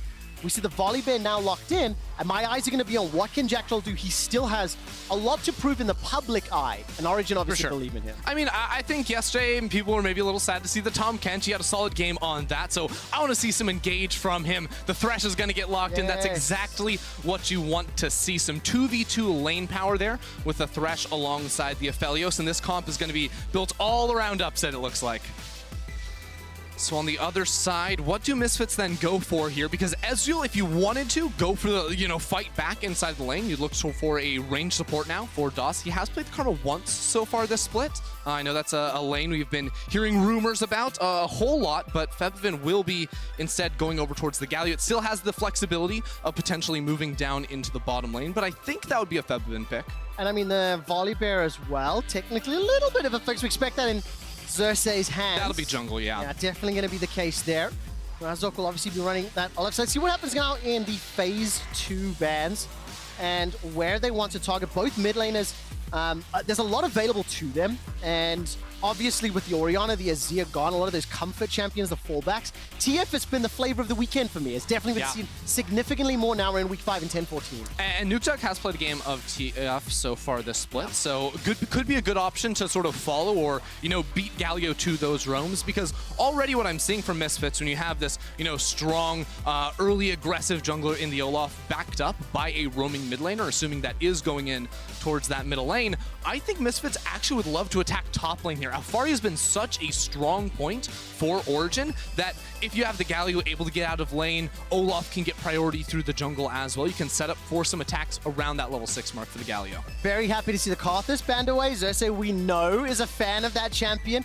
Blitzcrank and Gangplank, the next 2 targets, removing some of that global pressure. And a Blitzcrank targeted there at DOS. We've seen some fantastic Blitz performances, but I like that he's showing his face a little more. Yeah, and we have seen Blitzcrank be a pretty good answer into the Thresh before in the past, where, you just lock him down. His Lantern's not going to be very helpful there if you're pulling him or pulling people out of the Lanterns. We saw Hylissang do that earlier on in towards the split. So DOS will be going on to the Leona now, which again gives very solid roaming options too. So Misfits have a whole slew of ways they can play this mid game, where you can have Olaf pairing up with the Leona to attack around mid, team up with the Galio as well. Whoa! Misfits have a lot of options. They do. Sorry, Lucian locked in now, so that has to be Lucian mid. That's Lucian mid into the Galio. So because Misfits revealed that this Galio is not a flex pick by locking in the Leona themselves, Origen are saying, hey, we're going to lock in physical damage into this Galio in mid lane. Galio's magic shield not going to be super effective into the Lucian, but also on top of that, Lucian's super mobile. So Galio with all these very telegraphed, predictable abilities is never going to hit anything onto the Lucian. Ever since you can't flash during the W there on the Galio, this matchup sucks. The one thing that I can see here about the Misfits composition, the majority of the champions would like to go in one direction only, and that is forward into OG.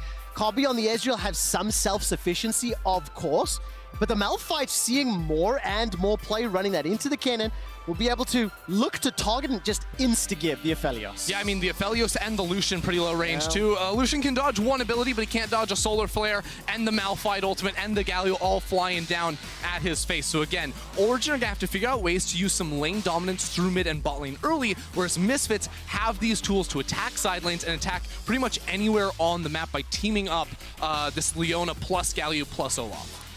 Very, very interesting, and still a slightly different look here for Febiven. We talked about it, and let's take a look at Origen versus Misfits.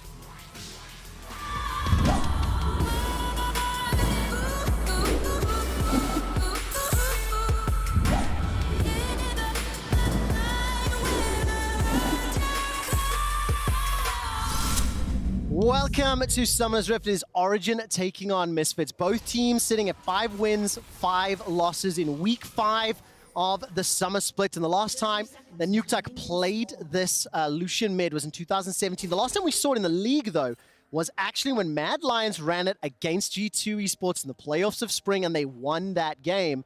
And that's why I got excited. I was not expecting a Lucian mid. I joked about a Zed mid, and but I love the fact that it's Lucian today. I mean, Lucian is definitely a very different look here for Nukeduck, a player who has received quite a bit of criticism from the community. We'll be looking at that, but the big spotlight for me, not just in this game, but this weekend, has to be Jack Troll in the bottom lane, because I think him and the rest of Origen came out yesterday, put up an amazing performance, frankly, up against G2, but one game, one win does not make a player, and Jack Troll, who has received a lot of criticism himself, needs to prove himself here today. Now, I talked with Deficio a whole lot before this week about this change, and there were 3 key things that he said him and Origen were going to be judging Jack Troll on and wanted to see him succeed with here this weekend. First of all, 2v2 lane dominance. In Spring Split, Upset looked real good in the bot lane, but things have sort of slowed down for him and Destiny as a duo bot side, so Jack Troll is brought in to try and reinvigorate that just a little bit.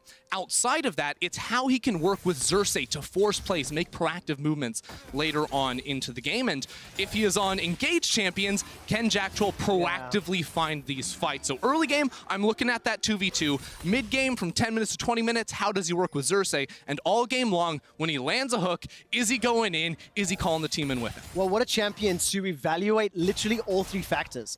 We could not be blessed with a better pick than the Thresh.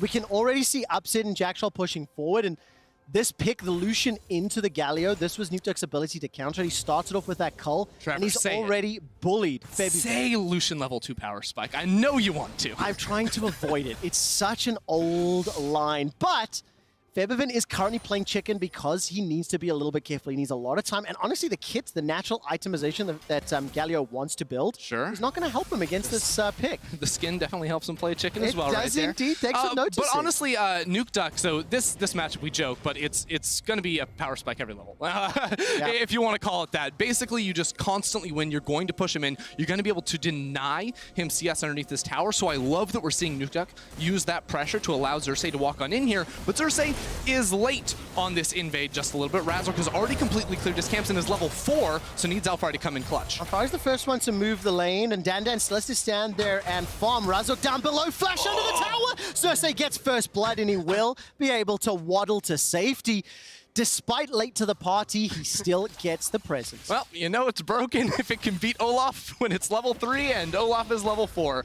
Wow, that was rough right there. Xerxes just walks on in there. 4 camps up against the 6 of Razork, but still wins the 1v1. Now talk to me about how Razork played that 1v1. Do you think there was different options that he could have executed there? Because it looked like he just got surprised and then ran and died. He could have flashed much sooner, but he walked to go pick up his axe, which I'm not really sure why he did that. He clearly didn't think that Xerxes could follow him over the wall right there, but Xerxes was able to get it the extra auto attack in the end. Now, with the context that Xerxes got first blood, Razork in a little bit of trouble, but we know Olaf can still clear well.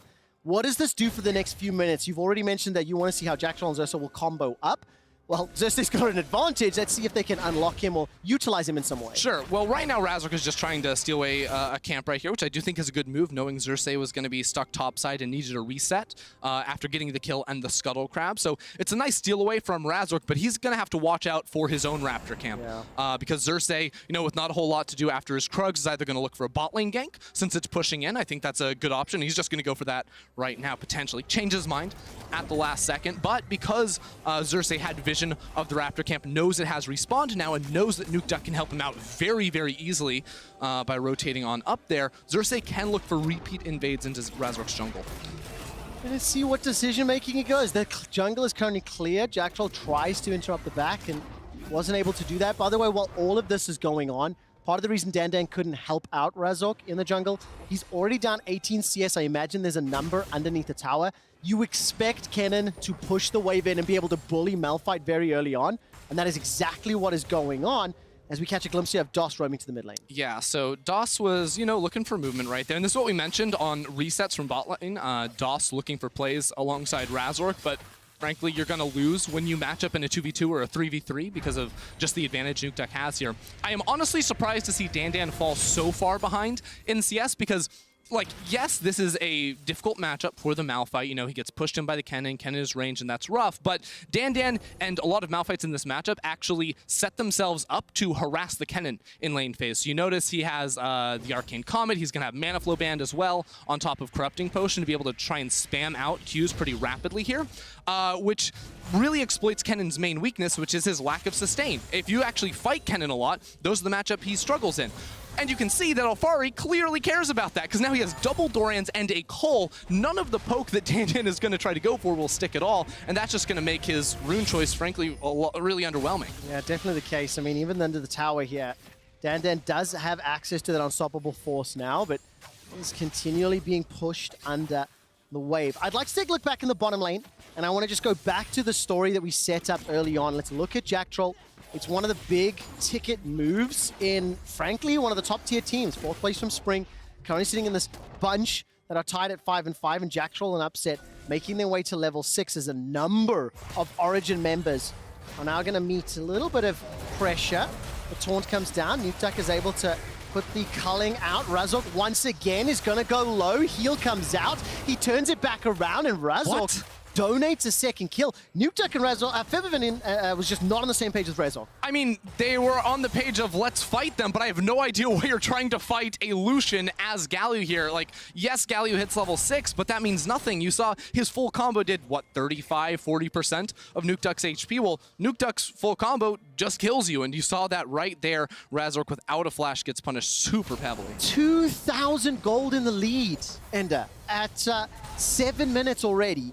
2-0 to Xerxes on that volley bit, and that is terrifying, because if the volley bit can continue to get ahead, well, they're not really going to care. When you look at the Misfits squad, the damage is somewhat limited here, and if OG can use this advantage, well, they've got a number of options of how they can press this. I mean, we've mentioned how Misfits comp is all about trying to pile up onto the OG backline, but if you're down 2,000-3,000 gold, and it's only going to get bigger because the lanes are so dominant, especially those solo lanes at the moment for OG. They have 3 Culls on top of that too. They know they're winning the laning phase, and they know it doesn't matter if they build a Cull, they're going to continue to win the laning phase. So let's take 180 free gold on top of that, multiply that by 3. That's going to cash in another 5 minutes here for Origen. So they are completely on the right track, and Misfits are going to be really sad when the only way they can win is taking a fight to OG, but OG are just stronger than them. Heartbreaking.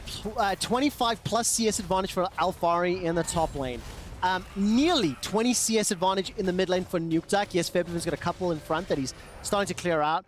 Roughly a wave advantage for Upset, and that's before you factor in the 2 kills that Xerxes has already picked up, and it is just a very difficult situation to be in. Now, to Misfits' credit, it's still very early on. They do have a lot of fantastic engage tools. If they are able to land it, and they will need to land it on the first try, maybe second try. If they don't, I think Origen can just start to really run away with the lead, and then it becomes very difficult for that composition to get a foothold.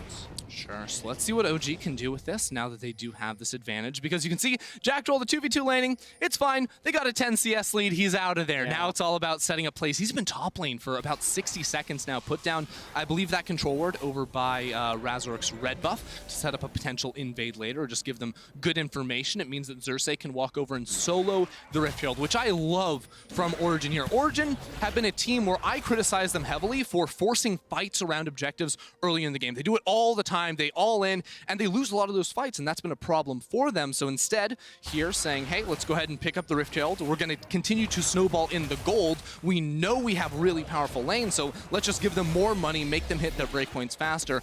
One Infernal Drake really doesn't matter. They don't have to play for the soul right away, so they're going to drop that one top lane, and watch as Alfari gets 8 million gold ahead of Dandan. Okay, now where is... where do you rank on the Malphite behind in CS? Come on, dude. That's just That's toxic. harsh.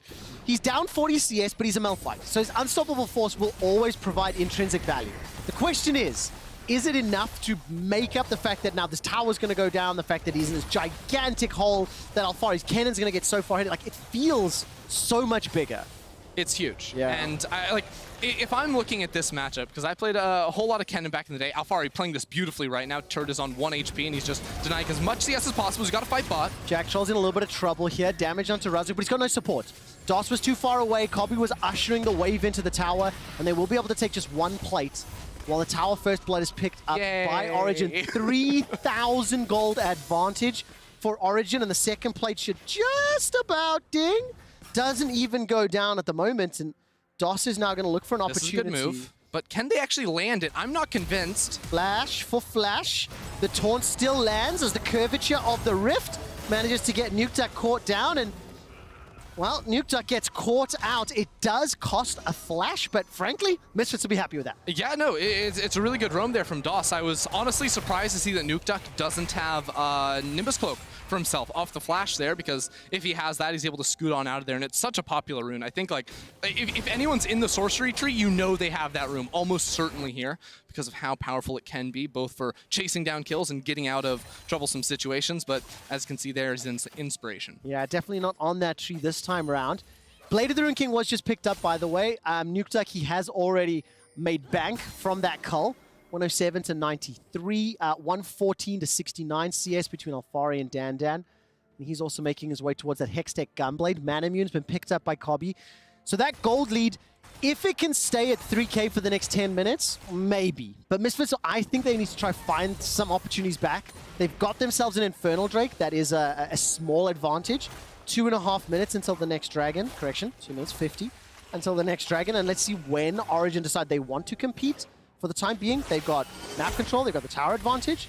They don't need to force it. Yeah, I mean, I think looking at the map right now, OG are like, upset bot lane, you're going to be really safe unless, you know, we spot out Razork coming down to bot lane to look for the dive. He has flash and cleanse, so it's not like DOS can just insta-jump on him, because, you know, he pops the cleanse the first time, then gives some respect over. So Jacktroll was just moving around with Xerxes to make a play topside. Now DOS a little bit far forward, and the rest of OG is here going for the TP. Teleport's coming in from Alfari. There is a flash available from DOS. Kobe's going to need to use the E, then flash away. Razork turns his attention to Nukeduck. He's going to block off the lantern. DOS manages to use a stopwatch, and here comes the entrance from Feathervin. It arrives, and Razork goes down. Long range taken out by Upset, but it is at the cost of a Nukeduck's own life. Feathervin manages to get the taunt. Justice punches away to safety. Dandan's in trouble. He needs to flash, won't be able to. Lock down.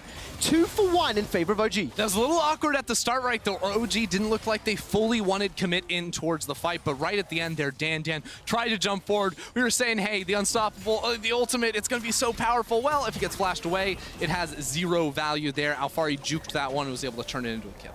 3-0-0 for Xerxes and the volley bear. And it started with DOS looking like he was caught out, and Misfits try to turn it around. So right at the start, Alfari comes in, but doesn't use his flash or his ult. He could have tried to follow on towards Kave, but he sees that there's that teleport coming in. That's why the play looks a little awkward at the start, because it's super split up. The Olaf is going to win the 1v1 up against the Lucian, does get traded out by Upset, but Alfari's ult did pretty much nothing. This is where the fight should realistically end, but Dandan goes forward. Now Xerxes is here on the fight, and once Misfits use all their go in in stuff, well, they can't stay in that fight if it misses. Yeah, definitely the case. A little bit of a shotgun comp. There's a really old term that we used on the side of Misfits here. If they fire the shotgun and don't kill something, problematic. Dan's in trouble, and he will be able to stay alive just a few seconds longer. Get the flash out of Xerxes, 0-2. He is not having a fun time today. No, he is not. And 4 kills for Xerxes on the volley bear. I'm at a bit of a loss for words here because Misfits have put themselves in positions where they could get punished, and then they just have. Yeah, I mean, I think it all started very early on where, you know, Razork is just full clearing his jungle, you know, doesn't really suspect anything is going on, gets invaded, dies to a level 3 Volibear, you know, not quite quick on pulling the trigger with the flash, but then there were a few fights in a row where Febvin was going in and it looked a little bit silly, and now we're at the point where OG have super powerful solo laners that they can play around. This Malphite can't stack up against either the Kennen or the Lucian because he's building MR, Kennen went for the Gunblade, there's the Blade of the Ruin King on the Lucian, so it is just hopeless for him, and honestly, he's just giving up top lane. Like, there's a wave up there coming into his tower that he's not farming right now because he's worried that he's about to get dove for the 4th time. Well, 3rd dragon available is going to be the Cloud. Not going to be the Mountain Soul this time round. That's one advantage here for Misfits. 2 dragons to nothing, but it is a very, very small advantage. I'm going to go back to something you were talking a lot about towards the end of Spring Split, Ender. Okay.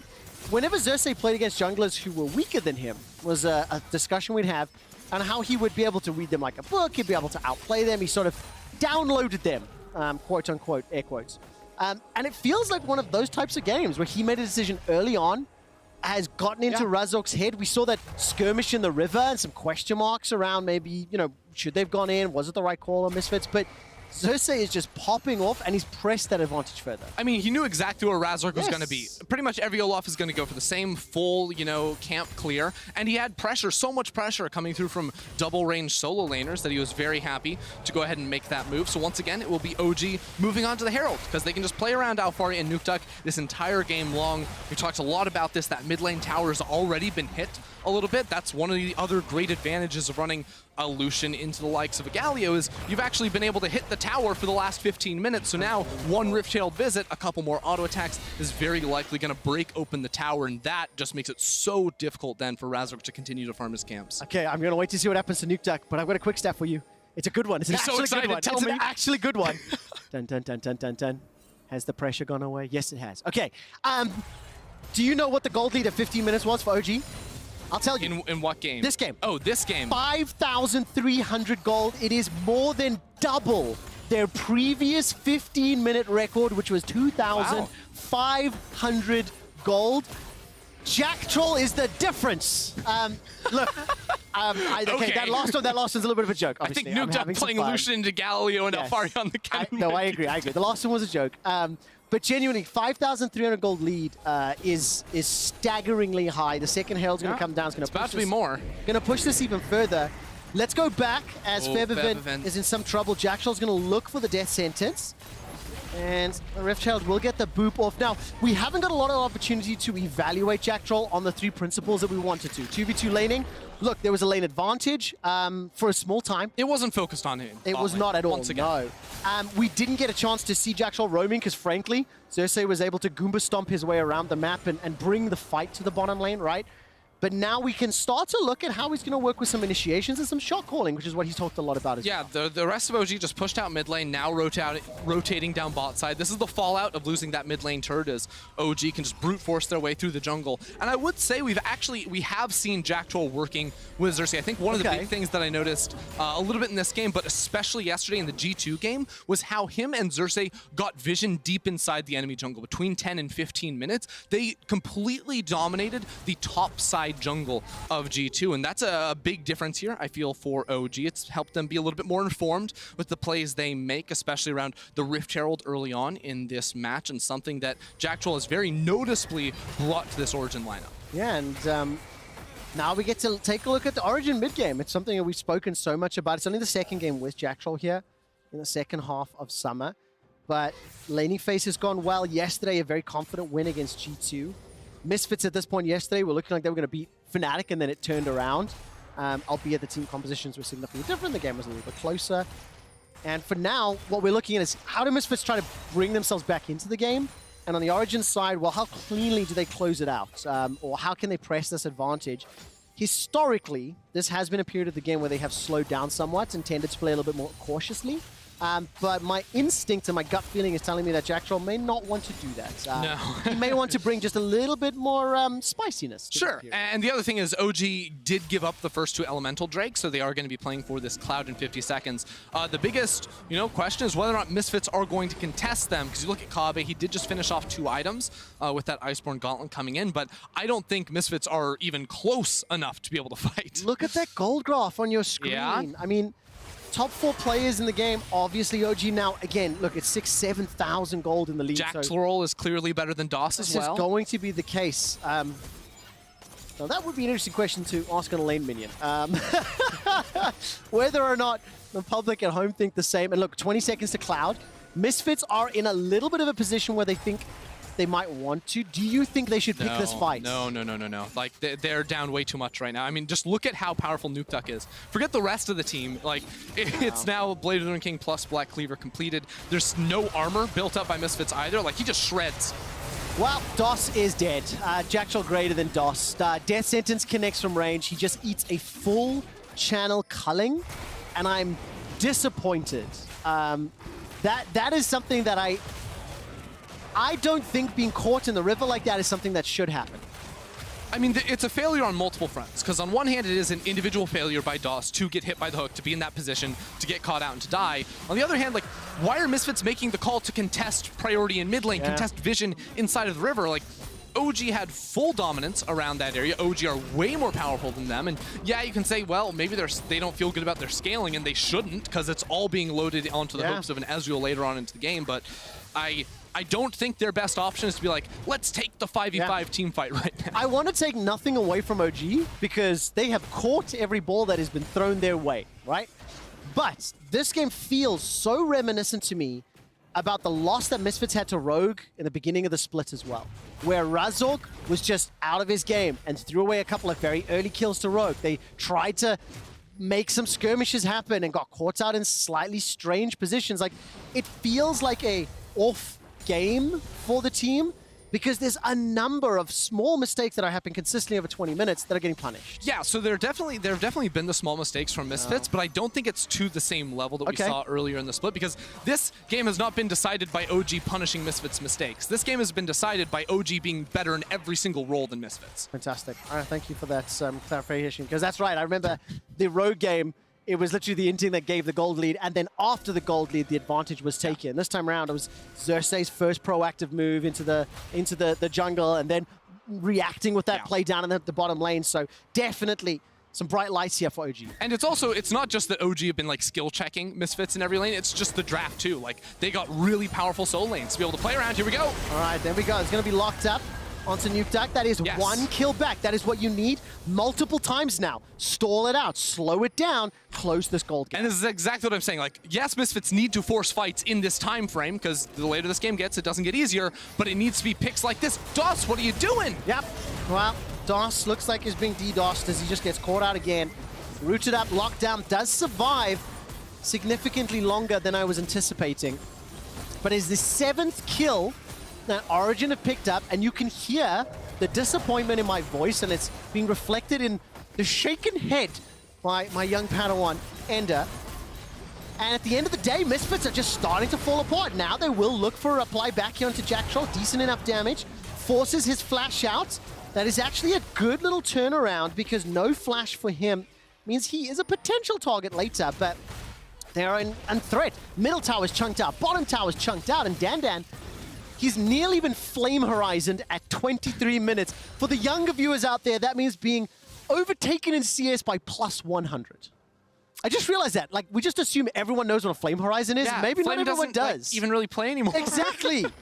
Exactly. Oh, here we go, Afari. Well, this is exactly what Misfits will be looking for. Yes, they didn't get the kill. Take the flash, right? Dandan will be able to land an unstoppable force maybe in a moment or two. I'm looking for silver linings here because there's going to need a lot of silver linings to form a gigantic thread. Yeah, that's like all you can look for right now as you are Misfits, and then you just got to make sure when you do get a kill, don't throw it away on the other side here, because that is definitely not what you want to have happen. Down 8,000 gold currently, and now I'm back on the Jack Troll train. You know, what's he doing? He's getting the deep vision, setting up for potential Baron later on. Just looking for the picks on. Honestly, that was good. Good sidestep. I didn't think he was going to go left. Yeah. He did. Manages to turn it around. Jack Troll, not your fault. It's a cloud map. It's a little unfair. They got that extra movement speed, so it's a good dodge there from DOS. But once again, very precarious position for the Misfits support. Colorcasters don't like it when I ask this question. Honestly, ask me anything. I got you. Is it too early to get excited for Origen with Jack Troll? Is it too early to start buying into the hype? Like yesterday's performance against G2, today's performance against Misfits. So, yes, I think it's too... So, get excited. Don't get your hopes too high just yet. Okay. Because OG have been playing very, very well. And, you know, there's a thing when you bring in a new player, like the honeymoon phase, people like to call it, where just having a different element, a different atmosphere, and then starting to win can give you the confidence you need to start winning. Because this game has not been decided by Jack Troll. He has been a very important part of it, has been playing very well himself. But this is really, like, I'm more excited this game to see just Alphari, Xerxes getting into the enemy jungle, absolutely dunking on Razork, Nuke Duck slamming Febvin in the mid lane too. Like, these are the types of things that I think have impacted this game the most. Well, it's really good to hear because those are a lot of the players that have been talked about, and you know, where is the impact? Nuke Duck in particular. And his scoreline doesn't say it for Nuke Duck, but the early game had a huge impact. The amount of pressure that he exerted on Febvin cannot be discounted. You know, Febvin was under his tower the entire time, and every time Jack Troll's landed a death sentence, it's felt like the culling has been there to help. And Misfits, look, this may be the first tower of the game. Is there minion support coming in? It looks like it. Febvin will be able to pick up the first tower for Misfits 25.5 minutes into the game. They are still in that 6.5, 7,000 gold deficit. Cloud Drake will be picked up here by Origen, so that'll be 2-2 as far as the Drakes are concerned. And we have seen a slowdown in the game. Origen have not overstepped the bounds. They've put a lot of pressure on those inner turrets, but they've yet to crack them. And I think they feel comfortable just building up this lead, but inadvertently, it has allowed Misfits to find a few kills. So, this game is slowing down, but it's not Origen's fault. No. They've actually just won too hard too early on that Misfits aren't going to contest them around any objective. Like, OG already took all the outer towers. The inner turrets are getting chipped away, but, you know, that's one of those things that happens over time when Misfits, you know, mismanage their waves or try to make a play somewhere else on the map. But if Misfits are making plays, this game is going to just, you know, continue to slow down because all Origen are just saying is, hey, Upset, how close are you to that Death Dance? You know, when do you want to go over to the Baron? Like, Nuke just hit his items. Like, their only decision left is when are we going to start up this Baron? And I think they can wait. Okay, let's see what they do. We've got a moment or two. I'd like to talk about itemization really quickly. Death Dance was picked up by Kabi. He's got the Mura Mana, Frozen Fist, Hurricane IE for Upset. Phantom Dancer has just been added to the Black Cleaver. And just before the fight gets started, are we seeing anything that we like particularly or dislike here? So a few things. First of all, is Kabe hitting 3 items is really big for Misfits, giving them a little bit more confidence, pushing up in mid lane. But huge purchase for Alphari is going for the Void Staff second here, knowing that Dandan's already building MR. Razork's going to be on his way there soon. Every single champion has MR on the side of Misfits, even that Ezreal because of the Death Dance. So I think that's a good move here for Origen. They're going to be waiting for a Rabadons, I feel, for Alphari and the Death Dance for Upset. And at that point, Nuke Duck's going to have his QSS, and Origen are going to be able to do whatever they want on the map. It feels like that's what they wanted, and what you said they may want to do is start the Baron. What do you want to see Origen do before they can succeed, or before they can begin this? Get those items, push mid, push top, get vision in the enemy jungle, sweep out one time, you start up the Baron, you get a TP, then you wait a minute, you reset, you go back to the Baron, and you do it. I think Deficia tried to write a book once, but the publishers told him that he talked too long and said too many words, so it was cancelled. But basically what you just said in one line is what he failed to do. That's it. Here's Bikes Up Time. The producer's busy laughing in my ear at that joke, by the way, because it's true on so many levels. But Alphari's going to keep pushing this wave. He has Flame Horizon. Dan with that exact wave. Thank you, observers, for highlighting it. I caught it plus 102 CS in the mid lane, plus 30 in the bot lane. It is even between Upset and Kabi, but they're going to be doing very, very different things in these fights. They're just too many. I mean, I support this as well. They got the vision they needed for this one. You think Misfits know?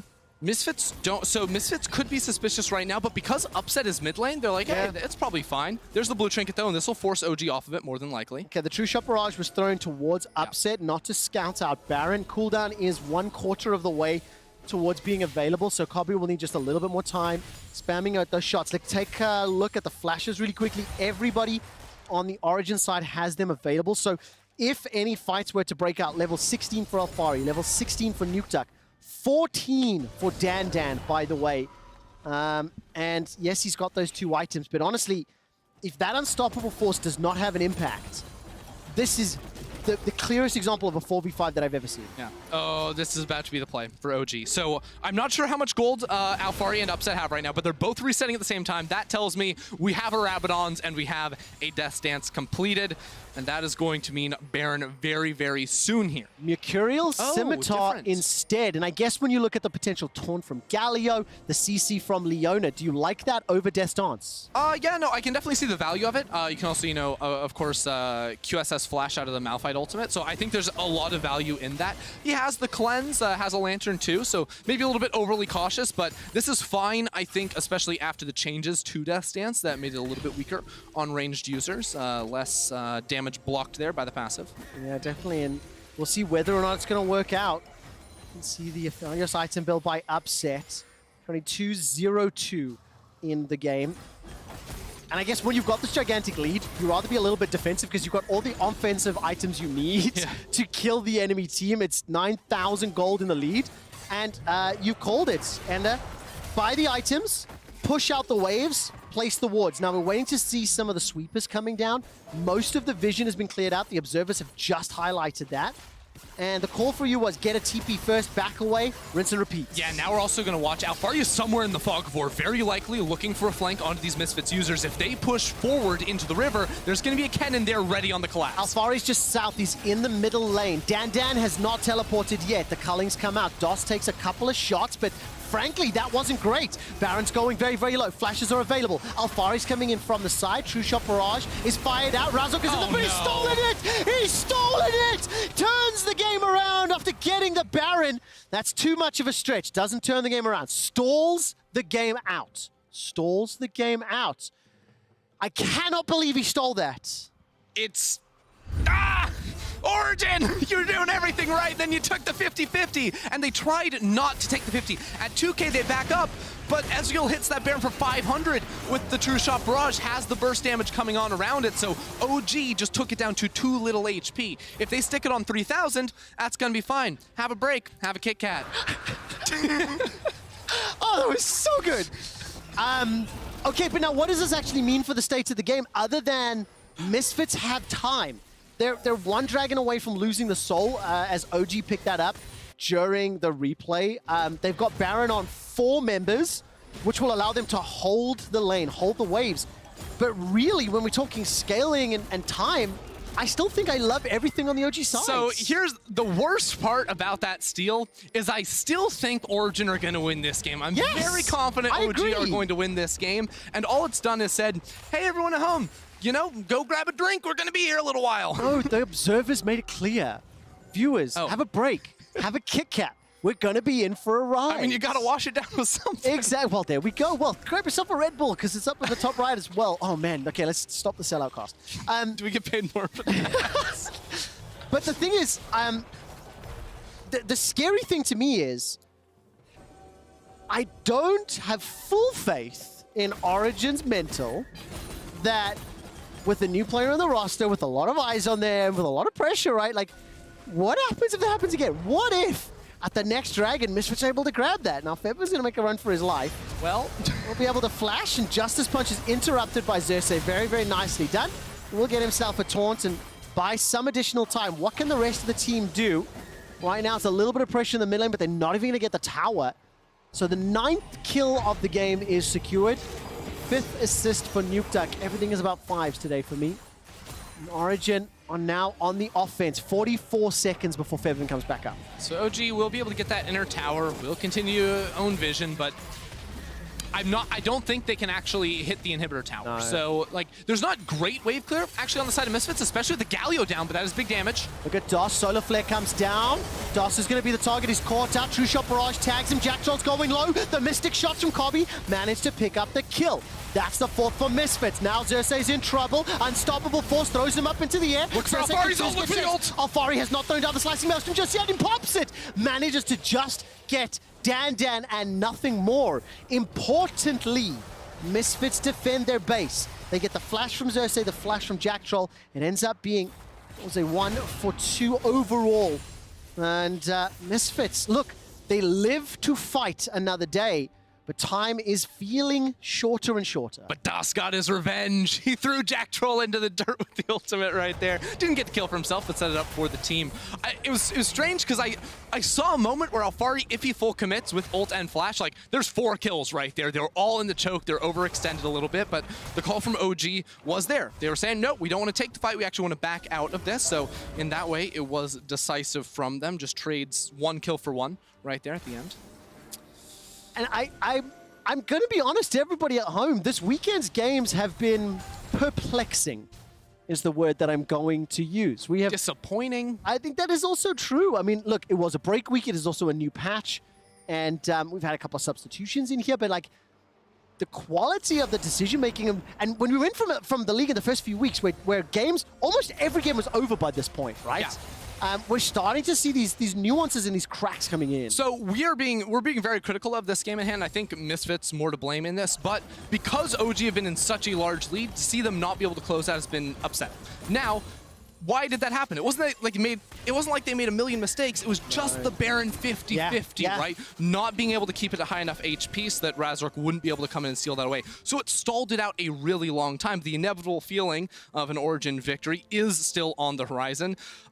It's made matters worse by the fact that we have a Cloud Rift, so the soul that doesn't necessarily instantly end the game. Origen are like, wow, we have 30% cooldown reduction on our ultimates. We cast our ultimates once every 10 minutes. It means nothing. So they're not going to be able to do anything right now. Tell me how you really feel. Solar Flare comes out. True Shot Barrage does some damage, but the teleport has been used here by Dan. I'm not sure that one was worth. Now Razork throws down the Ragnarok. That's the ult I was talking about. 2 members secured, but no kills yet. A lot of ultimates chucked out. The TP from Dan. The flash from Alfari. The Moonlight Vigil as well. Now, Febiven lost his flash. Nobody goes down. 20 seconds for the Soul. This one should be easily secured by OG, but 40 seconds to Baron, and that's going to potentially be the last stand. Yeah, Misfits going to be looking for that one, and now there's no flash. Oh, look at the hook. Jack Troll manages to land it. No Ragnarok available. Flash away from Dan. The double root down. Razork's shot where he stands. For the first time, Nukeduck manages to pick up a kill. Another death sentence from Dan. The Unstoppable Force comes out. Dan stays alive. Winds of War goes out, and here comes Xerxes. Looking for the dunk, won't find the kill though. 12-4 in favor of OG. Misfits caught out. It was Jack Troll that set up hook after hook after hook. Jack Troll gets the pass this week. Didn't fail, he passed. He got that hook over the wall, got onto the jungler, which was absolutely massive. The kill on Dan is just a little bonus added on in there because now OG get the Cloud Soul. They also will be able to convert that into a Baron easy peasy. Even see Nukeduck teleporting top lane to make sure they can get over there in time. So watch this, because Jack Troll is just using the Fog of War very, very nicely right here. Knows he has full control over the river, has a ward that spots Razork walking forward, and predicts a little juke back right there too. The second the control ward popped over the wall, he is right there and then lands the follow-up. Pretty easy one onto Dan, but an important one for OG. Yeah, it is, and I'm impressed with Origen. They've got themselves a Soul, they've got themselves the Baron. DOS even chucks out that Solar Flare again, just optimistically, and I think overall, with the new player on the team and coming back from the break, I like what I'm seeing from OG. Misfits, however, I'm just getting more and more confused. I think we are seeing a wider variance in their performance than any other team in Europe right now. Ooh, are they the most inconsistent? It's interesting. What I want to say is, instead of inconsistent, I would say the widest variance. Misfits, their best moments, sort of like we saw at the beginning of the splits and yesterday. Oh, the first half of games against Fnatic, yeah, right. Those are great. And then we see some of their more difficult performances. The variance between the ceiling and the floor is very, very wise. Yeah. No, I actually see what you mean, both as a team and also like within the individuals, because we've seen Razork Fiddlesticks, we've seen Razork Jarvan where he's jumping in and dying 8 times a game. So see a little bit of that in the support position too here for Misfits. So yeah, that's actually one of those things where it can either be a good thing or a bad thing, especially if it's like, well, if we even make it to playoffs, do we just roll high and all of a sudden win a best of 5? Or in a best of 5, you have to play 5 games. That is a big concern to be able to, you know, for fans out there, they're like, yeah, we want Misfits to win. I don't know. Ender, you talk about playoffs. These teams are 5-5. On the assumption OG closed this out, they go 6-5. Oh, fantastic. Thank you, team. Production team. And then Misfits go 5-6. I mean, they'll be sitting with Vitality. They're going to be sitting with XL. And, of course, Vitality will be playing Fnatic in just a moment. Well, Hero's entrance comes down from Fair. They've been forced to use the Justice Punch backwards. That death sentence made me clench, but Jackdaw wasn't able to find the winner chicken dinner. Turns around for the inhibitor turret instead. The inhibitor itself will now be the focus. DOS is already used that solar flare, remember. No ultimate from Danda, no ultimate from Febivid. Alfari just takes DOS out. Command dot execute completed. Xerxes now takes a bite out of Razork and he's locked in place. The Ragnarok is used and not gonna save him. OG are shooting fish in a barrel, or shall we say bunny rabbits in a cage, as now the dunk comes down from Xerxes. That's a terrible image. The towers are deleted and the holy hand grenade has been lobbed. Origen are looking onto the Nexus for now. Bebevin and Razork starting to step backwards. Nukeduck just dancing and diving around the champions. That's a golden chicken in the mid lane as Bebevin will look to Justice Punch for a few seconds longer. The unstoppable force is too little, it is too late, and it is not enough for Misfits to stand a chance. Origen gets a Quadra, and they win the game before the Penta can come in. Alfari is as disappointed as you can be. For the first time ever, the Winions are the enemy. They didn't need them that quickly. They wanted the Penta, they wanted that Fountain go out with a little bit of style. It was a slow burn there for Origen with a little bit of a misstep around the Baron, but of course they have, I mean, they just slammed every single lane. Like, you kind of knew it was over from 10-15 minutes onward. It just required that Baron to finish it out at the end. It really does, and a key player of the game suggestions for you guys on Twitter at LEC. It's going to be Alfari, Xerxes, and Jackdaw. I think for me, I'm overall very happy to see what Origen are doing this weekend. I'm exceptionally happy to hear how Jackdaw himself talks about it, and also Andre Giotto, very confident, very forward-thinking, and I'm quietly hopeful right now. You said to me, you're allowed to get excited, but it's too soon to get too hyped. Yeah, don't set high expectations, but get excited. Okay, right, I like that. Same question for Misfits. Do they make playoffs in your mind right now? Are they number 7? So I think Misfits can make playoffs. Yeah. Do I expect them to make a deep run? No, not in the form they're playing in right now. There were a lot of individual errors. I feel like DOS and Razork both need to be able to step things up. Like, jungle support is so important. If you don't have that locked down, you're not going to win best of 5. I completely agree. I want to see a lot of European teams step it up over the coming weeks. It's been a, like I said, perplexing weekend. Fnatic, they're one of those perplexing teams. They pulled off a comeback win yesterday and have their eyes set on 2-0 week against Vitality today.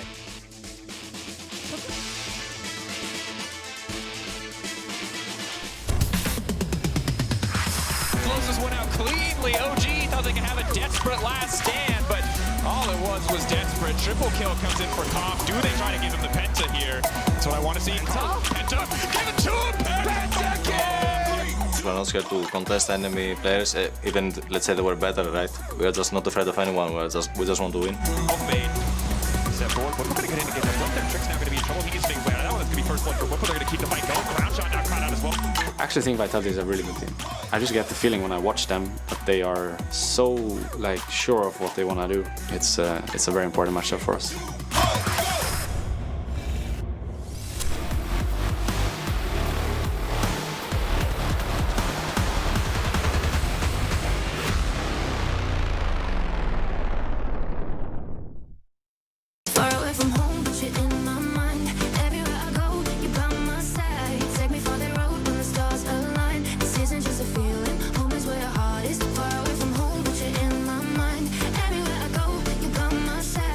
For that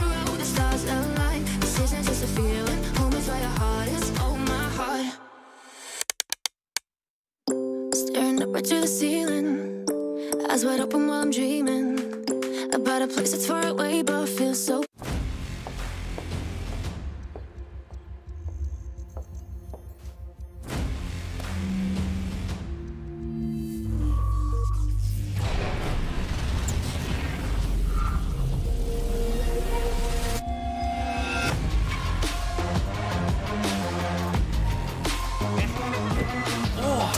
Charged up. Hello, everybody. Let the game begin.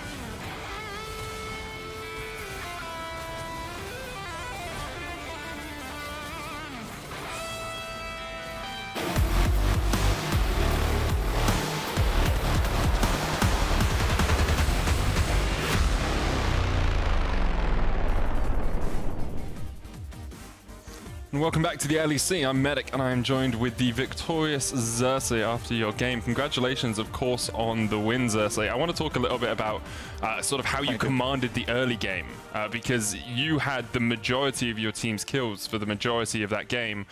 What was it that set you up for such a successful early portion of the map?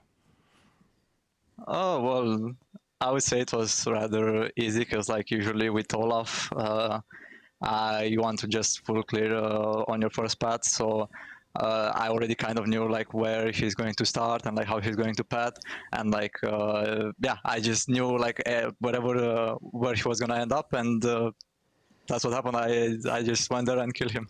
Okay, but it's weird because I've been kind of thinking about like player mind games and how things get extrapolated, right? Because he should know that you know where he should be, right? So isn't there a point at which the enemy jungler should be able to avoid you just going into his jungle and trying to kill him, or are you just out mind gaming him? It's a bit of mind game as well, but like to be honest, like I don't feel like this play has been. It's not like a common play, and you don't really expect this to happen. You know, like especially when the guy was like level 4 and I was still level 3. So yeah, maybe he just saw that he's still gonna be like, if I do come there, like maybe he thought that he's gonna be stronger than me. Okay. Yeah. I mean, that makes sense. I want to talk a little bit about like how you would prepare for a matchup like this. Like, do you, when you're preparing against a team, think about the specific junglers' tendencies that you play against, or is it more of a you see the matchup and then you work out how you'll play into that specific matchup? So before I play a team, I like to, you know, it's obviously good to know like what tendency the enemy jungler has, and like to see like if I can find some patterns in their pathing, or like the way they pad, the way they gank, all that stuff. So I do watch their VODs. And I also, like, it depends a lot on the champion I'm playing, on the overall team comp, like win conditions. So like I have an idea before I go before the series, and then based on the draft, I like make a plan around that. Okay, that makes a lot of sense. I do want to say Jack Troll got player of the game for this game, so congratulations to him. But how have you found integrating him into your team? Because, of course, support and jungle, the teaming up and the clearing vision and working together is so vital in the current meta. Has Jack Troll slid into your team easily? Yeah, it's surprisingly, yeah, because like we've been playing for like a week now, and Upset is like really happy with him, and he's a really vocal player. So like it was really easy to like get along with him, because like he just says, I want to do that, I'm going here, and then I just tell him, no, I'm not gonna do that, or like you know, I just joined him, and then it's really easy because we are just really vocal about what we want to do. That's excellent to hear. Well, congratulations on a 2-0 week. Beating G2 is no small feat, and of course taking the win against Misfits today. Thank you very much for joining me, Xerxes. We're going to be back with Fnatic versus Vitality right after the break.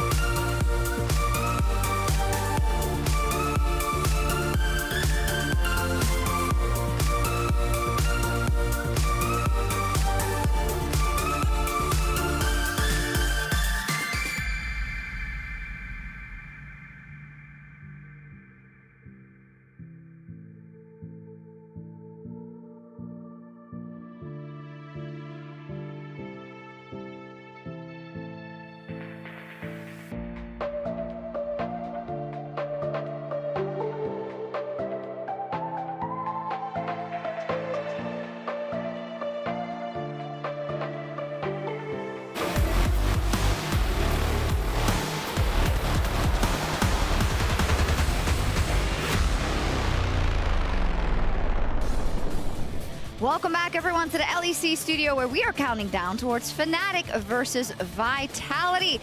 Fnatic got second place in spring, but right now they're looking like a shadow of their former self. So I want to open up the floor in this discussion with my analysts to talk a little bit more in depth about what is going on with Fnatic and if they can pull it together and make playoffs. You also have a say, because here in the LEC, we care about you. You can spam now in chat. Can Fnatic pull it together and make playoffs? Yes or no? So let me open the floor to first the general thoughts about Fnatic, because it is hard to say after that game yesterday. I mean, they won versus Misfits, but it was one hell of a comeback. And it wasn't just that game. If you kind of go back in the last, I'm going to say 3 weeks that Fnatic have played, you think about their game versus SK, it was like a miracle stun or snag on Crown Shot when he walked too close up to a tower that they managed to swing it around. It's been very strange drafts with the Graves and the Sorakas, and it just feels really all over the board for Fnatic. And while I do think that it is true that there are bright spots, Selfmade is performing really well, Reckless is still really solid, the other 3 members, inconsistent, the teamwork isn't there, and for me, it's still kind of a philosophy issue. I look at their champion pool, and all I see is them really prioritizing jungle. Makes sense, Selfmade performs, but maybe they need to give more attention elsewhere on the map to maybe get some confidence back for their other 3 members. Yeah, and I just think this is the team obviously full of incredible individual players, as you mentioned, and it feels so strange to see them so consistently focus on a single player in Selfmade, to consistently set him up, to consistently invest in him, and we just haven't seen that same level of investment in other players on the team yet this season. So I would like to see more experimentation. Selfmade doesn't always need a carry. You know, put him on a Jarvan game one time. Put him on a Volibear game one time. Just let him play an early game champion and try to snowball his lanes rather than that gold going into his pocket. Put it somewhere else. Or if you are going to do that, so you take the case of their Graves games, if you will. Like, Graves is a great farming champion. He can scale really well, but they would continuously pick fights. And by they, I mean guys like Hilly and Whippo, primarily, forcing fights when they didn't really need to. When Selfmade was creating advantages for himself, but they needed to go. And then you have individual missteps in the case of Nemesis. So it's a lot of pieces that aren't really aligning for Fnatic. To answer the question, though, does that mean that they won't make playoffs? I don't think so, because I still think that they're... So you think they will, basically? Yeah. And it's the idea that, like, you just have to be better than Vitality, Misfits, which they now hold the head-to-head over Misfits, SK, and Excel. 64% of the people at home, I've just been told, think that they still will, which actually I can't believe it's that close number. So let's look at this. This is Selfmade carrying. Yeah, so this is part of the reason why I'm skeptical as if they'll make playoffs. And Shox, if you'll join me in a rendition of a song that we shall not name for DMCA concerns. All right. Ready? Yes. Bum, bum, bum, da, ba, da, ba, da, ba, da, ba, da, ba, da. Yeah, exactly. That's how I feel about that entire series of play. That was some of the worst coordination, as I've said repeatedly, one of the worst early games I've seen in a long time. And so while the late game coordination was there, this was unacceptably bad from a playoffs team. The way I've been thinking about this, though, is that if you paced this game in one of Fnatic's other splits, right, we would have been like, well, this is just what they do. This is just the experience on the lineup. You can't give them a finger, they'll take a hand. Yeah. But this is so different because they aren't dominating, right? Yeah, but we also were like, G2 can run down a few games on the split where they won MSI. When you win the split and then you're hugely dominant in 90% of your games, we'll give you the one where you run it down. When it's 50-50 if you're throwing the game or not, you don't get the benefit of the doubt anymore. They're resting right now on years of experience in their players and the pedigree of Fnatic. It is not the performance of this team right now that is carrying that playoffs fan vote. Yeah, we're looking at some of Selfmade's champions here. So just to distill and kind of, we had a laugh, but come back to kind of the center of it. What you're saying is, well, they put so much agency on Selfmade, who is, of course, a great player, but they shouldn't always do that necessarily. I mean, I don't mind it, but then you need to understand, like, what your play style is and how it's working for. It feels like Fnatic in the past, you know, you think about all those teleports that would go into the bot lane, how much they would skirmish around it, even if the Fnatic of way back when would be all just about the Reckless team and just kind of moving him forward.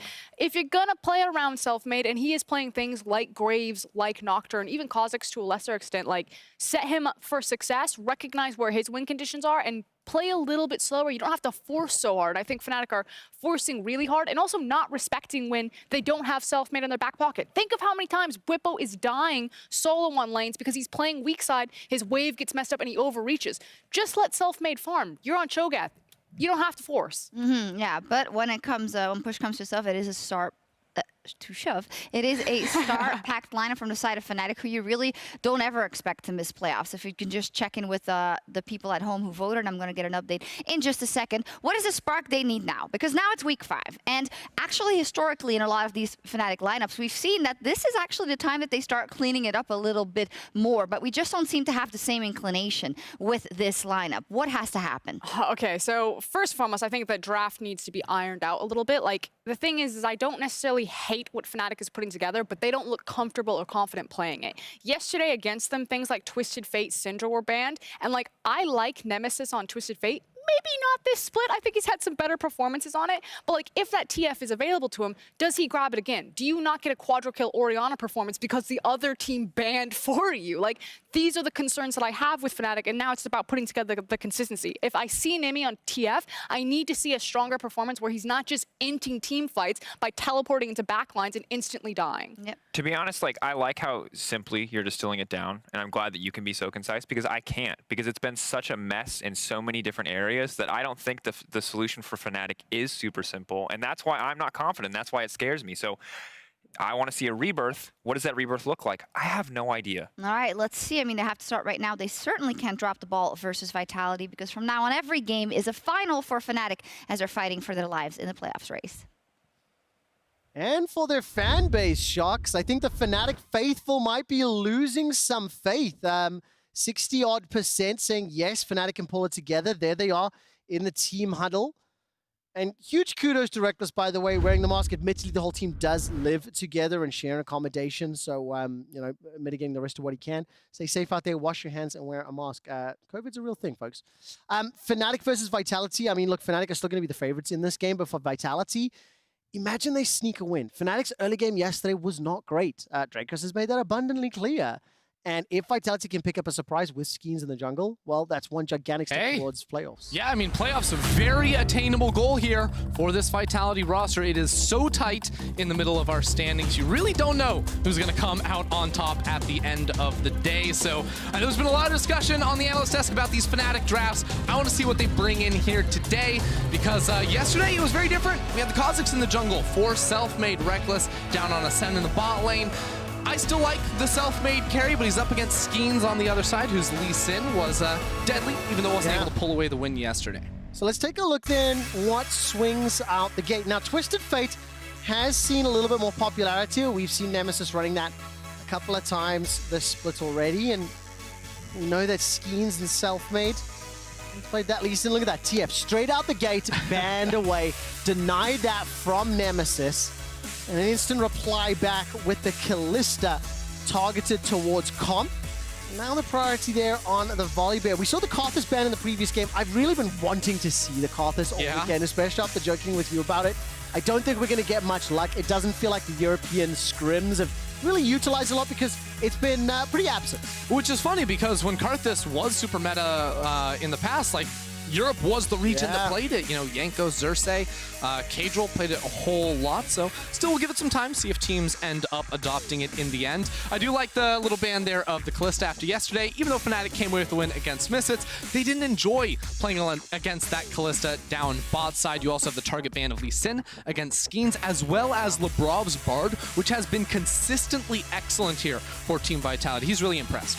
Definitely the case. And I mean, the Vitality bottom lane is kind of what's stolen the show for me this split. Comp and Lebrov have been the standout performers. Melitza and Cabochard, they have flirted with success at variable times, but we'll see what Comp and Lebrov can do. The Sen has already been locked in.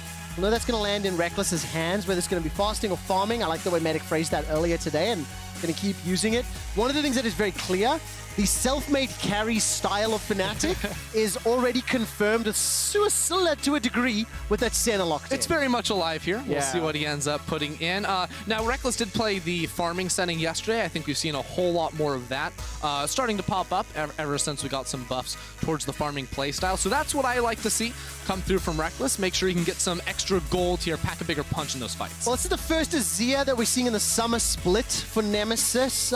Joins a roster of 8 unique champions. This will be his 9th. It'll be the second time that we are seeing Senna in Reckless's hands. He has won with it once before. He managed to pick himself up a 10 KDA. Whereas on the other hand, this is the 4th time that Comp will be running that Ezreal. 1-2 of those previous matches with the set locked in. Some flexibility, can go Skeens, can go Labrov. Yeah, I really like the Ezreal as a pick for Vitality because A, it allows Comp, who has been having a pretty solid split so far, gives him the individual playmaking to, survive dives, make a lot of, damage come through himself, but it also then gives some power into Labrov. Let him go onto something that can roam around the map and have a big impact somewhere. Now, they banned the Thresh themselves, so we don't get to see him on that in this game. The Bard, which has been paired with the Ezreal for this Vitality bot lane, has also been played a few times, so I am a big fan of the Karma. I would be curious to see if we got to see something like that up against the Nautilus. Well, it's very clear what you love. The pro players here don't care that much. We haven't seen the Karthus, we haven't seen the Karma. I agree, though. It would be fun. Nautilus locked in here, we assume for Hylissang. So, Senna, Nautilus bottom lane, Zia mid. We're going to be looking for junglers and top laners to complement it. Fairly flexible a little bit here on the Fnatic side. What would you like to see them consider for this first pick in the second half? Well, that is, I'm actually really curious to see where they go, because you can do it one of two ways. One, you say, hey, we actually want to invest in Blip, but we want to make sure he gets a strong counter pick. The other is, well, we actually want Selfmade to be on something that can really dominate through the jungle. He took the Kha'Zix late yesterday, has played a lot of the Graves in the past. So if Fnatic wanted to spin things around on Vitality quickly, I think they would save the jungle pick, because that has the most flexibility, I think, in playstyle for Fnatic. But most teams here would go ahead and lock in a safe jungler coming out of this fourth pick. Well, look at this top lane bans. Mordekaiser, Gangplank, as well as Sion removed from the pool. Leona taken out by Fnatic, implying that they believe that set is going to be going into the jungle. And it's going to be the Ornn, so saving that jungle pick. Safe, reliable. Honestly, you've just got well-roundedness here, I think, on the Fnatic side. Maybe lacking a little bit of punch in the early stages of the game, but by no means a pushover, right? And over on the other side, now Vitality, support currently hovering the Braum, and top lane for Cabochard. What would he like to run into the Ornn that would help complement? They've got some initiation, they've got some soft engage, but not really the hardest or most reliable. If you were to look over to like the LCK, for example, like Sylas would be a big one here, but of course Vitality have a decent amount of magic damage, Ezreal dealing quite a bit there, but of course the Orianna too, so I wouldn't necessarily expect Cabochard to rock that himself. It's not really a champion that's in his wheelhouse either, but against an Ornn, I think Sylas can really round out your composition very well. Seen a lot of it. Few seconds left on this timer. And it's going to be the Urgot instead. Do you like the Urgot into the Ornn and what it brings the Vitality comp? It definitely gives Cabochard the ability to play through lane and try to shred down frontliners later on into the game, because Vitality's comp is all about controlling the space in front of them, likely an Iceborne Gauntlet Ezreal next to an Orianna, who could go GLP very easily here, and just buy space for your ranged backline to deal damage. So Urgot helps chip down the front, whittle down the Ornn, because once Ornn is gone, the fight becomes much easier to play. Is Kha'Zix the bridge from the early game to the late game? Where does Kha'Zix fit into this? Because I quite like this when I think about what it can do with some of the other lanes. Kha'Zix just has hunting potential, right? So I think it's a decent pick up against the set, right? You're going to be farming well in the early game. The buffs buffed both his early dueling as well as his jungle clear. But of course, I think this champion is all about finding skirmishes and dominating in spread out fights. That's what you want. You want to find those isolated targets, and then your damage is going to be really high. But against likely an Iceborne Gauntlet Ezreal, a lot of armor building options on the side of Vitality, I actually think this is a game where Kha'Zix isn't going to be able to do a whole lot the later we get. Very, very difficult situation then. On the assumption, he's not ahead. If Selfmade can do something early on, maybe we can see if he can help out Reckless and Nemesis and let them take over in the game later on. Time will tell. It's Vitality versus Fnatic.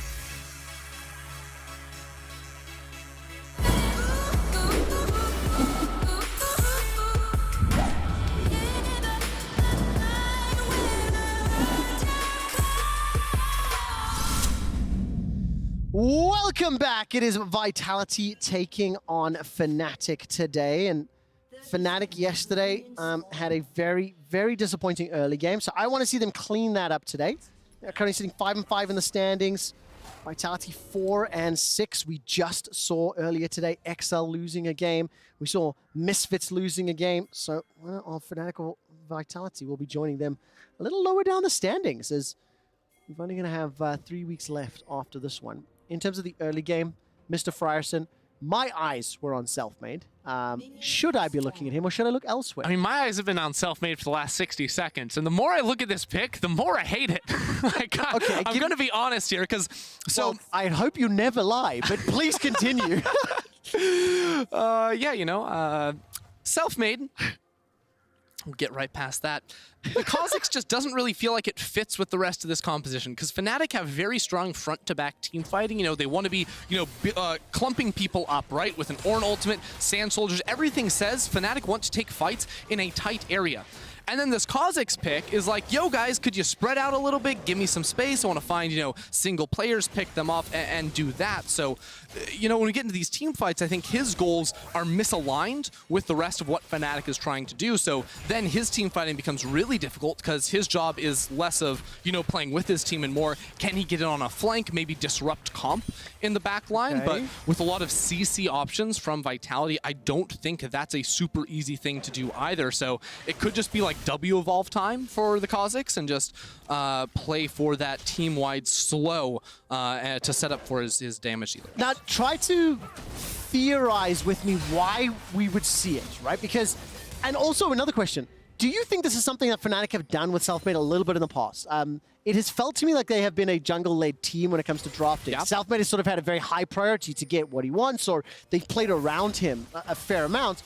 And I feel like there's been some questions sometimes on whether it was the right call, whether it was they should have maybe tried a different option. Sure, but I think this is also the player that Selfmade is, because this tracks all the way back to the SK days when you would say 5th pick and then he locks in an Evelynn in the jungle. And that's crazy. That's out of nowhere, but it's the style that he likes to play. And yeah, you could criticize Fnatic for it, but it has worked for them in the past. And I think he is certainly a player that can surprise and dominate on picks like this. I just think, like, I'm not upset with them saving counter pick for Selfmade. I just feel like this pick itself was not the right answer.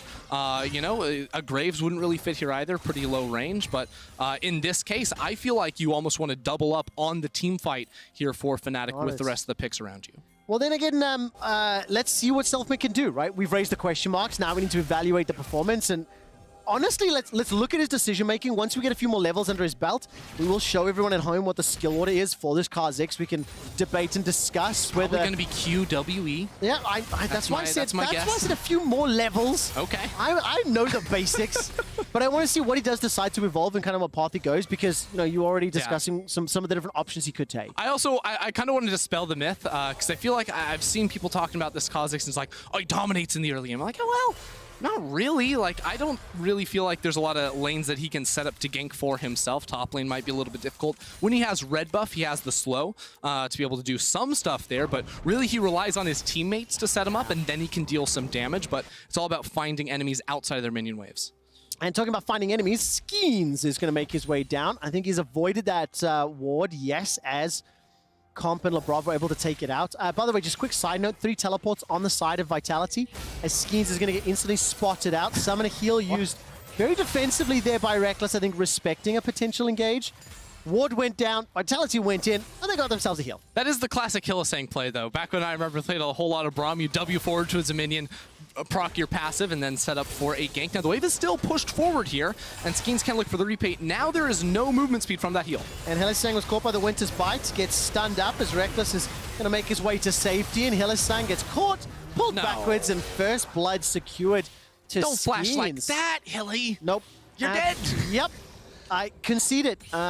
And he doesn't. So okay, let me take this, because Fnatic just showed an inability to work with their jungler right there. Selfmade path down towards bot lane. It looked like he was being called by Reckless and Hilly. Their lane was pushing out, and that's why it looked kind of strange, because he ran all the way through bot lane. It's not like he made a beeline for Gromp. He went bot and then changed his mind. So, when Fnatic are trying to push out that wave, it's clearly working against them. They get ganked the first time. Why then does Selfmade continue to run top lane? Why does he not then make it down towards the bottom lane to help them push that in? Because, like, Fnatic should know they're very gankable. Skeens just ganked them once and then hit him twice, and it's a kill. It's one of those things that, especially when we get more time closer towards playoffs, and we get a little bit more time to dive really, really deep into if Fnatic make it to playoffs, is this a trend that we have seen time and time again? Are these flash in the pan problems? And there's different problems every week, but it is issues that need to be resolved, especially for a team with a pedigree of Fnatic, for a team that wants to be looking to challenge for titles. It feels like Fnatic have bigger problems to work through than some of the other competitors around them right now versus their expectations. Oh, Nemesis looks for the play in mid, roamed by Bwipo. Milica will flash out of that and survive, but of course, did burn that summoner spell. And, I mean, Vitality continuing to try and hit bot lane, and Hilly doesn't have flash. He doesn't, but he's got himself a dredge line. The shield will not be enough from Skeens. Tries to get the damage down on the auto attack. Luckily, that dredge line saving him this time around and nobody to catch it. So, Fnatic over the last year have changed so much as a team. And Frost was talking about this a bit on the desk, where she was saying, right, like, remember when Fnatic was just the team that TP'd bot lane and killed and got kills for Reckless, and that was all it was? They were very focused on that bot lane, but also, and I'm going to get a lot of hate for this, I'm not trying to tell you that Broxah was necessarily better than Selfmade. Broxah played for his lanes. He was about being there to help them and make sure that they would not get punished. Like the gank we just saw in bot lane when Skeens comes and kills Hylissang when the wave is pushing out. Broxah is the type of player that would be there to help them. Yes. Now, I'm not sure what's going on in the comms, right? Selfmade could have been told by Reckless, hey, they're fine, bot lane, he's going to go topside, but it is a very different style of game. In the draft, it's more about the Kha'Zix, it's more about Selfmade. In the gameplay, it's about putting him ahead and less what his lanes need, and that has shown to be a problem there. The interesting thing for me, because look, I don't see the game at the same level that you do, and I'm significantly worse at playing it, right? However, when I have seen Fnatic try to run that same style as last year, when you do have, you know, Reckless on a late scaling ADC and you've got a more supportive jungler coming out of Selfmade, they haven't won those games. And they're currently not winning very many of the games where Selfmade is the tip of the spear, the front man, the man that's getting the priority. So there needs to be some either refinement, some improvement, some tweaks to it. And obviously those like small mistakes there that you highlighted earlier, Hilly and Reckless, maybe not working with Selfmade, maybe not respecting it. No. Now Skeens is going to come in with the showstopper. Reckless with a very good flash to buy some time. But the Unbreakable comes up, and the Haymaker is going to be enough this time around. Here comes Selfmade. He manages to get a leap onto one, turns his attention back towards Lebrov, needs to get it, and he does. Reckless stays alive, manages to walk, and finally gets taken down by Skeens. But Selfmade needs to get one more fear. He can taste it. And it is Skeens for the double. All right, now that is an excellent punish there from Selfmade. Will this connect? Dun, dun, dun. Oh, you are into it! You've got to be kidding me, Selfmade! His hands are shaking! I'm on the floor! Oh, our observers bait us all the time. They never hit. They never hit these days. That one wasn't gonna hit! He saw the light and he's like, take me with you! Oh, ladies and gentlemen, I can only apologize to you. We do not have the ability to replay and show it back. Because, and we were just told, there was a bug splat in more ways than one. Oh, man. So yes, ladies and gentlemen, unfortunately, we do not have the ability to live replay for a few more minutes. As you may or may not know, due to competitive integrity reasons, we do play with a delay. So that's obviously the players are in the advanced, and yes, we have mentioned that the replay machine will get fixed in a few minutes' time. Now, as we come back into it, right, Fnatic, 3 kills to 4. They're down a few hundred gold. We've spoken extensively about Fnatic. I would like to reframe the conversation about Vitality. Skeens, Comp, and Lebrov have been making plays. Forget Comp and Lebrov. Skeens is the new man on the roster this week, returning to the team, and he has played very well. Yesterday, on the Lee Sin, surprisingly, it was a bit different because it wasn't about him crushing through the early game, but he got super impactful kicks later on. This game, he has hit Reckless and Hylissang very hard, and now you have a play topside. All right, Cabba shot is going to get in, as well be able to take out the Rift Herald. Teleport comes down from Lebrov, who, by the way, is running that Spellbook Summoner, so he's going to come up to support. The tower is still not taken down. 3-1-1 for Skeens. Got himself that Hex Flash, got himself that Chilling Smite already. And again, as you mentioned, it has been about him in this bottom lane. What is the problem now for Comp? Well, let's take a look at this.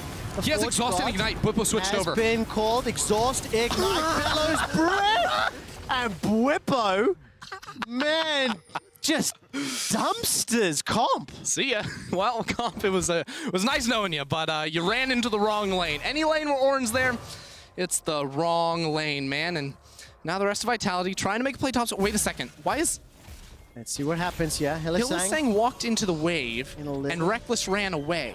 Reckless maybe afraid of the dive. No. This is so cool. So Hylissang is basically saying, hey, they can kill me if I want. But he sets up a freeze and also holds the minions in front of the tower so they're not dying to the tower. So Reckless is there, waiting in the wing, so he's not there immediately. But once they feel safe, they're like, Vitality aren't actually here to punish. That's when they return. So it looked like they were on the completely opposite pages. In actuality, that was a really smart call to make sure Reckless could get that farm safely. And with the farm, with the kill, Reckless and Fnatic are now in control of the game by a margin. They've got themselves an Ocean Drake as well. Kills a 4-4 and CS advantage for Reckless on that center. Nash's Tooth picked up by Nemesis in the mid lane. He's plus 20. We've barely looked at Melitza and Nemesis. Nemesis did go for that early engage just a few minutes ago and wasn't able to pick up the kill. Melitza's flash has become back available, but I think we'll start to see these mid laners get more involved as the game plays out. And now we're just seeing some swippy swaps. Reckless and Hilly went top. They pushed some lanes. Remember, Labrov TP'd up after the attempted Shelly move, and now we're seeing it again. Explain to me a little bit why you think, or why the teams are swapping these lanes as frequently in the last few minutes. Well, I think Skeens pretty much has one lane to play. Wait a second. Cabo's looking for... He's gone for the flash. Reckless manages to escape for now. Now, Fear Beyond Death has not done enough damage to find the kill. Reckless simply outplaying this one. Now the turnaround from Cabo shot. Oh, no! Fear Beyond Death. Cabo gets the kill, but at what cost? Teleport is thrown down from Bwipo, and Cabo will be the next target. Look at the minimap, though, as members of Vitality are leaving the middle lane. Selfmade's waiting to hop over the wall, and... So Bwipo still has ultimate, so him and Hylissang could walk up through the river, but they just want Melitza. Yeah, they do indeed. There goes the leap, taste of fear. The shockwave finds no one. Selfmade reads it like a book. Dredgeline from Hylissang, the ray gun from Reckless won't find the target. Call of the Forge God is interrupted by Braum. Now Bwipo and the rest of Fnatic continue the chase. The dunk down from Selfmade. He survives a few seconds longer. Here comes Skeens. The leap away. And the non-evolved W. Fnatic out-skirmish Vitality and stomp them in the river. That was really nicely done there from Fnatic. Reckless a little bit sad that he got taken down there, but the way Selfmade was able to get behind Melitza without Vitality knowing, get all that damage and dodge the shockwave on top, excellent stuff, and Bwipo, who still had the ultimate, could lock that one down. So this is what the Kha'Zix pick is about. So when I was talking about it in drafts, it doesn't really make sense with the composition when you look later in the game for the fights, but in these spread out skirmishes, you can see how deadly the pick can be. Yes. Now, as much criticism we were throwing down earlier, 3-1 and 3, obviously prioing the queue for the time being, as you can see on the skill order. For the next few minutes, now we're at 15, 2,000 gold lead, 2 Drakes under the belt, an Infernal Soul to play with. What do you think about the Kha'Zix and the next few minutes expectations? I think the Kha'Zix is going to be really strong for at least the next 5 minutes, but we're going to see pivots and itemization now. So we already have Ninja Tobbies coming through for Cabochard and Skeens. Comp should work on an Iceborne Gauntlet, and once armor starts to get picked up for Fnatic, that is when Selfmade's value is going to just start to plummet, because it's so easy for Ezreal to itemize multiple armor items with the Death Dance after the Iceborne, once Melitza gets Azonia's as well. Like, this is going to make it much harder for him to have an impact. So the next 5 minutes, the next Infernal Drake, this is where Selfmade needs to, cash out, because the rest of the game will be carried by his teammates. Yeah, Hylissang's just going to get jumped on. Yeah, gets pulled backwards, actually. I think the Dredgeline was about to pull him to safety, and obviously Vitality committed a fair amount with that Hex Flash engage. And I mean, Ender, you said that in draft. You talked about itemization. You talked about how armor was going to be problematic here for Selfmade, but you like to assume that maybe the Azir and maybe some Brittle from Bwipo's Ornn can start to help out a little bit in the coming minutes. And Shockwave, is it a bait? And if so, can Nemesis escape? Well, Bwipo's about to be here too, so this is the thing. Vitality brought both a jungler and a support. Fnatic are like, hey, we've got a jungler and a top laner. That's a little bit better there with the finished Sunfire, but it will mean that Reckless is stranded up here. He is indeed going to be forced to flash. Reckless this game, highly, highly respecting every potential. Instant flashes, instant summoners. He's been jumped on multiple times and has escaped most of them. But Vitality at 15 minutes, they've got themselves 6 kills. I mean, this is a very, very high-octane game as far as skirmishes. And Skeens has been at the forefront of the vast majority of them. Now the tower's going to fall here in the mid lane. It will be the first of the game at 15 minutes.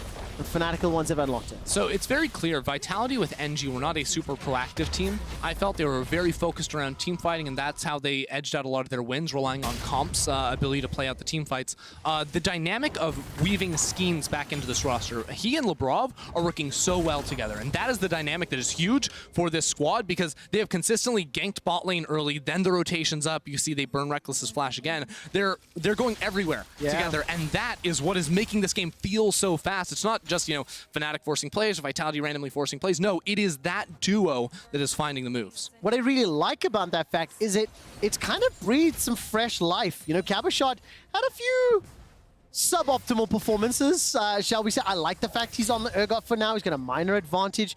This playstyle, this like skirmish heavy go in, is something that I've liked from Vitality. Back when Yamato was on the squad, it was the bloodthirsty go all in style. It has been a long time, and those were the high highs that Vitality have yet to replicate, right? Yeah. And now we need to see where Skeens will take this team. They're still in a deficit. They're behind in gold, they're behind in kills, they're behind in dragons, and they're going to be putting some pressure on this bottom tower. And I see a disappointed face here, Ender. I'm dying. Why are you dying? Comp he got scammed. He went over to the shopkeeper and he was like, gimme, what do I need? What do I need? The shopkeeper's hyping up. He upsold him, right? He's like, the Trinity Force is about 1,000 gold more expensive. Yeah, it'll be great. It gives you all this damage. You combine 3 items into 1. Iceborne Gauntlet against 2 lethality users is broken. Just do it. Oh, but he didn't. He got scammed by the shopkeeper. And what'll actually be very interesting to see is the gameplay impact if Selfmade can pick him off, right? And how quickly Selfmade can pick him off, or whether or not Reckless can assassinate him with some of the long-range spells, right? So let's see what happens in the team fights. Sure. And I want you to be extra vigilant in the evaluation, right? Can Comp play safe enough to mitigate it? This is what I hate, though, is if Comp is playing safe in fights, he's not dealing damage in fights. And he is the main carry in this composition. Like, yes, you can spread out damage to an Orianna and Urgot in fights, but when we start to get 30, 40 minutes into this game, it is going to be the Ezreal. That's the consistent threat for Vitality. And yes, he will have more damage, but if he can be threatened to be instantly burst by a Kha'Zix, or even, you know, walks up to a Sen and gets 1-2 punch, like, that is a bad look for Vitality. Well, we'll see. We've got a few minutes to play through. He's 2-2-2. There's a teleport now into the mid lane from Nemesis, joining the rest of the squad. There was no wave, no big pressure just yet. Skeens will be pulling Bwipo forward, but Fnatic have not committed anything split pushing. just yet. Selfmade's in bot lane, so he's like, I'm actually the least relevant player when it comes to a team fight, so I'm going to go pick up the waves bot lane. Make sure Azir and Sen are next to each other. That'll be good. Duskblade of Drakthar completed, level 11, and look at this. Helisang's just going to get blown up. He's going to get obliterated. He flashes away. He stays alive. There goes the shockwave. That catches 2. Reckless is down. Helisang follows shortly thereafter, and now Nemesis is trying to use those Sand Soldiers. The Rift Herald and the Kha'Zix, yes, they get a tower. Comp has a triple kill after that fight, and the first Infernal Drake of the game is available for the taking. I mean, that was heartbreaking for the Fnatic fans. Yep.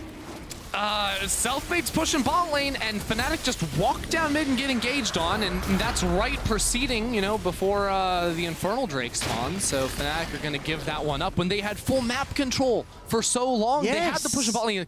Selfmade's telling this team, slow down, guys. I've got a Rift Herald bot. That's going to draw attention over. All Fnatic had to do was not walk into the team fight, and they did just that. Oh, but hang on. What happened from the very first gank of the game where Skeens came in and Selfmade was maybe coming to help, but didn't come help, and maybe... Don't pin this on Selfmade. No. It's the communication. It's the combination. Sure. What thread I'm trying to see is that if and when Selfmade is doing something, whether the team is communicating and working around it, they're not on the same page. Look at the minimap. There's a lot to look at right now because while we're fight going on live as well. Yeah, exactly. And I mean, Hylissang just getting a little bit caught out. I mean, that shockwave is really nice too. Hylissang and Reckless were trying to split up. And then, yeah, I mean, Skeens gets the flash knockback there onto Bwipo, picks him up with the ultimate. Fnatic. Exquisite shockwave from Melitza. Comp closes it out. 3 kills from that fight. He's 5-2-2, got the Lucy boots and a Bilgewater Cutlass picked up. And now we need to see, because look... He's never going to build armor. There's no Death Dance coming in either, Trevor. But that also means that there's no margin for error, right?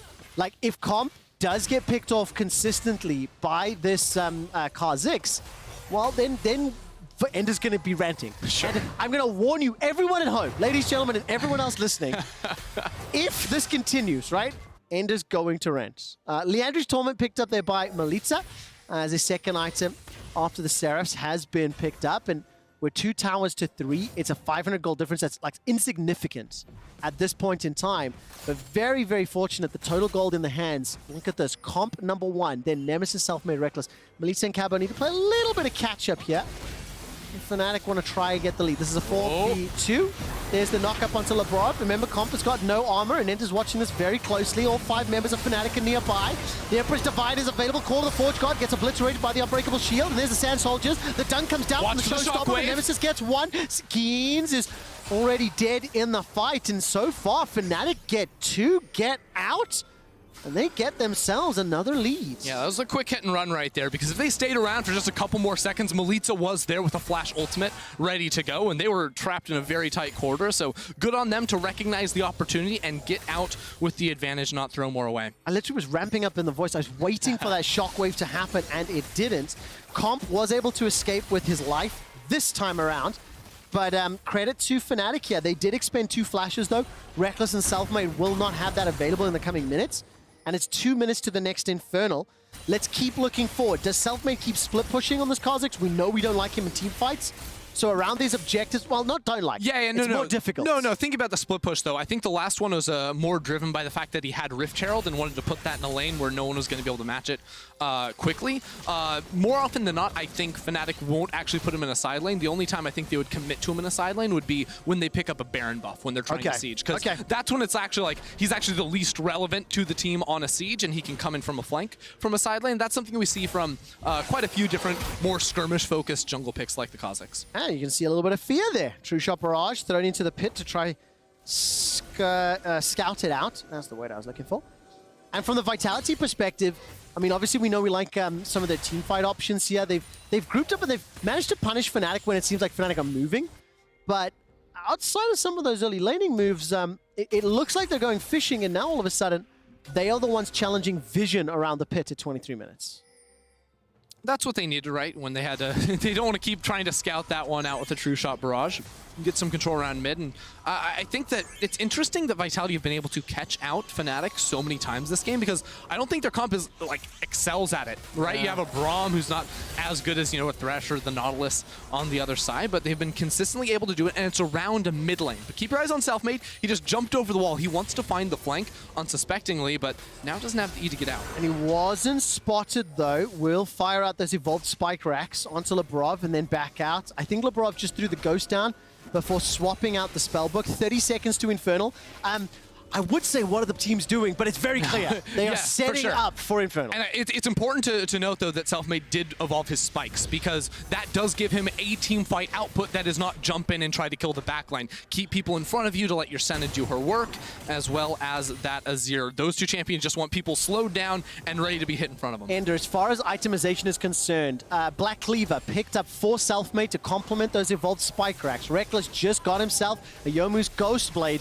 And now it is Fnatic that has started off the Baron. True Shot does a big chunk of damage, in fact, to Reckless and Nemi. Hilly is donating his life away. He was trying to buy some time inside the pit. It is just picked up by Vitality. 1, 2, 3. There are 4 kills. There is a Baron, and that is simply unacceptable from Fnatic.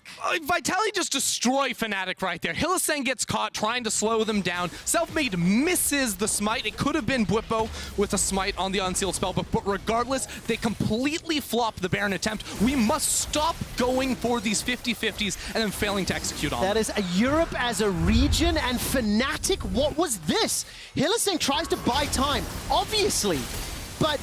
Yeah, so this isn't Hylissang's fault. He's trying to ulting Skeen, slow it down, and the call is come in 65 HP. And I believe that was Selfmade, because that was a blue smite animation coming down. Or sorry, red smite animation, then blue coming through from Skeens right there to get the steal. I mean, I'm just baffled at some of the choices here. And again, I want to go back to, right? Hillisang, I think the call is it delay. Try to buy some time. Throw everything you can because we want to burst it. They misread the situation. They did not think it was a 50-50 attempt. They did not, but they did not realize the amount of time they actually needed there with Skeens able to shrug off the CC and fly on in with the Deadmans. And we turn it to the other side. Vitality! 4 kills out of it, or 3 I think it was, plus the Baron. It has been Skeens from the early game, and now every time there's an opportunity to punish, they are doing it. 12 kills to 10. Gold lead for the first time in a long time. Baron empowered minions. And Comp says, I don't care about your no armor. Let's see how long that lasts. Exhaust onto Selfmade. That will time out in just a moment. Dredge line from Hilly. It matters, Trevor. Rid of the Baron buff. That's a caster curse if ever I've seen one. Oh! The grid from Skeens is there. Nemesis, though, gets obliterated. Yes, that's a great Emperor's Divide, but there was no one else around you. The rest of the Capo! Capo! Oh, man, fear beyond death. He manages to get it over the wall. What is going on? 27 kills in 26 minutes. I realize I have screamed a lot to everyone watching at home. I've sighed a lot, Trevor. I know you have. we have a nice mix. I think we're bringing both perspectives. And I want to just say, like, on one hand, Fnatic started that off so well, trying to get the kills, punishing a little bit of, like, Vitality's decision. They were pushing top and middle lane. They exposed themselves to an ability to get jumped on. Just as I start saying, Comp's played so well, I was literally about to say his positioning's great. Then Selfmade just Goomba stops him. I'm like, look, armor, kind of a big deal. And like Comp had played the game very well before then, you know, the Kazakhs hadn't been able to find the jump on, but it just takes that one time, and you can see that 2 Qs from Kazakhs means a dead Ezreal. Okay, we are 27 minutes into this game. It is as even as it is going to be. 4 kills to 4. 2 dragons to 2. The gold is even. The kills, I don't care that there's +1 to Vitality, right? I need to know who you think is going to win this game because of the state that we are in. Oh. I think Vitality got it. Okay, how do they unlock this game? Baron has just timed out. They've lost a number, of course. 2.5 to go. 2 minutes to Infernal. There's no soul available. So I think realistically, compositions I do think are quite close because Vitality have really good scaling options, teamfight options in the Ezreal and the Orianna when it comes to making. Okay, we're just fighting a mid lane. They are indeed. Remember that this was Comp and Lebrov that opted into the situation. I changed my mind, Trevor. Comp and Lebrov decide to jump forward, and in the blink of an eye, Hillisang turns it around with the help of Fnatic. 2 quick kills, and now they might be able to lock in a turret. And Trevor, I'm not going to shut up about the items because it's not just the Kazakhs with the lethality. It's also the Senna, full lethality down there. So, again, an auto attack and ultimate and 1 Q. That's going to be a kill onto Comp as well. Hillisang almost connects the hook. Will not result in the kill, but will result in the tower. And Nemesis is building up that wave in the bot lane too, pushing that one forward. I do think Fnatic are going to back away after this, but these are the moves we're going to see from them, and if they make that before the Baron in a minute 40 seconds, that could very easily push them into a win. 29 minutes of gameplay, 29 kills, a comedy of errors and celebrations on both fronts. I used the word perplexing. I think I'm going to keep using this word because that's where my head is at. It's just, it's really, really weird seeing some of the things that have been going on, and now the Fnatic have sort of find themselves 2 picks. They've got some control in the lanes. They've got a tower advantage. It feels like it is late enough that one bad team fight could win the game for either team, really. It's, I mean, we're at the point now where, because it's 2 dragons apiece, the fight around the Infernal Drake may not end up swinging things entirely, but because it's so close to the Baron, if these teams all in, that fight will then mean the Baron as well. So this is a huge swing moment in the game in the next 20 seconds if these 2 teams commit forward. Kavashar does not have teleports. He was down in the bottom lane. Needs to make his way back up to the team. That Fear Beyond Death just a few moments ago was beautiful over the wall. Look at that. Reckless gets a little chunk of damage onto Lebrov. 2 seconds for Infernal, 30 seconds for Baron. Vitality will have the position to push mid lane. I think they just give it up. Yep, just push in mid because this is a good trade from Vitality. They say, we don't really have control over River. We're going to push mid, maybe get the tower. And then I actually don't think the tower's that impactful. I would go for Vision, but Fnatic are now going to find a potential fight on them. Vitality get clumped up here. All of the Forge God. Oh, no. Brom's nowhere near.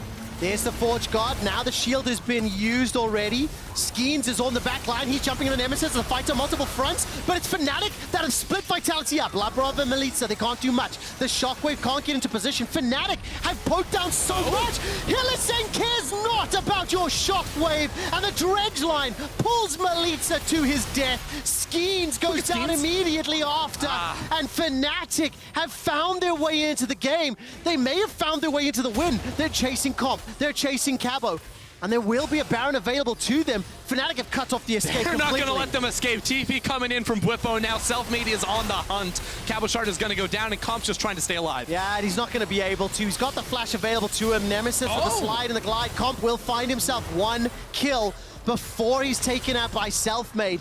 That's going to be Fnatic with the ace. 20 seconds is the shortest death timer for a carry, at least. Skeens on 10. Labrov is just up, but Baron should go the way of Fnatic this time around. There's no one to steal it. There's no true shot barrage. They can't 50-50 this one.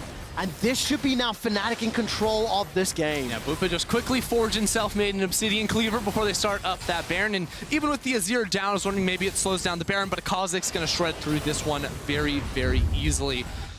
This fight was a weird one, because again, Vitality is sort of tunnel visioned on getting the mid lane tower, and that opened up the flank on the side from Bwipo, which quickly gets shut down, but it is at this point that Vitality don't really know what to do, because Labrov gets picked off, Bwipo stays alive for so long, he's so tanky at this point in the game, and then watch this, Hylissang gets CC'd, but his hook still goes through, he travels on to Melitza, Labrov tries to block that, he was so close to saving his mid laner, but he trades his life too, and it is not good for Vitality. The thing is, it doesn't feel to me as if it would have had a huge impact. I mean, maybe if that Shockwave had done more, right?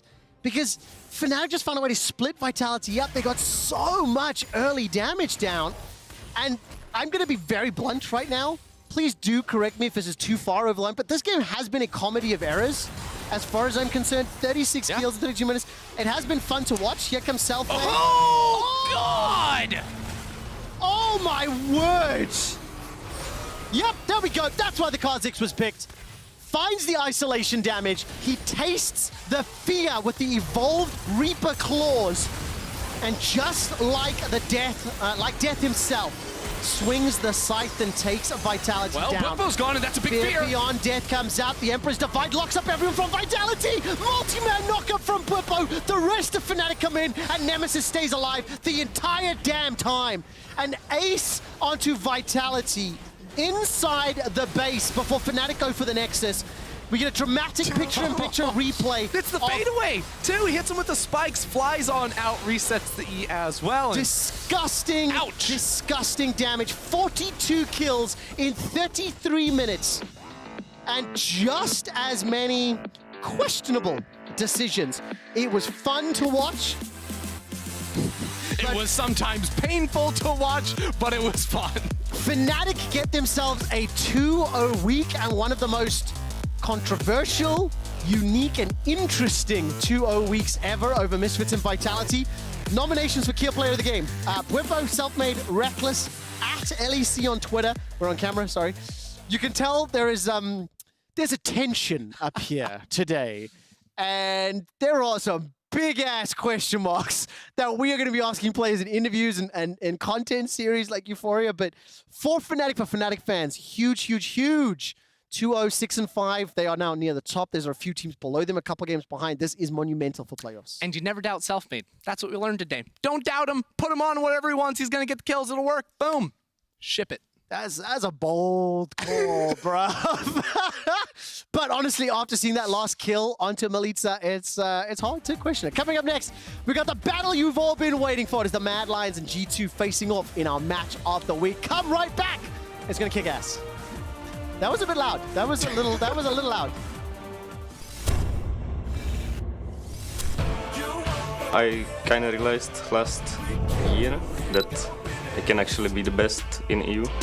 Why do they keep breaking? Losing against us in the best of 5 is like probably hurt their pride a bit. Of course, like we are first place as well, like they probably want to beat us. Bring me a real challenge. It is fairly easy to play against Mad as long as they have a good game plan and good draft into the game. Once playoffs comes around, we will see why I have been at the top for so long and everyone else hasn't.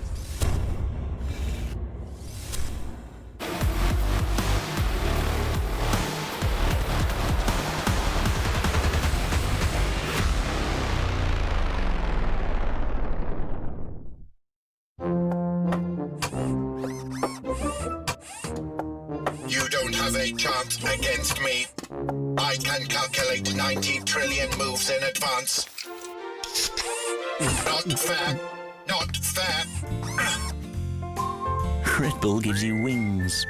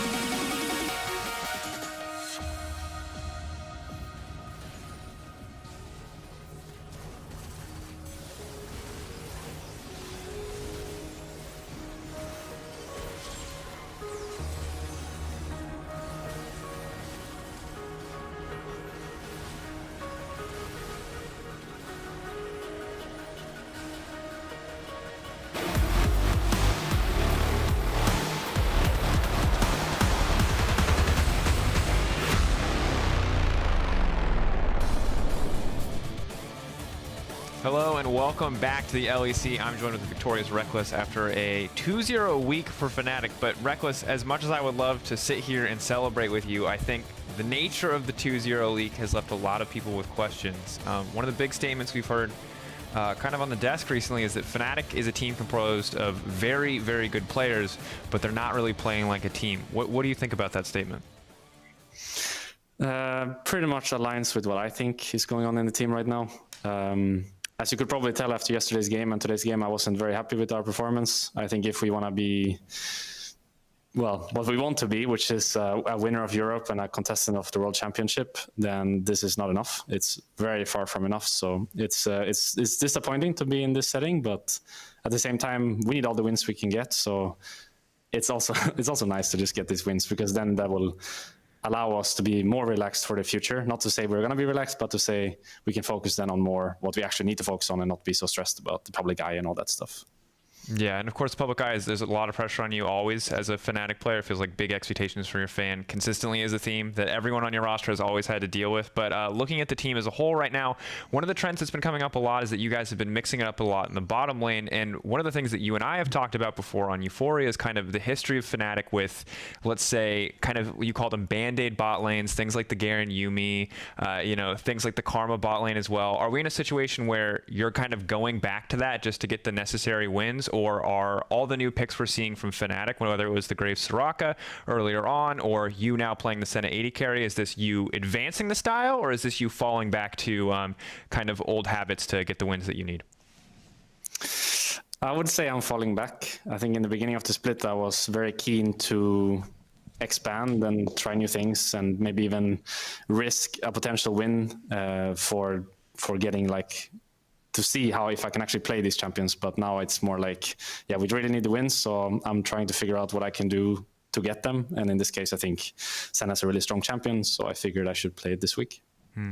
Overall, it feels like, despite the kind of the intensity of this conversation, the fact that you're talking about Fnatic not really coming together as a team, we're talking about falling back on old habits, something that I know you haven't been proud of in the past. It still feels like you're very calm, you're very collected. Is there any fear in your mind at all about this Fnatic lineup potentially not making it to playoffs this time around?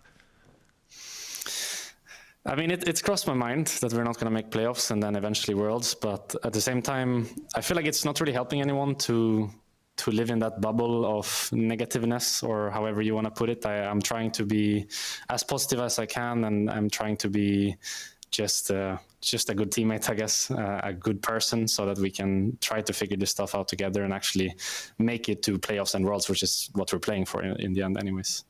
I think a super respectable attitude to have in the scheme of things, of course, is an update. Kia player of the game is none other than Selfmade, a pretty solid Kha'Zix performance. As a final question, just at what point did you know that you had won that game? Because for a while there, it was pretty dicey. Just to keep it back onto today's games, like talking about playing that game, about sitting in the seat, dealing with the Baron steal, dealing with what was a very up and down game. Was this a game you expected to win, or was this a game where you were very surprised when it turned around back in your favor after that Baron steal?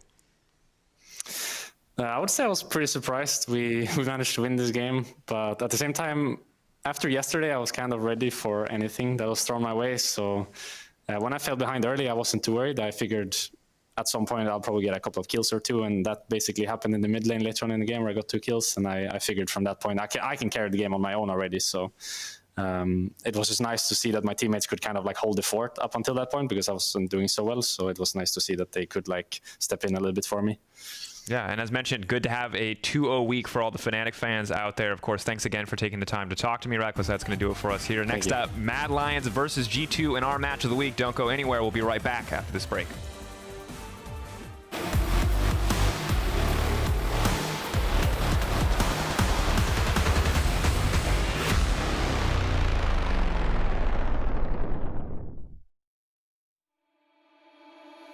From home, but you're in my mind. Everywhere I go, you're by my side. Take me for that road when the stars align. This isn't just a feeling, home is where your heart is. Far away from home, but you're in my mind. Everywhere I go, you're by my side. Take me for that road, the stars align. This isn't just a feeling, home is where your heart is. Far away from home, but you're in my mind. Everywhere I go, you're by my side. Take me for that road when the stars align. This isn't just a feeling, home is where your heart is. Far away from home, but you're in my mind. Everywhere I go, you're by my side. Take me for that road, the stars align. This isn't just a feeling, home is where your heart is. Oh, my heart. Staring up right to the ceiling, eyes wide open while I'm dreaming about a place that's far away but feels so close. It feels so close, yeah. I've been trying to find a meaning for the things that I believed in, but it always took me back right to the start, right where you are, yeah. And 1,000 miles just ain't that far when you're with me. Can't you see what I see? So far away from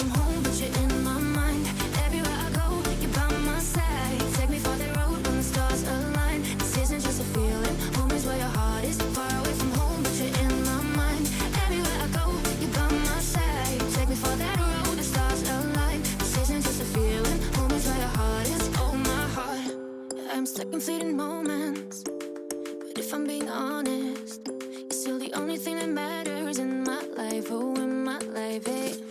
And even though I'm far away now, our bond will never break somehow. The way I feel will never fade, it stays the same, we never change it. And 1,000 miles just ain't that far when you're with me. Can't you see what I see?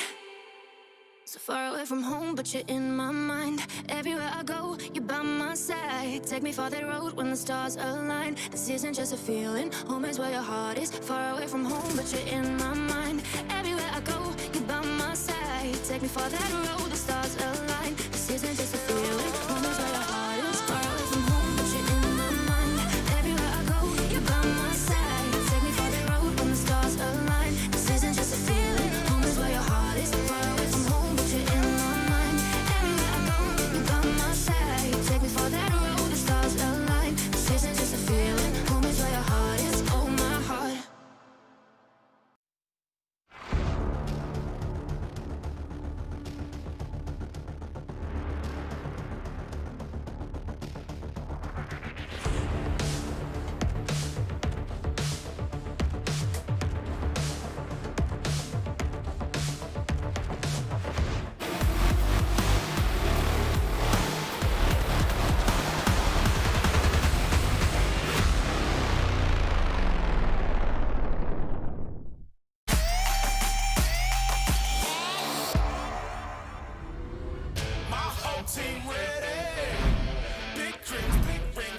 I kind of realized last year that I can actually be the best in EU.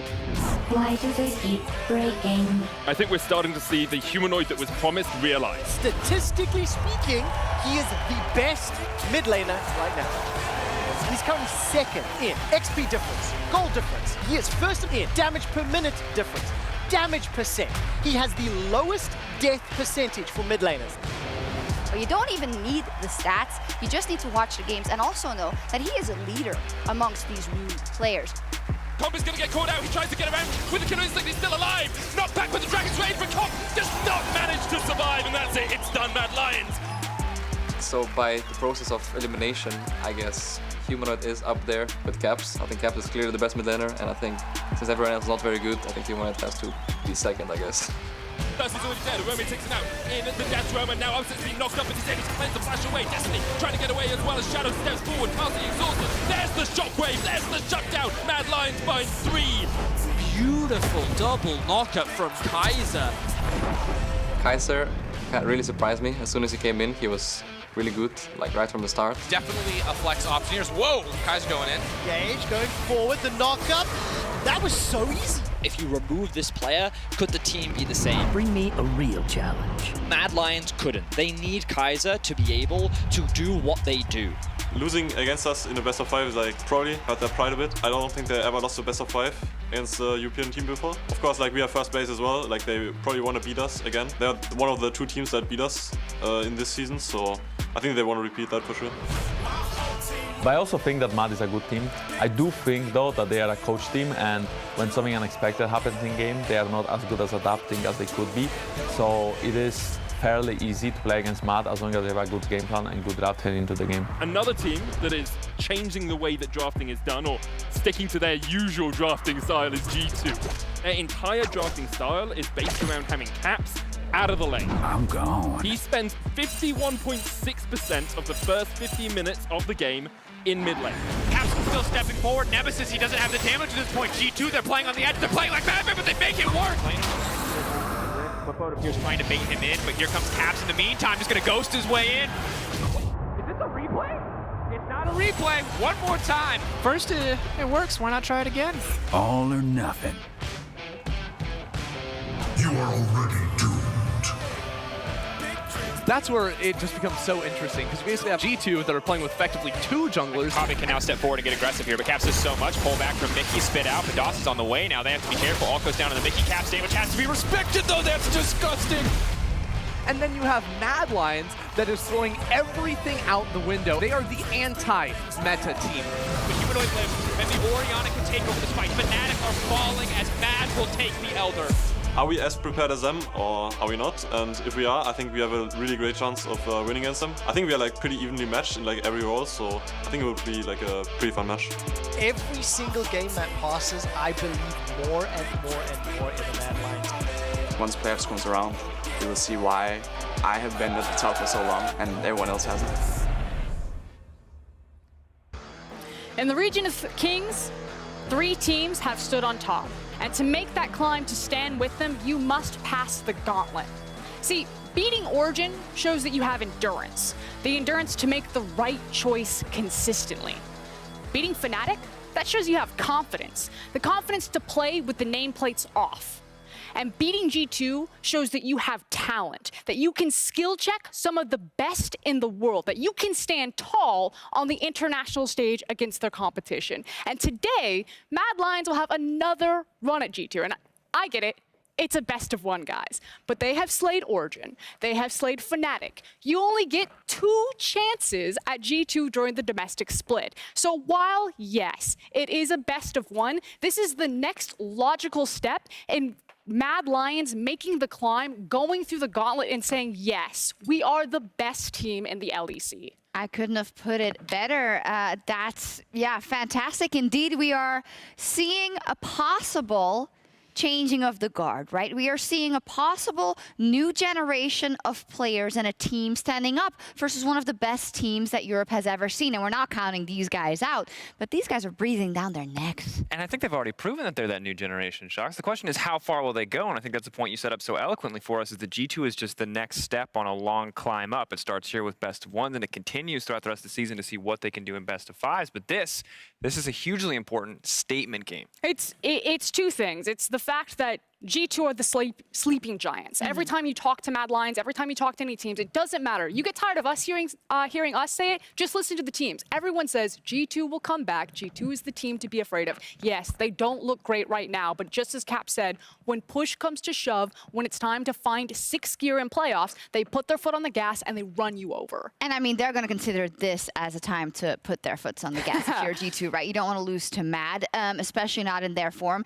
You said earlier in Ready Check Frost, I'm just going to repeat it. It's been a couple of hours. Right now, Mad is the team that G2 wishes they were at this point in time. Can you elaborate? Well, Mad Lions just dismantled their opponent with a composition that G2 dismantled Fnatic with. But what does that mean? We just saw how much Fnatic struggled. So yeah, congratulations, G2. You ran over a dead Fnatic. Now measure up to a team that you should be. Mad Lions have taken everything that G2 showed on the international stage, and they have become that thing. They are fast. They are aggressive. They play with tempo. They play with pressure. They have massive champion pools, and they skill check you in every single position. And that's the thing that we praised G2 for so long, right? Not only the skill checks in individual positions, the coordination, the fearlessness, the fast pace of the game, where the second you make a single mistake, no matter where you make it, that team will punish you. And you're right, Sleeping Giant sadly is the story for G2. Do they wake up today is the question that everyone's asking. And if they do we finally have an even toe-to-toe matchup? Mad Lions have basically swept a series. G2 have actually swept a series. Do we finally get a matchup where both teams come in at full strength? And that would be so exciting, right? If they both come in at full strength. We do have a tiny delay getting into Champion Select, which we are also going to cover right here on the desk. So let's dive into kind of how these teams perform on the Rift for a second. Janko said something very interesting in that video. He said, Mad Lions are a coach team. If you have a game plan, they're not very good at adapting once in game. Do you agree with that? See, I used to agree with that because you could see the fingerprints of kind of the old Splice coaching staff on Mad Lions. Again, last split, I felt like they were a very one-dimensional team. They had kind of one style that they stuck to and it worked, and then it got figured out in playoffs and they were dismantled. Now, I don't think that's true anymore. I think Jankos needs to give them more of the benefit of the doubt. I think they are a much more creative team, and when things do start to break down, what makes Mad Lions so successful is how creative they are at problem solving on the map and creating opportunities that before only teams like Fnatic and G2 would see. And the coach team was not the team that we were scared of. The coach team, you're right, is that team from last split. The coach team was not sitting at the top of the standings. That's the old Mad Lions. This is the new Mad Lions, and this is the Mad Lions that made that miracle Alistair headbutt play that with Kaiser. That's not coached. That's a 1 in a million shot where you see your moment and you take it. You can't coach that. And so for me, this is a team that G2 might just be sleeping on. That's a great point. They are getting into picks and bans. Talk to me about key picks for this matchup. There's so many. They are. Can you narrow them down? I forgot the 5 we picked for our graphic. Well, there is a lower third, so let's see the graphic. When the graphic comes, we can talk about it. I'm going to tell you that Twisted Fate's probably going to be on this graphic. Probably. And I think that TF is probably one of the most important picks. Again, a lot of G2 success that they've found with right now is either using the AP Kog'Maw, which Caps has just been disgusting on, or, as Medic says in that hype video, just getting Caps out of lane. Caps spends around 50% of his time outside of the mid lane. In the first 15 minutes, it's actually like 43%, but stats don't kill me on that one. Basically, he just leaves and he goes to side lanes, which is also why Kalista has been such an important pick for perks, because it allows Caps to leave lane and to snowball through it. So Kalista should be banned. Should be banned. It is, of course, the second game we see Perks back on the lineup. Just to freshen us up, it was Senna, Ori, Kog, and TF that you guys wanted to keep in mind as, in terms of contested picks between the two. Mad Lions versus G2 Esports, but what we hope is that it is going to be a very spicy draft and a spicy game. We have high hopes for kind of how inventive these two teams can be, but will they decide to go for it now? And surely it can't be any worse than some of the games we've had to sit through today. They should be the banger. And there we go, already out the gate. We talked about the Twisted Fate. It is not going to fall into Caps' hands. So will Caps go back to the AP Kog'Maw?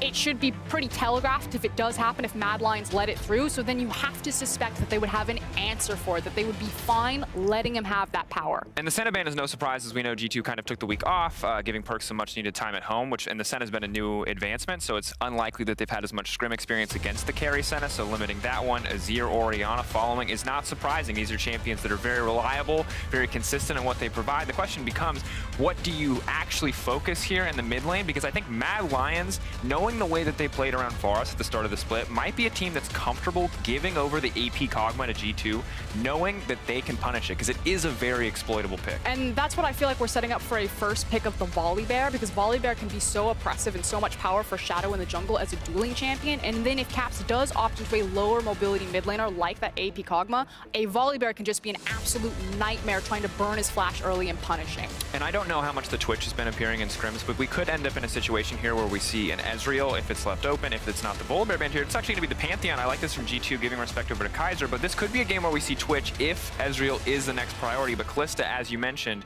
FLICKR, seems to be more high priority for Mad Lions, and this is a fantastic pick for this lineup. But this is so crazy to me that they would let a pick like Volley go through because of how powerful he is. Maybe both these junglers, Shadow and Jankos, feel confident that even if you give someone a Volibear, that they have answers. We've seen the Olaf usually banned when a Volibear gets picked up. But this is the thing. You're basically saying, like, Perks is such a threat, and Karzi is also such a phenomenal Kalista player that you will give a massive power pick like Volley to G2, to Jankos.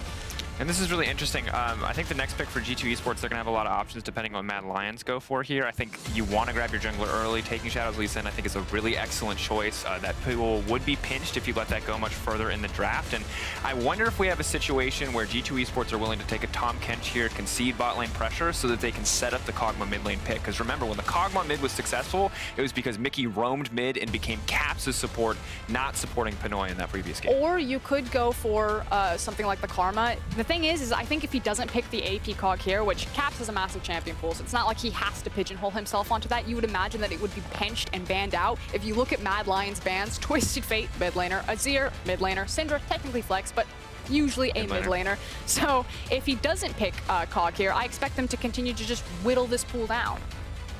GT Sports going to take the time on this one. I like the Leona Kalista bot lane pairing. You get the full aggression that you want out of it. You get repeated engages here from Kaiser, which I think is so incredibly crucial. Bot lane duo here, obviously a powerhouse for the team. And I like that Mad have hidden their solo laners.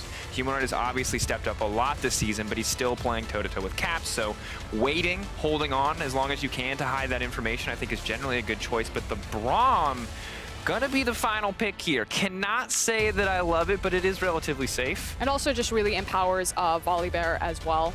Again, anytime you can stick to people with the Braum. I think now you're banning out top laners so you can sculpt a good matchup for Wonder because you're gonna leave counter pick 2 Caps, so no surprise to see something like a Renekton go through. Other top laners that are still viable, Ornn, Wukong, Gangplank, especially if you're going to be picking it blind. Yeah, Gangplank I think has a lot of difficult matchups here, so we would, I think it'd be heavily telegraphed. If we saw more bans going towards it, we would know that it was coming. Instead, Mad Lions are just going to take it away. This is a game where if Braum is crucial, Mad Lions could always opt for a Mordekaiser to take away the Unbreakable to limit the peel that he provides, but so far, it doesn't feel necessary. So one of the things that's kind of missing from both compositions, on the Mad Lions with 3 champions, Kalista, Lee Sin, and Leona, you don't have a lot of scaling options. You are, like, we always praise Shadow that he's like the one player that makes Lee Sin look relevant at every stage of the game because he can find those miracle outplays, but with Azir and Oriana both banned, that's usually where the insurance policy from Mad Lions comes in. On the G2 Esports side, there's that Gangplank that we were talking about in terms of blind picks. You need hard engage, and I think that means that they're going to go for an Ornn because they need some sort of engage tool, and that's usually where the top laner is going to pick it up because it's probably not going to be in caps. I don't think he's going to be playing the Galio. And I also love the Malphite ban coming out here. Obviously, champion's been rising in priority, really does shut down a champion like Kalista in the early to mid game. The GP ban as well, limiting the scaling options for Mad Lions that could round out that composition. And now with the Renekton ban, with the GP taken away, we've got a Camille going to the top side for Wonder. This is something special. And it's the pivot, and I like how it fits kind of both things. I was thinking Ornn, you need the hard engage. Camille's also going to give you hard engage, but then gives you the extra added benefit that you can play 1-4 and hyper scale on a side lane. So there's a late game insurance policy for G2. So what's the answer going to be from Mad Lions? They say, okay, you're going to play to the side lane. We need to also be able to play to side lane. So you grab something like a Galio that can quickly snowball bot lane, get this Kalista going, and match the hyper scaling against the Camille. Jax, Galio versus Camille. That is the answer from the Mad Lions. That is incredible. That was bold. They needed another source of damage. The Galio wasn't going to cut it, and that's for a Rome, a champion, or a guy who's been considered the weak side top laner for this team for most of the season. That feels so crazy to me. But Jax, yeah, can have a really positive matchup. Counter-Strike, very easy to use. Most of Camille's engage options, very telegraphed, very auto-attack reliant from the precision protocol. And now we have the Cassio to balance it out. And I love this because the Leona, the Galio, the Jax, the Lee Sin, if they're coming straight at you, it is so easy for Cassio to shut all of that engage down to control that space super well. But that said, there's so much hard CC on the side of Mad Lions. If G2 get hurt, get taken down in this early game, they're not really going to get a chance to come back. All right, we were promised some interesting drafts, and I think it delivered. These are some very interesting compositions. Who would you give it to based on comp, Frost? I'm actually going to do it kind of based off of agency. For me, I'm looking at a Rome. You got the big power pick. You got the Jax. I know in the ERLs you were a carry player, but I haven't seen it in the LEC. Arome, this is your time to prove me wrong, to step up on this Jax pick, to be a big difference maker. And then on the other side for G2, perks and caps are on champions that can do a ton of damage, and you have great protection from Jankos on the Volley Bear. So I think across the board, every member on G2 has agency to do what they want to do, but Arome, it's now or never, man. Wow, it's not just about this game, it's about the foreshadowing of what this could mean. It is time for our match of the week as G2 and Mad Lions hit the rift.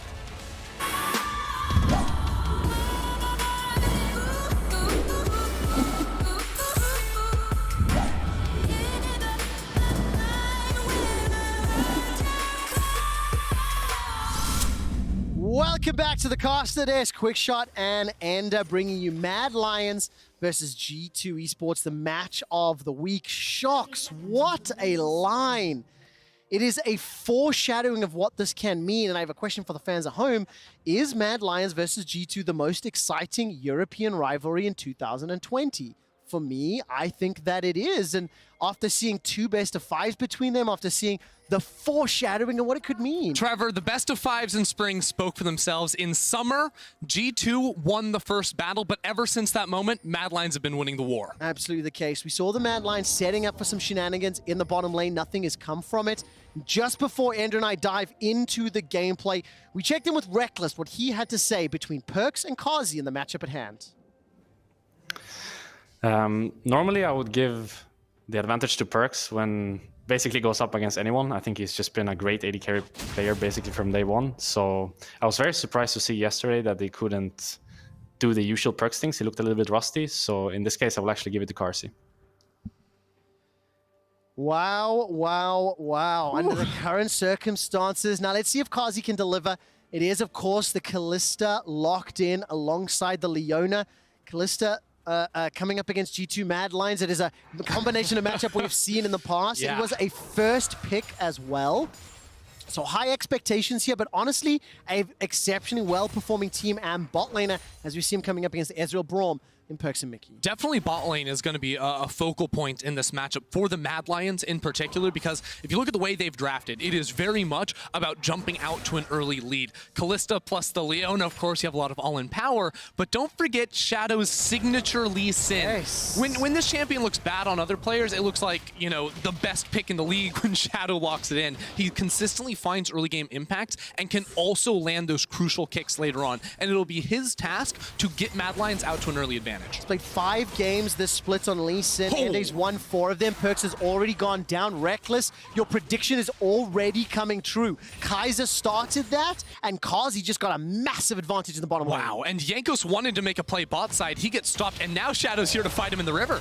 Mad Lions are reading G2 like a book for now, but after Shadow initiates, Jankos drops the Thunder and turns the damage down. Caps is low on mana, so those Twin Fang spam not going to do a lot onto Humanoid straight out of the gates, and high octane gameplay, bottom lane and mid, and now Kaiser has made a roam up too. Yeah, I was looking at him like, Mad Lions maybe getting a little shaky, getting really amped up to look for a fight in that middle lane when we know how powerful Volibear's dueling can be early on. It's very hard to burst him down because of his sustain and his shield. So Shadow quickly hopped out of that one, but you can see how eager they are to make plays, because it wasn't just Shadow jumping in. Humanoid also jumped in on towards Caps, burned through a whole lot of that Cassiopeia's mana, so it's going to be hard for Caps to take control over the lane, but also those roams from Kaiser. We're going to have to keep our eyes on this because, again, Mad Lions want to make plays early and often. And I love the composition to allow them to do that. Lee Sin in the jungle, Kalista, Leona, Gallia, like the tools are there.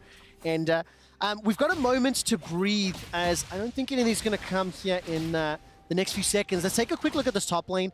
Orome versus Wonder. It is Jax versus Camille. Probably one of the more exciting top lane matchups that we have seen in a little while. And for the time being, obviously Wonder shoved the wave in. What can we expect from the matchup? Well, this is a really interesting match, but on paper, these players, you say Wonder has the clear advantage, but Mad Lions wanted to put Orome on a champion that can contest Wonder in the side lanes later on. So early lane phase, I think Camille actually has a lot of good things going for her. You can see in runes, she went for the Grasp the Undying, which is the superior laning rune to the Conqueror that Jax is going to be rocking, but also Camille, she's all about taking those quick burst trades. She jumps in with a hook shot, hits you with 2 Qs, she gets a shield back, so you can't really trade against her all that effectively. Whereas the later we get into this game, once items start to come through, the Trinity Forces, I mean, Blade of the Ruined King, if they really want to go all in on the side lane, that's where Jax starts to take over, because in those longer fights, his cooldowns are significantly lower, and his ultimate has a much bigger impact. Yeah, definitely the case. And take a look at this, by the way. Jankos just making his presence known, chucking out a couple of abilities towards Kazi and allowing both Mickey and Perks to start to back away. And just for a moment, I want to build on this conversation. We've discussed now the Jax versus the Camille, but when we look at the individual players, Orome versus Wonder, something really surprised me. When you start to take a look at some of the statistics here, K+A, both of these players, particularly highly ranked in the early game, damage per minute, sink towards the middle table. But one of the things I find impressive is that Orome is one of the players on Mad Lions that goes a little unsung. You know, you talk a lot about some of the other names, but he is delivering, he is performing, and he's been reliable for the Mad Lions. And he has filled a very specific role for Mad Lions for so long, because in spring, it was all about Orome, get on the GP, you know, play the weak side of the map, and the rest of the team is going to carry, and you're going to do what you need to do. Now, you can see it's very different. We heard the coaches, you know, talk about in the offseason, Orome can play the carries. We just don't think it's the best for our team at the moment. Well, this is a statement to put him on the Jax up against Wonder's Camille against G2. And let's see if it wins. I mean, again, what a statement. Foreshadowing for the playoffs. I will say that several times. Orome has hit level 6. He's got access to Grandmaster's Might. Level 6 from Wonder is just moments away. The Hextech Ultimatum can hold him in place for Jankos to ravage Orome with that volley bear. But Orome backs away even a bit in front of him. Small advantage for Wonder's Camille for now. Small advantage for Caps on that Cassio, and it's 6 minutes in.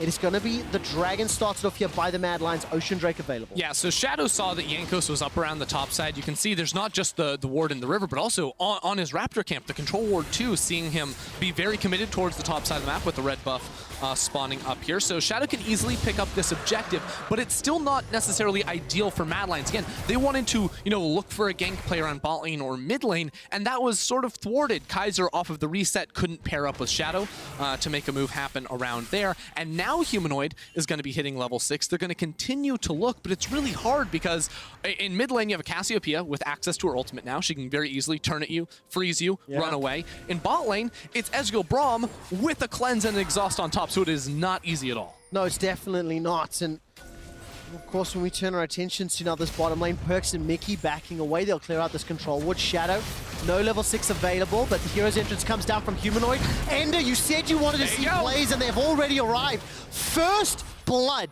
for the Mad Lions, the #1 team in Summer so far.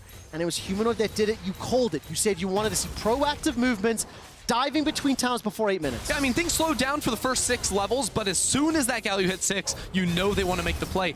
And I'll do you one even better here for Mad Lions, because it's not just a good gank in the bot lane where they synergize with the Galio. Arome in top lane held on to his teleport when Wunder had used it, so if he was needed to be called into the bot lane to make that play happen, he was going to be there. And that's what I mean when I say Arome plays the role his team needs him to play. Even on the carries, it's all about setting up his team for success. Double knock up there from Humanoid, it's beautiful, and they get the first blood. Really nicely done, well played, and BMO chucked up there. Mad Lions 600 gold up. The kill was also secured by Humanoid on that Galio, and I think that could be important. When we were watching the draft, Ender, you were talking about how Cassio can bully and have a bit of a good time in the laning phase, especially early on against this Galio, so a small advantage is going to help Mad out. So I think the most important thing when looking at this Cassiopeia pick is, yes, laning phase can be fine, but it's really about later on into the game. If you look at, wow, Humanoid goes in right there without his team ready. He manages to cue the W, doesn't find the damage. Here comes Kaiser and Shadow. Down to 200 HP. Caps is low on mana. Petrifying Gaze is up. Jankos can come around. He's got the ability to bring the storm. Flashes over the wall. Zenith Blade will not find a target. Shield of Daybreak does. The tower comes out. Winds of War not going to pick it up just yet. And now Kaiser continues to chase. He's going to look for some additional damage. Support coming down. Arome now making his way towards the mid lane. G2 Esports escape with their lives. This all started with Humanoid getting chunked out and then G2 chasing a potential kill. Look, I don't want to read too much into it, but judging off of some of the plays we saw with Shadow and Humanoid getting really aggressive from level 2 even, and Humanoid going in there, like, these players are like, they're hyped up, like they're a little nervous. They want to make plays, they want to look for things, and that's where you see Jankos flying underneath the tower, not quite fighting it and jumping out. This is very clearly two teams that are both very aggressive, but also a little scared of each other. Yeah, definitely the case, and respecting one another, I think, as well. That's the one, yeah. I think that's what it is, you know, like, historically, when G2 decide to flex, when G2 get mad, you've said this, when G2 get angry, they can dominate Mad. We saw that in the spring playoffs, right? But right now, it's G2 on the back foot. They almost got themselves an advantage. Humanoid lost his flash. So let's see if he gets in trouble in a moment or two. And huge kudos here to Grabs. He will be joining us in PGL. We'll discuss G2's performance at the end of the day. The thing with G2 is they've pretty much done it all outside of Win World. So sometimes during the split, things can slow down a bit. There's not that same level of motivation, but when Mad Lions beat G2 in spring of last year, they found the motivation and they became deadly, and Mad Lions want to beat them right here. They really do. The PS comes out from Kazi, Humanoid's coming over the wall. Shield of Durand will do a lot of support under the tower, and look at that. Wow. Sonic Wave in after the Dragon's Rage. I mean, they're dead before I can play-by-play, and it was beautiful. Flawlessly executed tower dive into multiple plates. I would have liked if those kills could have gone to somebody other than Humanoid right now. However, 3-0 Galio with the Proto Belt. He can help set up the future ones with the heroes in. Hey man, I don't care who the kills are going on to. Mad Lions are schooling G2 at the moment. This is how G2 like to play games. Running around, killing side lanes repeatedly with your mid laner. Humanoid said, screw that, I'm gonna do it myself. And that is now the second time he has gone into a side lane and just absolutely shut down Perks and Mickey. Yep, boop, boop, boop, boop. Shelly gets a secondary boop. What I really like, though, is that, you know, the analyst desk was talking about it. Ender, you were talking about it. When you see the draft that Mad Lions have compiled for themselves, the hope and the dream is that, okay, they find ways to commit to plays. They find ways to get kills. They got First Blood. They got 2 additional ones. They've got an Ocean Drake. They've got a Rift Herald. They've got a tower. This is going to sound ridiculous. It has been a perfect start to the game, right? They've not conceded anything as of yet. Blade of the Rune King already picked up for Jax, played by Arome up on the top lane. And now Shadow starting off the second Drake. No G2 members in sight. At the bottom, I mean, You cannot get a better start. No, it's looking really good. And right now, G2 realize they are outmatched currently on like current itemization. First completes have already come through for Mad Lions, so they are not going to contest Mad Lions around this bottom lane. They're going to trade for plates top side, but, well, Mad Lions already got the first turret of the game. They're going to get that bot lane tower as well, so it is still a mismatched trade that Mad Lions are coming out on top of. So they feel very comfortable at the moment, and they are a team, or they're a composition that really starts to spike around here. He dodges it! Oh my word, that was great! The Proto Belt over the petrifying gaze into a shield of Durand. Look at Shadow, look at Shadow! Just to find one. That's a flash over the wall. Shadow Sonic Wave finds Wonder. The flash kick, I think, was interrupted actually. Now Wonder's in trouble. He's gonna hop over the wall with the hook shot. Now he puts down the Hextech Ultimatum. Is locked into place by the Solar Flare on the Zenith Blade rather, and I didn't quite see how the kick was dodged or what. So Shadow tried to go for the flash kick, but he there was no vision inside of the bush. So he lost vision. His kick doesn't go through, and Wonder tries to fly on out of there, but Kaiser was having none of it, flashing over the wall to finish him off too. But can I say, Humanoid with the Proto Belt to get behind the Cassio ult. That was beautiful. Like what? Mad Lions on an individual level are outplaying G2 beyond a shadow of a doubt. Without any doubt. Damn it, all of the words I want to use for them are used in sentences. That was fantastic. The Proto Belt over the Petrifying Gaze, 5 kills to 0. I mean, watch this, because Caps takes a poor path here, doesn't realize he's getting jumped on, thinks he can do it, but no. Humanoid gets behind him, and Caps realizes he can't really flash out of that one with Humanoid able to pop that at any time. Kaiser is there to follow up on the play, and this is what I was talking about. This combination, these 3 players, Leona, Galio, Lee Sin, Kaiser, Humanoid, Shadow, they make the kills happen. Thank you for catching the vision there. I saw and heard the kick, and I was like, but didn't go anywhere. Just missed it in the heat of the moment, and Orome manages to get on the board. He picks up one, Kaiser picks up another. 4,000 gold lead from the Mad Lions, currently at 8 and 2. You can see the gold on the individuals. Wonder's not going to be locked down by the counter-strike, but Jankos will.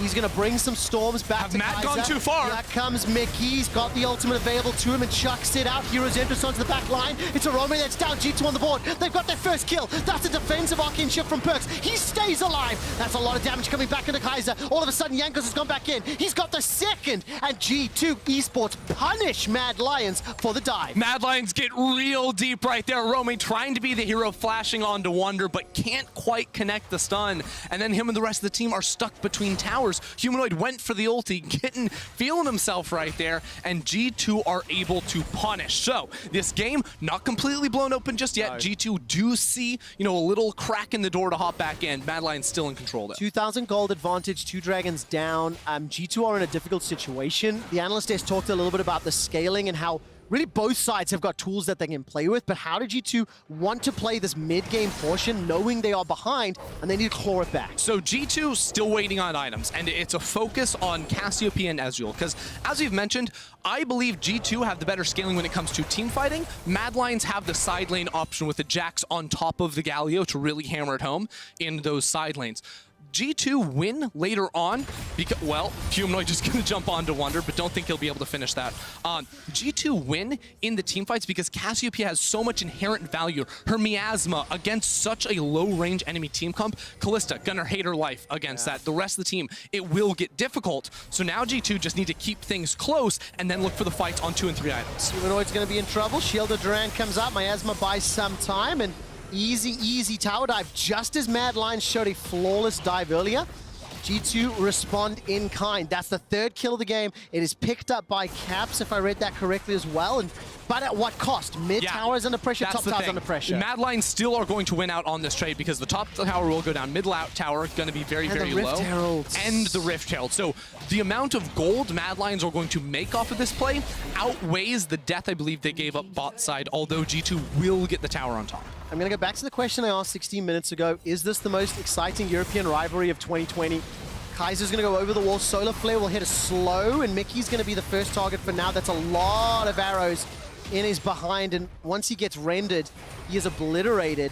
And the reason I'm going to ask that question about the rivalry, when you see the way Mad are playing on a macro level and you think forward, I am very, very excited for the potential. Trevor, forget the question about the rivalry. Mad Lions are the most exciting team to watch this summer in the LEC. The way they play, the way they change things up game to game, they came in with a very different perspective on the meta. When other teams are all about building up as much range as you can in your comp, good front-to-back team fight, Mad Lions have consistently said, we can dive onto your face. Have Varus, we don't care. Exactly. And they consistently have been able to punish that. Their composition, echoes that sentiment again here with the Galio and the Leona. And again, Frostgurn has said it best earlier on the analyst desk as well, is that time and time again, the players and the coaches themselves say, do not count G2 out. Do not discount the difference between BO1 and BO5. But do not for a second discount the incredible performances that you are seeing from the likes of Mad Lions and Rogue, right? Rogue won their game earlier today as well. The new kids on the block are 3, maybe 4 games ahead of the rest of the table at the moment. And for the time being, G2 Esports, they are still in a deficit. But that 2,500 gold at 10 minutes feels a little less scary now we're getting closer to 20 minutes. The fact that there is a Cloud Soul available in 4, though, that is something you cannot discount, especially when you've already talked about the side lane pressure. I feel like Cloud and Mad Lions comp probably are going to go fairly well together here, allow them some mobility between the lanes, and Mad really want to push their advantage. Have they done Kaiser it again? caught. Kaiser's in some trouble. Plate. It's the not going to find the Zenith Blade, and Jankos walks out. I think the red buff was picked up there by Kazi, and this time around they get out with their life. And again, G2 still don't want a full commit in. So at this point, Caps has now finished Ariles, but you're looking at Karzi, who's level 11 with the Runouns complete. 2 Humanoid goes in. He does indeed. No flash available for Perks. There goes Shadow. Kick flash sends him to safety. Perks gets out for now. Now Karzi's a little bit on the front line. Look at Wonder. He's forced to flash for his life. Exhaust still available to him. Wonder's now jumping on a Shadow. Shadow's down. 4th kill of the game to G2 Esports. Remember I said that 2,000 gold means less and less. And Mad Lions, they're getting pulled apart once they go too deep. Yeah, Shadow is just pixels away from landing the kick onto Perks. If he gets that, the whole context of that fight changes, but did not land that one. So we watch this one more time because it is Humanoid who just comes flying over the wall. It doesn't matter that he's on a ward, he's still just going to go for this. And flashes over, and he catches 2 with the taunt, which is big.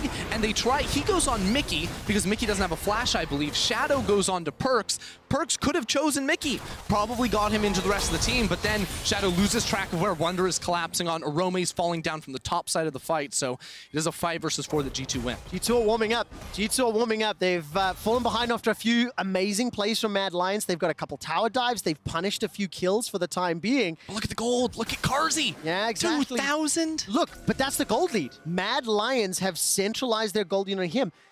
Caps has out-farmed Humanoid by such a significant margin. He's up 1,300 gold. He's up a needlessly large rod. I mean, that is a gigantic difference, 142 to 202. And that also means that when these team fights occur, if it can be on Caps and G2's terms, Cassio's going to shine. And here's the thing, for G2, Shadow looking for Jankos right there. Perks' itemization, very, very cheap. The mirror amount, I believe, 2,400, 2,700 for the Iceborne Gauntlet. Like, yes, he is behind in gold and he is weaker than Karzi, but there are worse places to be on this Ezreal, and G2 want all the gold they possibly can have on this Cassio. Perks has already used the Arcane Shift. He used it aggressively forward. That was a mistake. It got punished instantly. Mad Lions find themselves a kill onto the captain of G2 Esports, and the kick back onto Caps sends him back to the fountain. Mad Lions are chasing kill number 9. Mickey's running for his life, and it is being donated, or attempted at least, to donate to Kaiser. Wait, they can just Baron. It's a 21-minute Baron. There's a Rift Herald in bot lane that Jankos is going over to cover. He doesn't have a flash. He doesn't have an ult. He can't get into the pit. This one is all Mad Lions. And it is not going to be a 50-50 inside of the pit, because with the Rend and Smite, the burst is so much more. The observers zoomed in on the ward the Mad Lions had placed on Grom, so they are fully aware. 21 minutes. 7, 8, 9 seconds on the clock, and Baron will be secured. The thing I love most is the Mad Lions have looked G2 in the eyes and said, we don't care who you are, we don't care what you've done, we don't care about your accomplishments. We are going to chase each and every opportunity, and they have. They've gone too deep, and they got caught up for it a few times, but the game plan is so clear. Hunt, kill, or as Moscow 5 once said, see hero, kill hero. And it's working for Mad Lions. They are smashing. G2 and outplaying them at pretty much every turn. You know, with the early game fights, the dives from Humanoid, like it's a very G2-esque way to play in the way you attack these side lanes, but Mad Lions have adopted it entirely, innovated on it, and smashed G2. Yes, they've gone over the top a few times and been punished, but they are still very much in control. This is very, very important here, and Wonder gets the flash out of Arome as we're 30 seconds away from the Ocean Cloud Soul, and they get the kill. Now, this was Wonder waiting with bated breath inside that river bush, double control wards. While that's going on, Kazi's going to shove the middle lane. Baron-empowered minions pushing forward. G2 Esports are trying to prevent, delay, and slow down the Soul, but it looks like Kazi can just regroup, and this will be a 5v4 in 20 seconds. The thing is, G2 don't have the map control to instantly start this Drake. They have to consider the minion wave in mid lane with Karzi there, setting things up. They also have to be wary of Shadow on the flank here. G2 know that he's in this bush, and they're going for it. All right, Perkz has hopped over the wall, manages to get himself a Mystic shot. Continues to chase. He's going to get caught up by a Sonic Wave. Ward hop away from Shadow. Now he's in trouble. Shadow uses the kickback. Hero's entrance comes down from Humanoid. That's already dead. Now Humanoid's the next target. G2, they're finding a way back. That's a three-man Heroes Duran. And now all of a sudden Perkz is in trouble. Arome's in the fight. He manages to get the counter-strike. Watch Karzi, watch Karzi!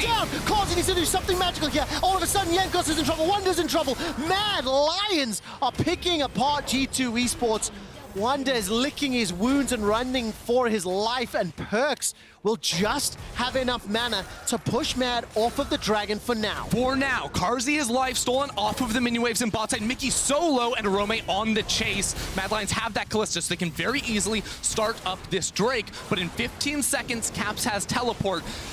Will they go for this? Because Wonder's running top lane. With the amount of Rend stacks, the amount of damage from Rend, Kazi should be able to secure this 1-0-8. Remember, first pick Callista, and it is working out. G2 following same thing How confident is Perkz, though? Like, they knew Shadow was around there. They've been fishing for wards on him.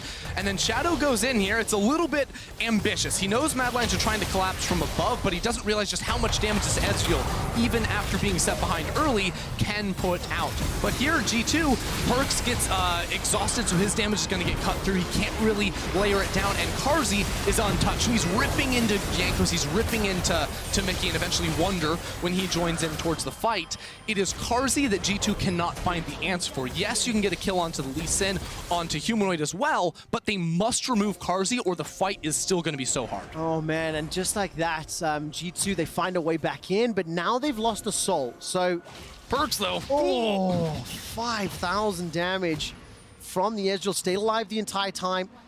G2 Esports are still down 4,000 gold, and at any other time in this organization's history, I still would have felt they could come back. I still would have believed it was possible.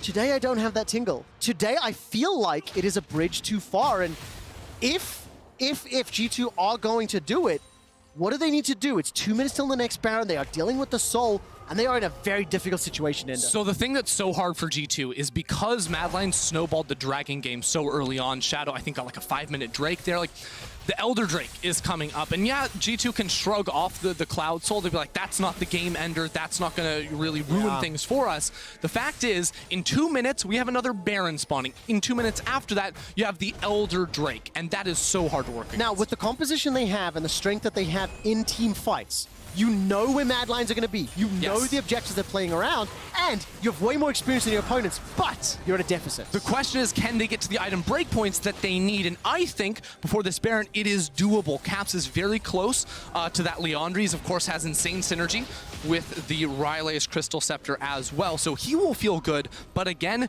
the difference is Karzi, who now has the GA, building up even more lifesteal on top of it, and G2 don't have the damage to kill him twice, through an exhaust, through the effective HP he gets from his lifesteal. Exhaust is not available right now, but by time these objectives are being fought over, they will be. Ding, ding, ding. Leandry's Torment has arrived for Caps and G2. You can see Perkz still farming up the wave. 60 seconds to Baron, 3 minutes to Elder Drake. The Scryer's Bloom will spot out Kaiser. He's got himself the entire kit available, and just looking down summoner spells, no flashes for the respective top laners. Mad have committed to every engage that they have seen, so when you see them this close, keep a close eye because the fight can break out any minutes. Jankos is so fast. We're only going to jump in on Jankos. It's a lot of damage. Sonic Wave has already used. Stormbreaker used defensively. Jankos, Shadow! that's the He got Perks! He got him! He got Perks, but Perks escapes with his life. Cleanse, Flash, Arcane Shift. He gets up for now, but it's already a kill onto Mickey. The rest of G2 are running for their lives. Shadow managing to taxi through the entire G2 team and find Perks. Just leave it to Shadow to find that insane play on the Lee Sin. Flash, ward hop, Q, kick. It's nuts. Best Lee Sin in the LEC.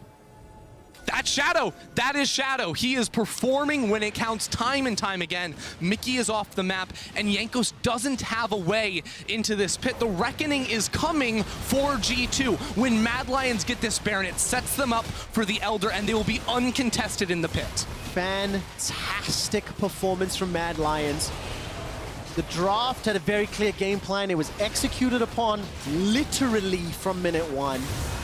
They've got every single advantage imaginable, a 5,000 gold lead in the second Baron, follow Shadow, and all of the frequent flyer miles he gets flying across the map. Yeah, his first Q is just a warning shot there on towards Jankos, so he uses Jankos as a taxi, following the ultimate into an immediate ward hop W, kick, flash. That also knocks Caps back, I think. Like, he hit Perks, but it hit Caps. The man's a legend. I'm at a loss for words, and if we don't follow that for mechanics, I'm going to be disappointed. Chakarez, I'm calling you out, my man. That was exceptional, but honestly, the mechanical display from every single member of Mad Lions has been exquisite for the entire game. We have to remind everyone watching at home, this is not an easy comp for Mad Lions to teamfight this late into the game with, right? You have a lot of melee champions that are running face forward into a Cassiopeia and an Ezreal. You need those miracle kicks like Shadow just pulled off to be able to kill that Ezreal. Without that play, Ezreal survives, and we saw the last team fight, he had 5,000 plus damage. Now he has more items. Now he's a Death Dance. It must be Shadow to find that play. Exactly. That Death Dance for Perks is going to be instrumental.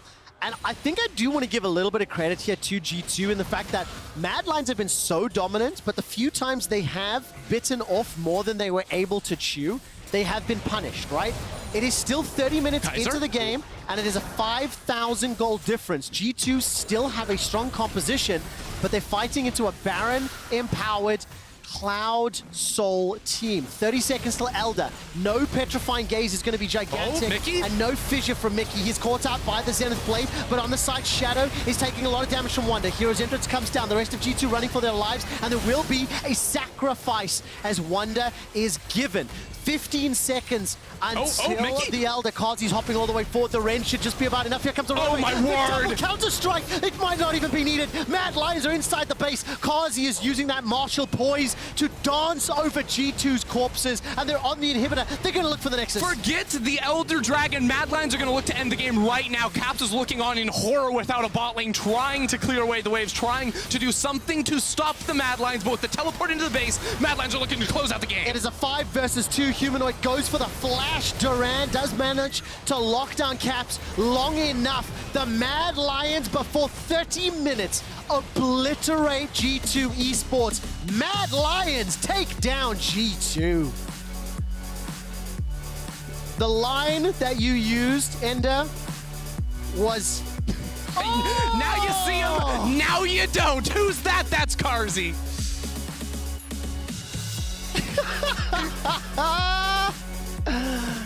Oh, congratulations. A beautiful, beautiful game from Mad Lions. After a weekend that has had many question marks and perplexing moments. Oh, there we go. You know what? All celebration, all credits to the team. I do want to spare a brief thought for G2 Esports. They did take vacation week, and I don't want to be an apologist for them. They had moments that were good, but today, on an individual level, on a team level, and on a decision-making level, Mad Lions were better in every single category. Mad Lions taught G2 how to play today. That's what it looked like through the early game, how they smashed those side lanes.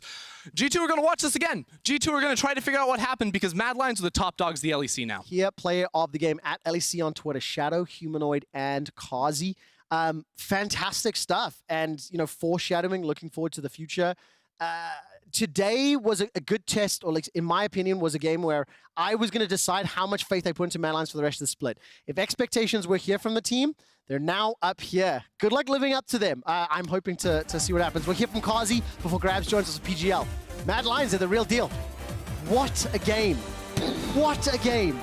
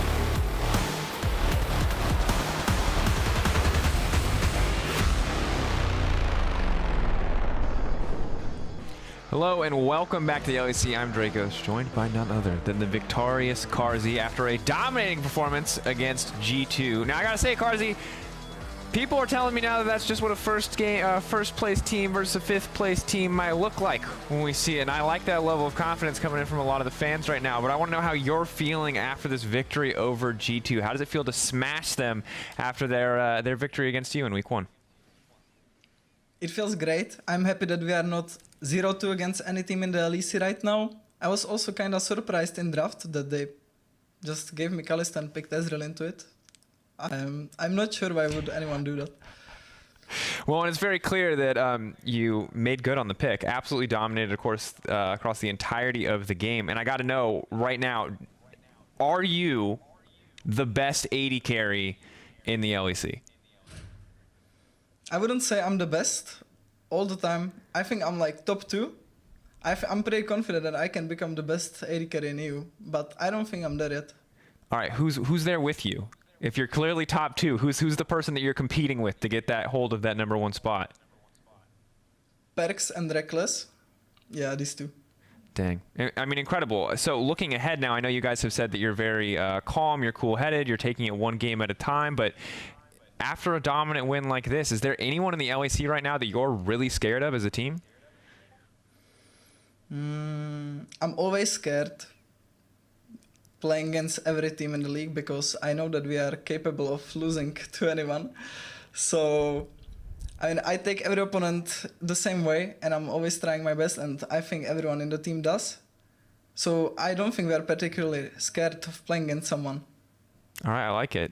Confident mentality. No one is especially scary because you treat everyone equally with respect. Looking ahead to playoffs, as it feels like you're basically there already. Obviously, a few more weeks to go for you guys, but you're so far ahead of this tax. It feels easy to chalk you up there. But let's talk a little bit about best of fives. What changes for Mad Lions when we finally get back to that best of five format? Can we expect a bump in performance? Does the preparation pay off? Are you confident that you can make your best of one results transition to the best of five format? Well, to be honest, I don't know. I really don't know what to say about best of five because we had only 2 games, or actually 3 games, playing best of fives together, and it went kind of well. I think this split it's gonna be a lot better because we are a lot better as a team, obviously, and also we have much more experience, and I think the teams should be scared.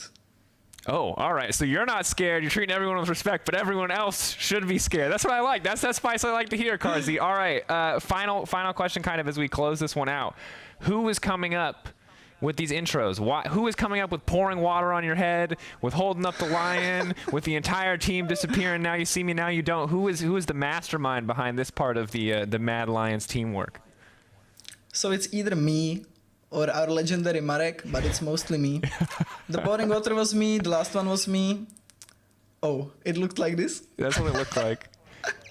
You missed it. If I had to be critical, you missed it a little bit on the disappear on you. Everyone else nailed it, though. I kind of wanted to jump from the beginning. It was planned that I'm gonna jump, but I was scared that I might hurt myself, so I just hit. All right.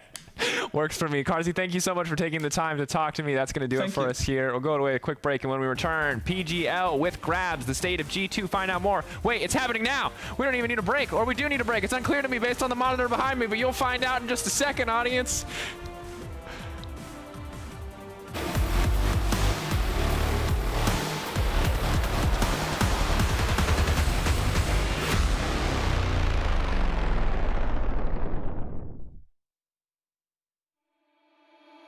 Far away from home, but you're in my mind. Everywhere I go, you're by my side. Take me for that road when the stars align. This isn't just a feeling, home is where your heart is. Far away from home, but you're in my mind. Everywhere I go, you're by my side. Take me for that road, the stars align. This isn't just a feeling, home is where your heart is. Far away from home, but you're in my mind.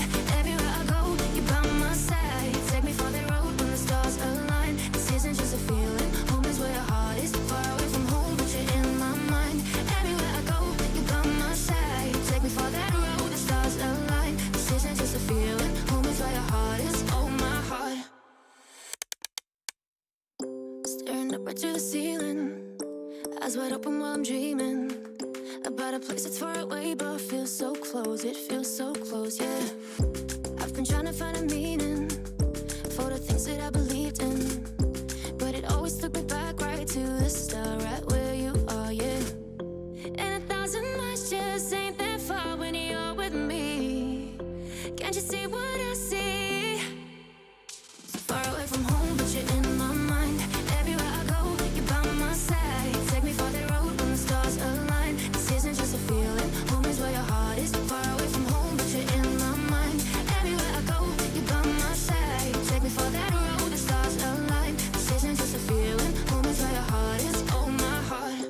I'm stuck in fleeting moments, but if I'm being honest, you're still the only thing that matters in my life. Oh, in my life, hey. And even though I'm far away now, our bond will never break in somehow. The way I feel will never fade, it stays the same, we never change it. And 1,000 miles just ain't that far when you're with me. Can't you see what I see? So far away from home, but you're in my mind. Everywhere I go, you're by my side. Take me for that road when the stars align. This isn't just a feeling, home is where your heart is. Far away from home, but you're in my mind. Everywhere I go, you're by my Take me for that road, the stars align. This isn't just a feeling, home is where your heart is. Far away from home, but you're in my mind. Everywhere I go, you're by my side. Take me for that road, when the stars align. This isn't just a feeling, home is where your heart is. Far away from home, but you're in my mind. Everywhere I go, you're by my side. Take me for that road, the stars align. This isn't just a feeling, home is where your heart is. Oh, my heart.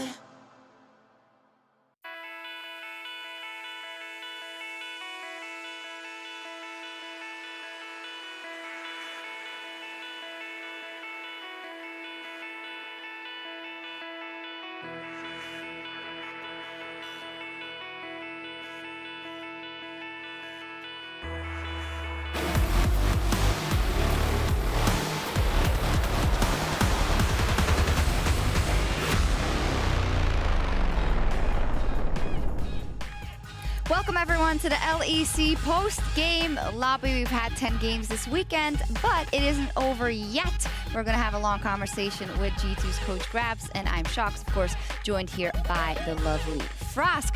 Hello Grabs, welcome. Hey, yeah. Hi.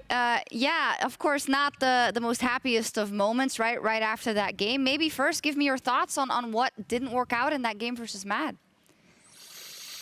Well, the game plan was clear. We failed to adapt to it, and we fell really far behind. So it's just hard, right? I think we were in a good spot, but then they get the match at 20 minutes, and then we fell too far behind. Grabs, I mean, obviously it's been a rough week for G2, you know, not having so much time with Perks and bringing in Pinoy, but if you had to kind of like just nail down one singular issue with G2 that if you fix it, you guys can kind of return to that success, what would you say that it is?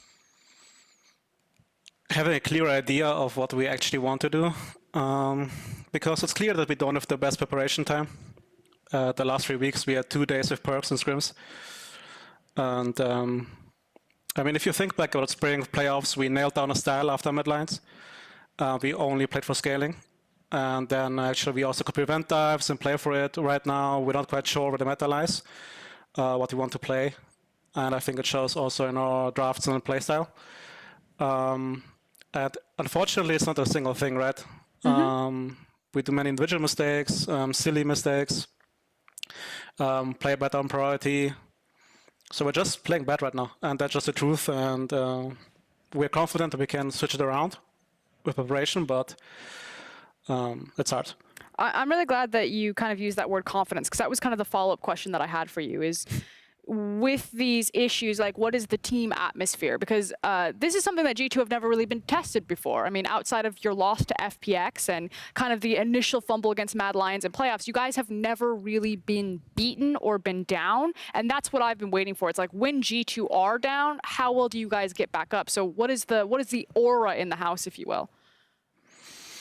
I think it's fine, and we all know about the situation, right? Actually, by the way, if I talk weird, I hear myself double, and I'm not used to it like you guys, so it's really good for me. We're gonna try and fix that for you, actually. If production heard that, if Grabs hears himself double, so we're just gonna try and fix that. But you're doing great so far, so please continue. I try. Anyways, so we went into the week and we said, all right, we didn't say it, but we felt if we go 1-1, that would be good. And oh, it's perfect now. I can't hear myself. But the 0-2 doesn't hurt us because again, we took the break. I think everybody knows about the circumstances right now.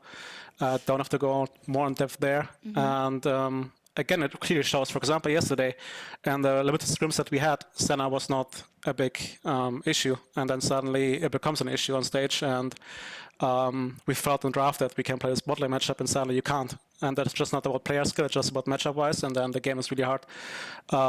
Today was a bit better, but they wanted to snowball, and they could because we didn't respect the dive. So it was all snowballs, but as Frost asked, you don't lose confidence losing 6 best of ones after last year and the year beforehand we had. And sure, it sounds always very cocky if you say we can come back, but I believed if we really lock down one style, it doesn't matter if it's snowballing or scaling, and we actually play to win these games with highest of effort, and we will. Maybe it's also on me that we missed the point of actually stopping this cruising, as we said in the beginning of the split, right? We were very vocal saying we don't want to burn out too early.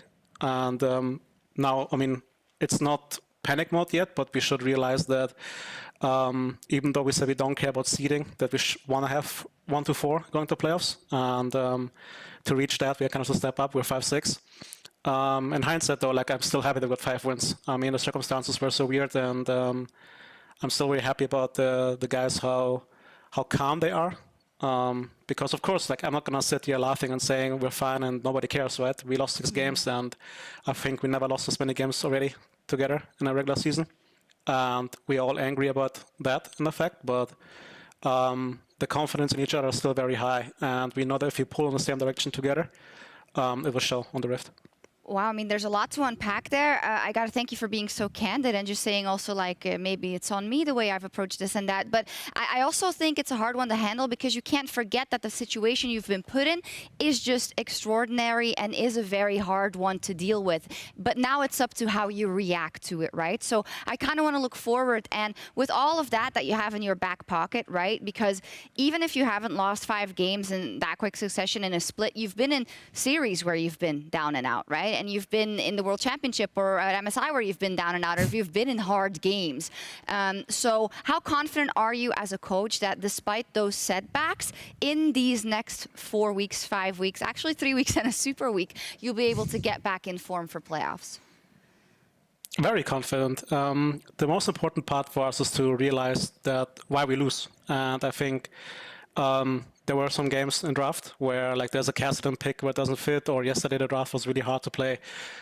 Today, even though it sounds very easy, it is actually to like prevent the dives if we just communicate a bit better. So it's not like we're sitting here wondering what happened to us. It's very clear that one big part of it is preparation, which hopefully next week we have a full screen week and we can actually agree on what we want to play. And the other stuff is, for example, I believe that those 2 dives they got off, they shouldn't get off if you just play a bit better. And I have full confidence in my players. The next time it won't happen. And they have the same confidence. So I'm not worried at all. They're not worried. Again, we're all a bit frustrated right now because losing never feels good, especially if you lose against Origen mid-lines, teams we actually respect in a way that we think also going forward they could be a threat. So of course you want to show a good showing against them. But either way, I have no doubt in my mind that these 5 players will show why they are still the best in Europe, even though it doesn't look that way right now. Grabs, I'd love to kind of pick your brain about the rest of the league and kind of the, not just the Rogues and the Origins and the Mad Lions, but also the SKs, the Misfits and the Vitalities, these teams that have gotten progressively better. There's a lot of conversation that, you know, if you misdraft, if you don't have preparation, that these teams now can rise up and take a bite out of you. Do you think that that's just the nature of the meta, that draft is just that much more important? Or do you think also on an individual level, you know, the Crown shots have gotten better, or the Larsons have gotten better, and that they're able to actually match you guys in the skill matchups, like when you talk about those dives? Like, which one is it? Is it just the state of the game is really relying on draft, or the individual pieces in the LEC are also getting much better in their talent?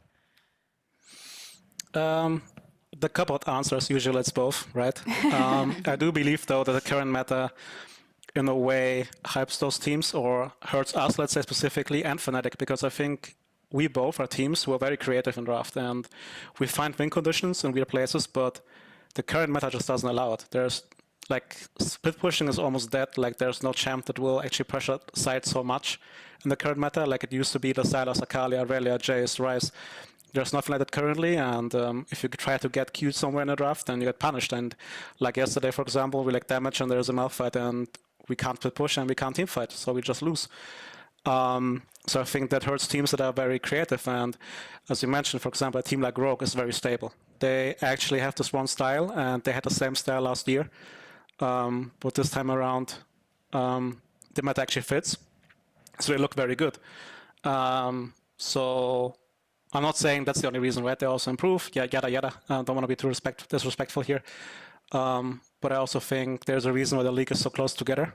The game's fee kind of flippy. That being said, though, of course, I don't want to sit here and say it's about drafts only. We're playing bad, and that's why we're losing games. I don't think that the overall level has increased significantly. I think it says a lot about the league that Rogue is first place, because I believe Rogue is a team that basically acts as a bar, right? Like they play 80%. If you play better, you win. If you play worse, you lose. And that they have so many games just shows that no team really is consistent enough to actually beat them on a level where I think they should be beatable. I still think we, Mad Lions, Origen, Fnatic should be better teams, and I would bet. Maybe I shouldn't say that because they're young viewers, right? I would, if I'm being asked, I would say that those teams would win against Rogue in the best of 5. Okay. And I truly believe so. That being said, even a team like there's no really bad team in the league, and we can meme a team like Schalke, but I think they do a lot of good stuff. It's just they have a point in the game where they collapse. That's for most teams in the games. So the meta doesn't allow for many mistakes in draft, and also in game it's harder to actually find these small advantages we usually got in the past against these teams now. And like I talk a lot. I'm sorry, I know. No, go ahead. In the context of G2, for example, we in the regular season, we almost had games where we like 5k behind, 6k behind, and suddenly one of our players gets a triple kill and we win the game. That's just not possible right now with the level of opponents and meta as well. So that just makes the league a bit more balanced. Yeah, there's a lot there. Let's parlay this also into the standings. You know, Rogue, Mad Lions are, of course, on top. Then Fnatic, Origen, and SK took some huge wins this weekend. We just heard your opinion on Rogue, which I found very interesting. And I also heard you mention Mad Lions in the same breath as Fnatic, G2, and OG as the better teams, right? Is how you uttered them. What do you think is so special and so good about Mad Lions that makes you give them more credit? Of course, they just beat you, but aside from that. If I would contrast them to Rogue, I do believe they have the same fundamentals, but Mad Lions as a team will have more aggressiveness and better ways to find other edges that Rogue wouldn't find. So, of course, I'm talking very black and white here, but I think Rogue has one defined playstyle. They follow that playstyle. If you can't punish them for it, they win. But Mad as a team like us and Fnatic that actually in a game can problem solve or find a curveball in the draft that fits the meta. Like they have a very good meta read as well. So I just have honestly a lot of respect for them, and I do believe they're a good team. Of course, if you're looking forward towards playoffs and internationally, pressures differently. They will have to behave differently as one of the best of 5. But we're lost to them in the best of 5, so they can even beat us and Fnatic there, obviously. I mean, I respect you, Grabs, and that like you're trying to cover all your bases, and obviously, no disrespect to any of the teams. I guess I just want to kind of push back a little bit in the grouping of Origen in there as well, because to my eyes, you have a fairly similar style in general between Origen and Rogue, with the biggest difference being Alphari in that top lane. Are you erring on the side of respect for Origen because of how they draft, because you think that their style is significantly different from Rogue, or just the power of their players? Like, what puts them above Rogue when it's Rogue who stand on top of the standings? Of course, the veteran status of their players, first of all. I mean, of course, vendors, they're handsome, they have experience, but I'm not sure if they have the leadership qualities when it comes, push comes to shove. And I think the top gap is really big between those two teams. Alphari is the best top in the league right now. And Finn struggles a bit more than he should, probably. In certain scenarios, also, I just don't see another edge. And this meta fits perfectly for Larssen. All his champs are good right now. We're probably going to have 2-3 patches before playoffs, and if Oriana, Azir, Corki are still very good, then he's a very good player. I'm not sure he can change between metas. I'd also still believe that Origen just has a better bot lane with upset compared to Hans Summer. Jackdaw performed pretty well the last 2 days as well. And so, I mean, in the past we always said Rogue is the mini Origen. I don't think much changed in that regard. Of course, I can always be proven wrong, right? But yeah, I just don't see Rogue adapting in a best of 5 well, or being able to actually pressure the better teams if we improve. Like, I say all of this knowing the ceiling of us, Fnatic, Origen, and Mad Lions being higher than from Rogue. No, I understand. It's the idea that when you're comparing the teams, you're comparing the best of the Origens, the G2s, the Not Fnatic, even the the Mad best, Lions. just like on average, I would believe that if there's one patch, all of these teams prepare for one patch, on average, Rogue should be worse. It's interesting. I mean, you also have more information, I guess, in terms of like scrims, and I feel like you look at it from like a whole development of a whole split or a whole season, as opposed to we as a broadcast. Of course, we very much look into how did a team do this weekend specifically, and what can we extrapolate from that. So, I mean, in the past, I was always very vocal about Origen being very one-dimensional, right? And I just believe that Rogue has the same problem. And I think it just boils down to that. Of course, if Origen can beat Rogue, maybe that's a bit far-fetched, and maybe Rogue deserves credit. I just believe that in a best-of-5 setting, unless the meta is so super stale that, yeah, just scaling and Larsen gets the champions, that us, Fnatic, and Mad Lions should get clear advantages there. That's just about it. Again, I'm not saying in any way that I think Rogue is a bad team and they get 3-0'd every single time, right? I just don't believe they can consistently beat the best-of-5 to be champion. I mean, we'll see in the playoffs. That's the beauty of all of this, of course. The teams that actually get to playoffs, and that race is also very close. We'll then get to see those best-of-5s. Moving on now to some individual performers. In the Kia Player of the Game leaderboard, no G2, sadly. We have Crowny in first, then Larsen, a humanoid. Oh, he slipped in, Caps. I didn't realize. So we have Patrick and Caps there at the bottom. This is also pretty... like weird, because normally, and in the all-pro votes and all that, it's usually all G2 all the time, right, Grabs? So I think it's kind of telling that all those other teams are stealing the spotlight, or those other players. It's also really cool to see a player like Crownshot at the high end. It's fairly rare when you get like kind of like a middle of the pack to like lower of the pack team, but because every single time like we picked up enough wins for him to be on the leaderboard, and then the fact that he's consistently getting it every single time is actually always really cool to see.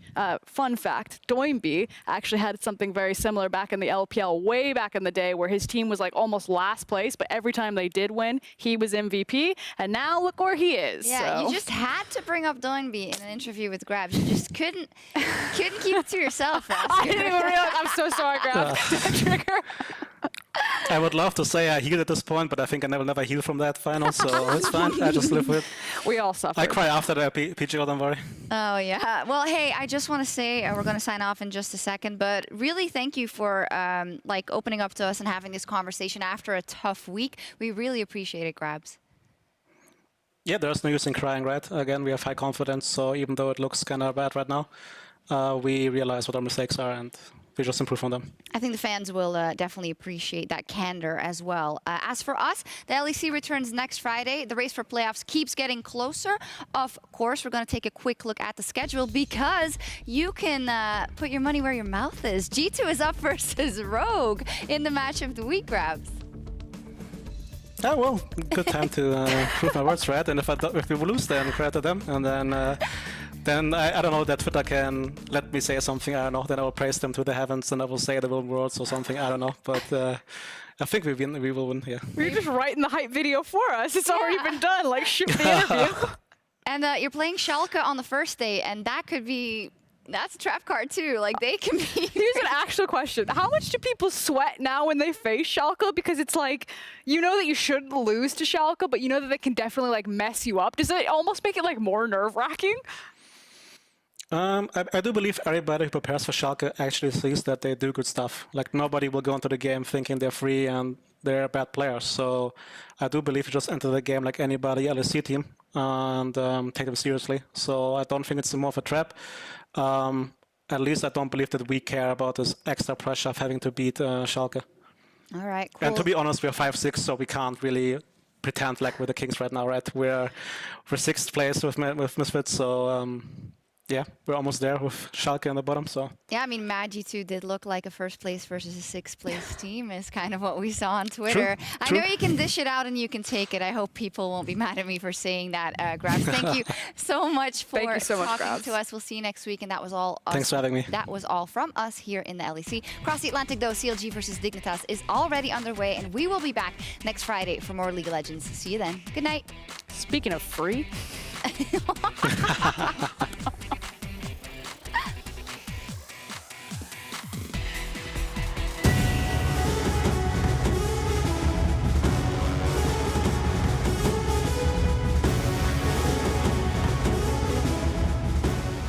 Oh, Temper Fate just hits the edge of Odoamne, and now he's caught between Trick and the rest of SK. A great shockwave into the Infernum.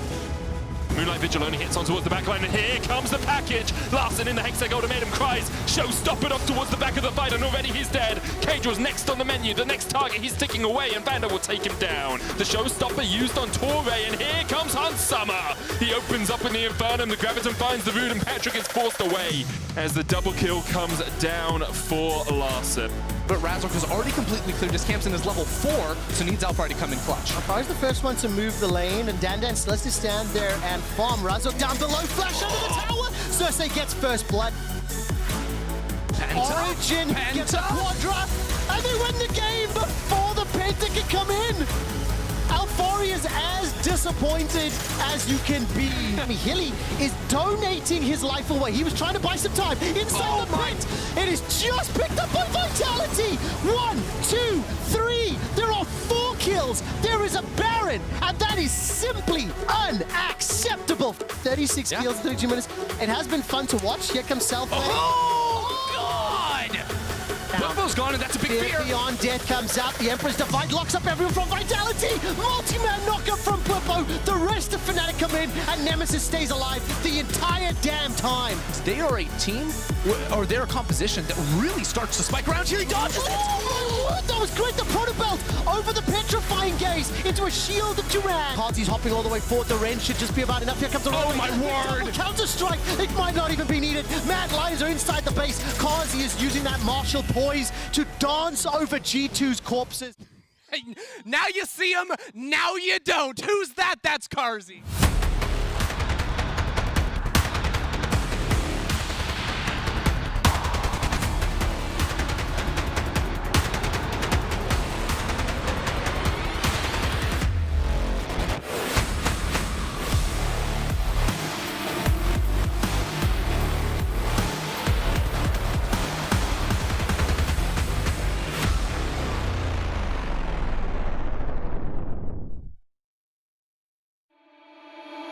Far away from home, but you're in my mind. Everywhere I go, you're by my side. Take me for that road when the stars align. This isn't just a feeling, home is where your heart is. Far away from home, but you're in my mind. Everywhere I go, you're by my side. Take me for that road, the stars align. This isn't just a feeling, home is where your heart is. Far away from home, but you're in my mind. Everywhere I go, you're by my side. Take me for that road when the stars align. This isn't just a feeling, home is where your heart is. Far away from home, but you're in my mind.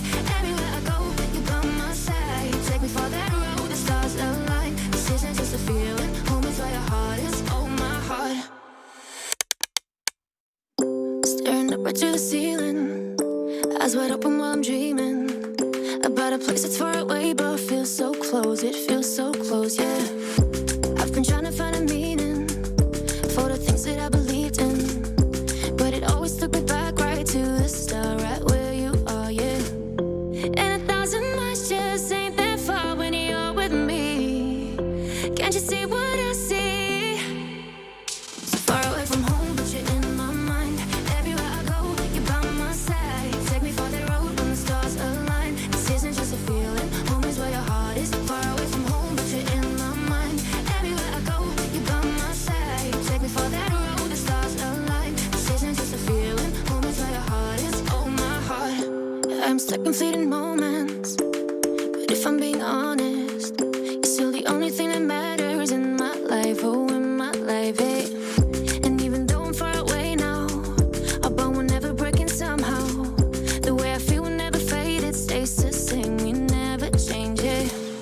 And 1,000 miles just ain't that far when you're with me. Can't you see what I see? So far away from home, but you're in my mind. Everywhere I go, you're by my side. Take me for that road when the stars align. This isn't just a feeling, home is where your heart is. Far away from home, but you're in my mind. Everywhere I go, you're by my side. Take me for that road, the stars align.